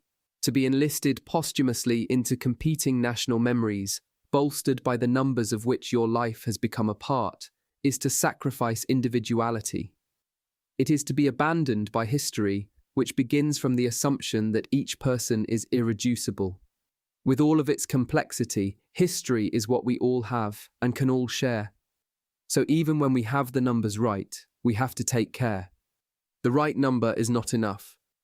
Each record of death suggests but cannot supply a unique life. We must be able not only to reckon the number of deaths, but to reckon with each victim as an individual. The one very large number that withstands scrutiny is that of the Holocaust, with its 5.7 million Jewish dead, 5.4 million of whom were killed by the Germans. But this number, like all of the others, must be seen not as 5.7 million, which is an abstraction few of us can grasp, but as 5.7 million times 1. This does not mean some generic image of a Jew passing through some abstract notion of death 5.7 million times. It means countless individuals who nevertheless have to be counted in the middle of life. Dobsia Kagan, the girl in the synagogue at Kovel, and everyone with her there, and all the individual human beings who were killed as Jews in Kovel, in Ukraine, in the East, in Europe. Cultures of memory are organized by round numbers, intervals of 10. But somehow the remembrance of the dead is easier when the numbers are not round, when the final digit is not a zero. So within the Holocaust, it is perhaps easier to think of 780,863 different people at Treblinka, where the three at the end might be Tamara and Itta Willenberg, whose clothes clung together after they were gassed, and Ruth Dorfman, who was able to cry with the man who cut her hair before she entered the gas chamber. Or it might be easier to imagine the one person at the end of the 33,761 Jews shot at Babi Yar, Dina Pronicheva's mother, let us say, although in fact every single Jew killed there could be that one, must be that one, is that one. Within the history of mass killing in the Bloodlands, recollection must include the 1 million times 1 Leningraders starved during the siege, 3.1 million times 1 distinct Soviet prisoners of war killed by the Germans in 1941 to 1944, or the 3.3 million times 1 distinct Ukrainian peasants starved by the Soviet regime in 1932 to 1933. These numbers will never be known with precision, but they hold individuals too. Peasant families making fearful choices, prisoners keeping each other warm in dugouts, children such as Tanya Savicheva watching their families perish in Leningrad. Each of the 681,692 people shot in Stalin's Great Terror of 1937 to 1938 had a different life story. The two at the end might be Maria Yurievits and Stanislaw Wiganovsky, the wife and husband reunited under the ground. Each of the 21,892 Polish prisoners of war shot by the NKVD in 1940 was in the midst of life. The two at the end might be Dobislaw Jakubowicz, the father who dreamed about his daughter, and Adam Solsky, the husband who wrote of his wedding ring on the day that the bullet entered his brain. The Nazi and Soviet regimes turned people into numbers, some of which we can only estimate, some of which we can reconstruct with fair precision. It is for us as scholars to seek these numbers and to put them into perspective. It is for us as humanists to turn the numbers back into people. If we cannot do that, then Hitler and Stalin have shaped not only our world, but our humanity. Numbers and terms. 14 million is the approximate number of people killed by purposeful policies of mass murder implemented by Nazi Germany and the Soviet Union in the Bloodlands. I define the Bloodlands as territories subject to both German and Soviet police power and associated mass killing policies at some point between 1933 and 1945.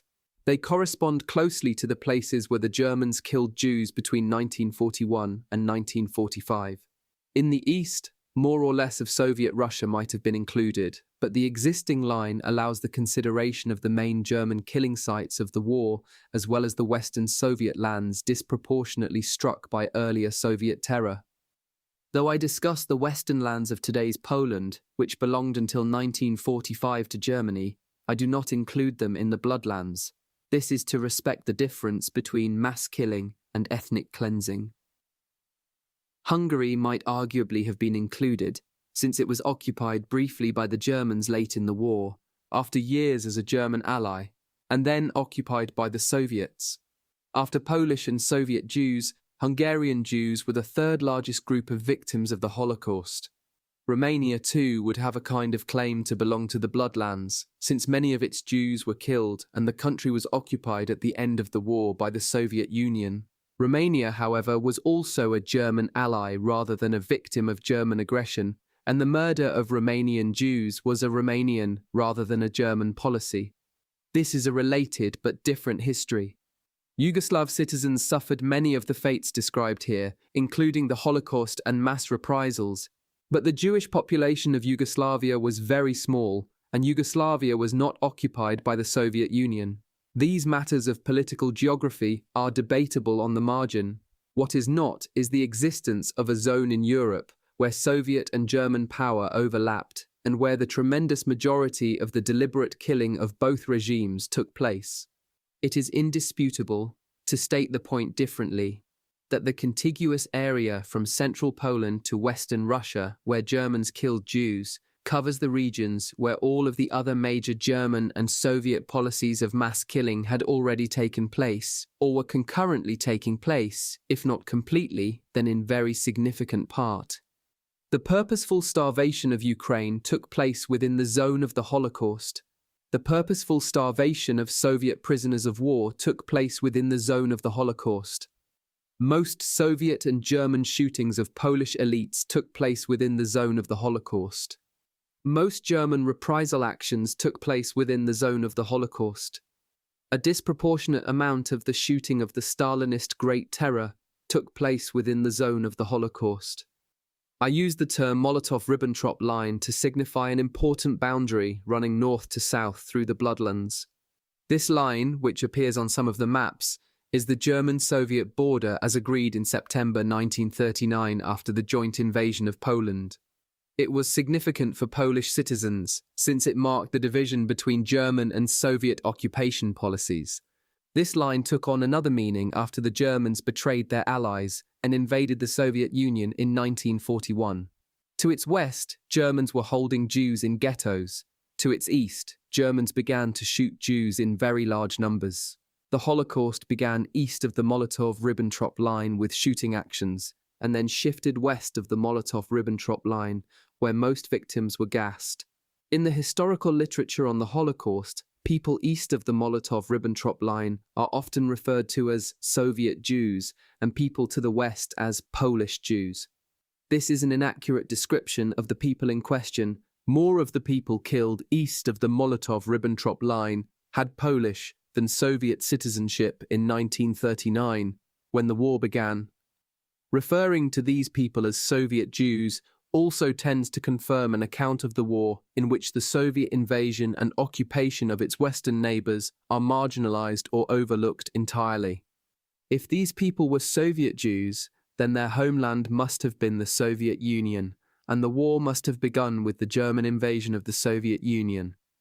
In fact, the war began with the German-Soviet alliance that destroyed Poland and left such Jews in an expanded Soviet Union. The use of the term Molotov-Ribbentrop line, though it may seem awkward at first, allows us to see a very special zone of Europe whose people suffered 3 rounds of occupation during the Second World War, first Soviet, then German, then Soviet again. On the wall of a Gestapo prison in Warsaw, a Polish prisoner wrote, "It's easy to talk about Poland. It's harder to work for her, even harder to die, and hardest of all to suffer."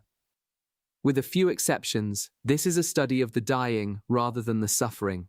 Its subject is policies that were meant to kill, and the people who were their victims. In a deliberate mass-killing operation, mass death is the desired goal of policy. It is an end in itself, or a means to some other end. The count of 14 million is not a complete reckoning of all of the death that German and Soviet power brought to the region. It is an estimate of the number of people killed in deliberate policies of mass murder. I therefore generally exclude from the count the people who died of exertion or disease or malnutrition in concentration camps or during deportations, evacuations, or flight from armies. I also exclude the people who died as forced laborers. I am not counting people who died of hunger as a result of wartime shortfalls, or civilians who died in bombings, or as a result of other acts of war. I am not counting soldiers who died on the fields of battle of the Second World War. In the course of the book, I do discuss camps and deportations and battles, and provide figures of those killed. These are not, however, included in the final figure of 14 million. I also exclude acts of violence carried out by third parties that were clearly a result of German or Soviet occupation, but not German or Soviet policy. Sometimes these brought very significant numbers of deaths, as with the Romanian murder of Jews, some 300,000, or the Ukrainian nationalist ethnic cleansing of Poles, at least 50,000. This is a book about deliberate mass murder more than a book about abuse. It is a book about civilians and prisoners of war, rather than a book about soldiers on active duty. By all of these distinctions and exclusions, I do not mean to suggest that such people were not victims, direct or indirect, of the Nazi and Soviet systems.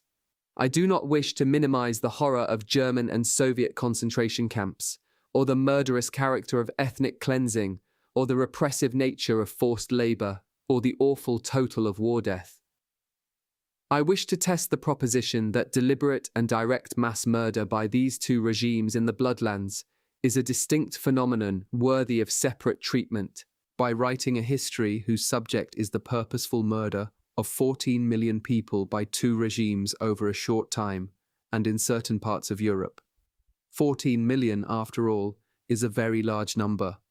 It exceeds by more than 10 million the number of people who died in all of the Soviet and German concentration camps, as opposed to the death facilities taken together over the entire history of both the Soviet Union and Nazi Germany. If current standard estimates of military losses are correct, it exceeds by more than 2 million the number of German and Soviet soldiers, taken together, killed on the battlefield in the Second World War, counting starved and executed prisoners of war as victims of a policy of mass murder rather than as military casualties. It exceeds by more than 13 million the number of American and British casualties, taken together, of the Second World War. It also exceeds by more than 13 million all of the American battlefield losses in all of the foreign wars that the United States has ever fought. The count of 14 million mortal victims of deliberate killing policies in the Bloodlands is the sum of the following approximate figures defended in the text and notes. 3.3 million Soviet citizens, mostly Ukrainians, deliberately starved by their own government in Soviet Ukraine in 1932 to 1933. 300,000 Soviet citizens, mostly Poles and Ukrainians, shot by their own government in the Western USSR among the roughly 700,000 victims of the Great Terror of 1937 to 1938. 200,000 Polish citizens, mostly Poles, shot by German and Soviet forces in occupied Poland in 1939 to 1941. 4.2 million Soviet citizens, largely Russians, Belarusians, and Ukrainians, starved by the German occupiers in 1941 to 1944. 5.4 million Jews, most of them Polish or Soviet citizens, gassed or shot by the Germans in 1941 to 1944, and 700,000 civilians, mostly Belarusians and Poles, shot by the Germans in reprisals, chiefly in Belarus and Warsaw in 1941 to 1944. In general, these numbers are sums of counts made by the Germans or the Soviets themselves, complemented by other sources, rather than statistical estimates of losses based upon censuses. Accordingly, my counts are often lower, even if stupefyingly high, than others in the literature. The major case where I do rely upon estimates is the famine in Soviet Ukraine, where data are simply insufficient for account, and where I present a total figure on the basis of a number of demographic calculations and contemporary estimates. Again, my reckoning is on the conservative side. With such a subject, care must be taken with the use of terms and with their definitions. There is a notable difference, usually not noted, between final solution and Holocaust. The first was the general term that the Nazis used for their intention to eliminate the Jews from Europe. For much of the time that it was used, it indicated one of 4 deportation plans, all of which were eventually discarded. At some point in the second half of 1941, Hitler endorsed mass killing as the method by which Jews were to be eliminated from Europe and made this widely known that December. At that point, the final solution was understood to mean the murder of all Jews. The term Holocaust was introduced after the war and, by the 1990s, was generally, although by no means always, understood to mean the mass murder of the Jews by the Germans. In this book, the term Holocaust signifies the final version of the final solution, the German policy to eliminate the Jews of Europe by murdering them. Although Hitler certainly wished to remove the Jews from Europe in a final solution earlier, the Holocaust on this definition begins in summer 1941, with the shooting of Jewish women and children in the occupied Soviet Union. The term Holocaust is sometimes used in 2 other ways, to mean all German killing policies during the war, or to mean all oppression of Jews by the Nazi regime. In this book, Holocaust means the murder of the Jews in Europe, as carried out by the Germans by guns and gas between 1941 and 1945. I refrain from using the term Holodomor for Stalin's deliberate starvation of Soviet Ukraine, not because the term is less precise than Holocaust, but simply because it is unfamiliar to almost all readers of English. I use Great Terror to mean the Soviet mass shooting and deportation actions of 1937 and 1938, of which the most important were the Kulak and national operations. I prefer mass killing to genocide for a number of reasons. The term genocide was coined by the Polish Jewish international lawyer Rafał Lemkin in 1943. Through a miracle of energy and persistence, he managed to encode it in international law. By the terms of the Convention on the Prevention and Punishment of the Crime of Genocide, adopted by the United Nations General Assembly in 1948, genocide involves acts committed with intent to destroy, in whole or in part, a national, ethnical, racial or religious group as such.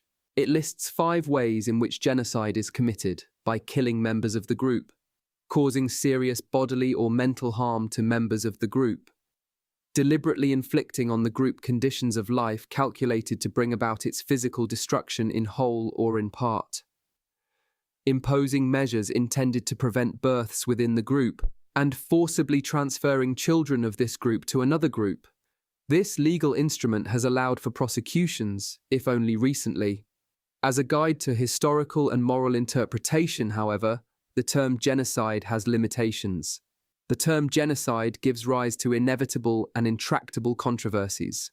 It relies upon the intention of the perpetrator in 2 places: intent to destroy a certain group as such. It can be argued that policies of mass killing were not genocide because rulers had some other intent, or because they intended to kill someone but not a specified group as such.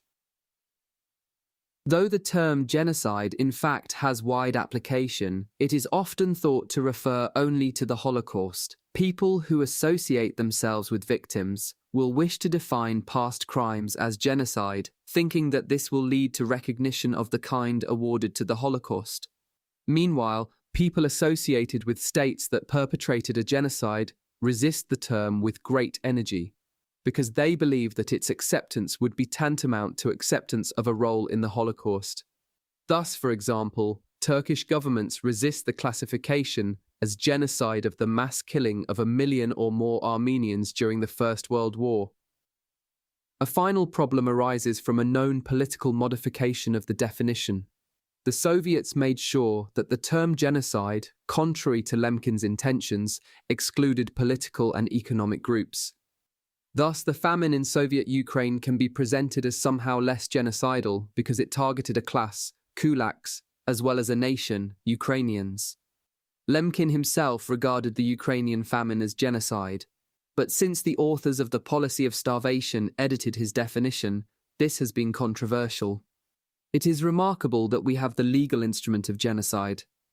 Nevertheless, one must not forget that this particular murder statute was co-drafted by some of the murderers, or, to put the matter less moralistically, all laws arise within and reflect a certain political setting.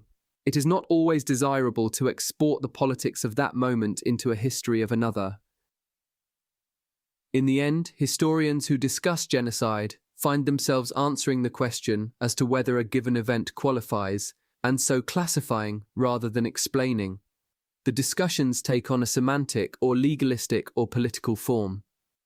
In each of the cases discussed in this book, the question, was it genocide, can be answered. Yes, it was. But this does not get us far. The killing in the Bloodlands took 5 forms. First, Stalin undertook modernization by way of the self-colonization of his Soviet Union.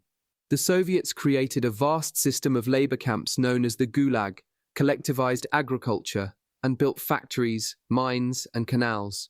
When collectivized agriculture led to hunger, this was blamed on particular groups, primarily the Ukrainians.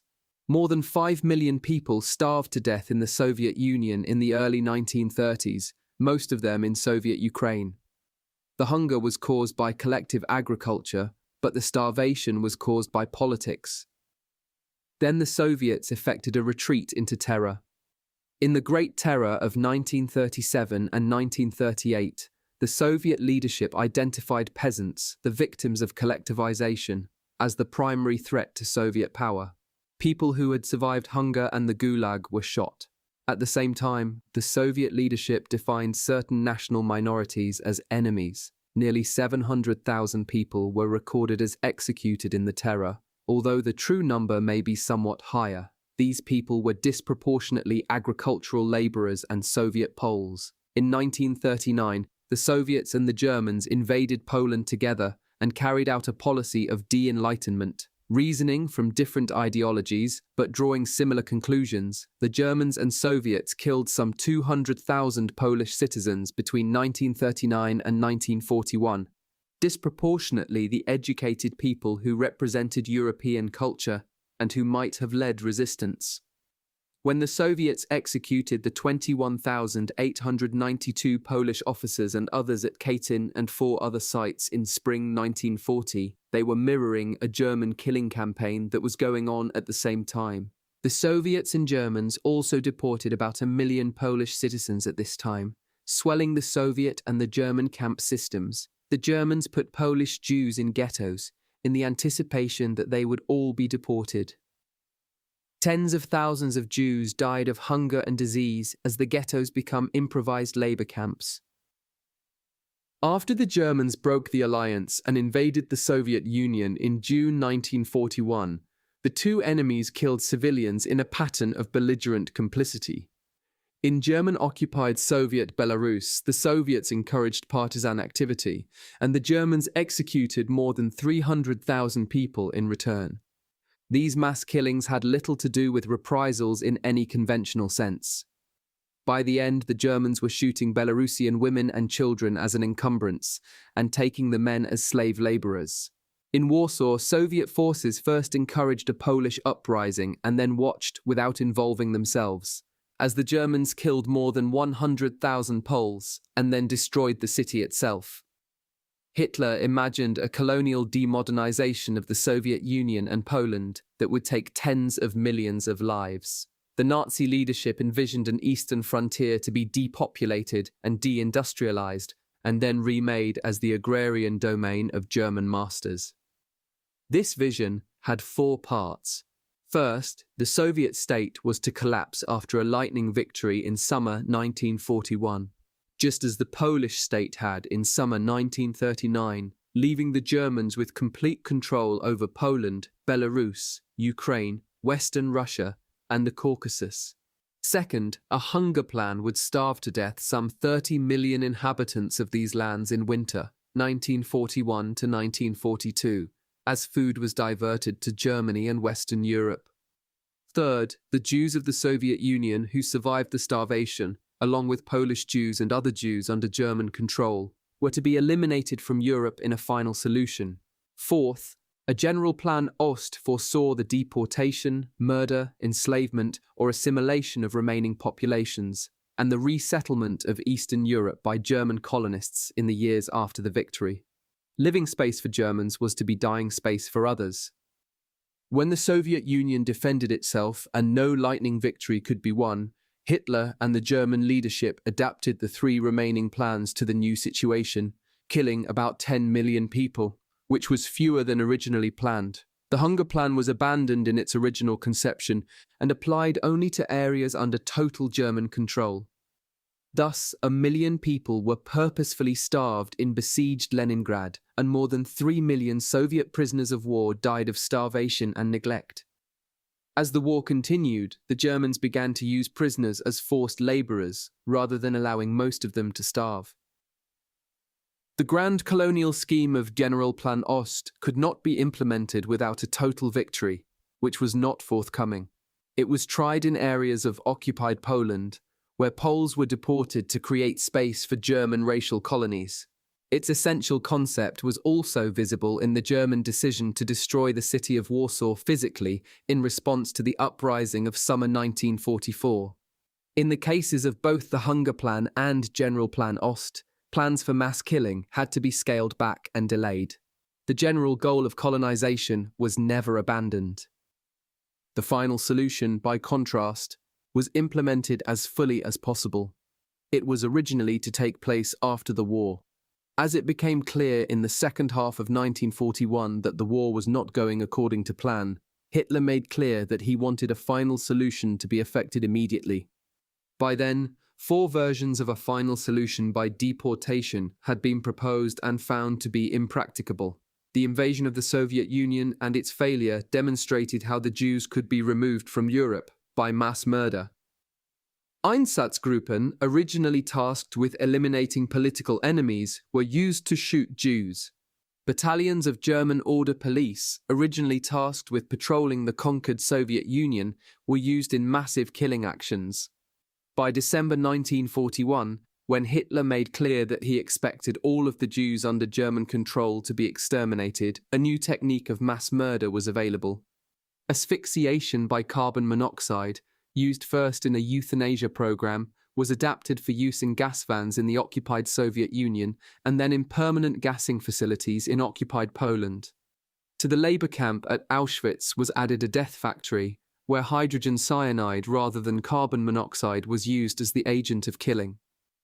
The Jews of occupied Poland, already gathered into ghettos for deportation, were instead sent to Belzec, Sobibor, Chelmno, Treblinka, Auschwitz and Majdanek, and gassed.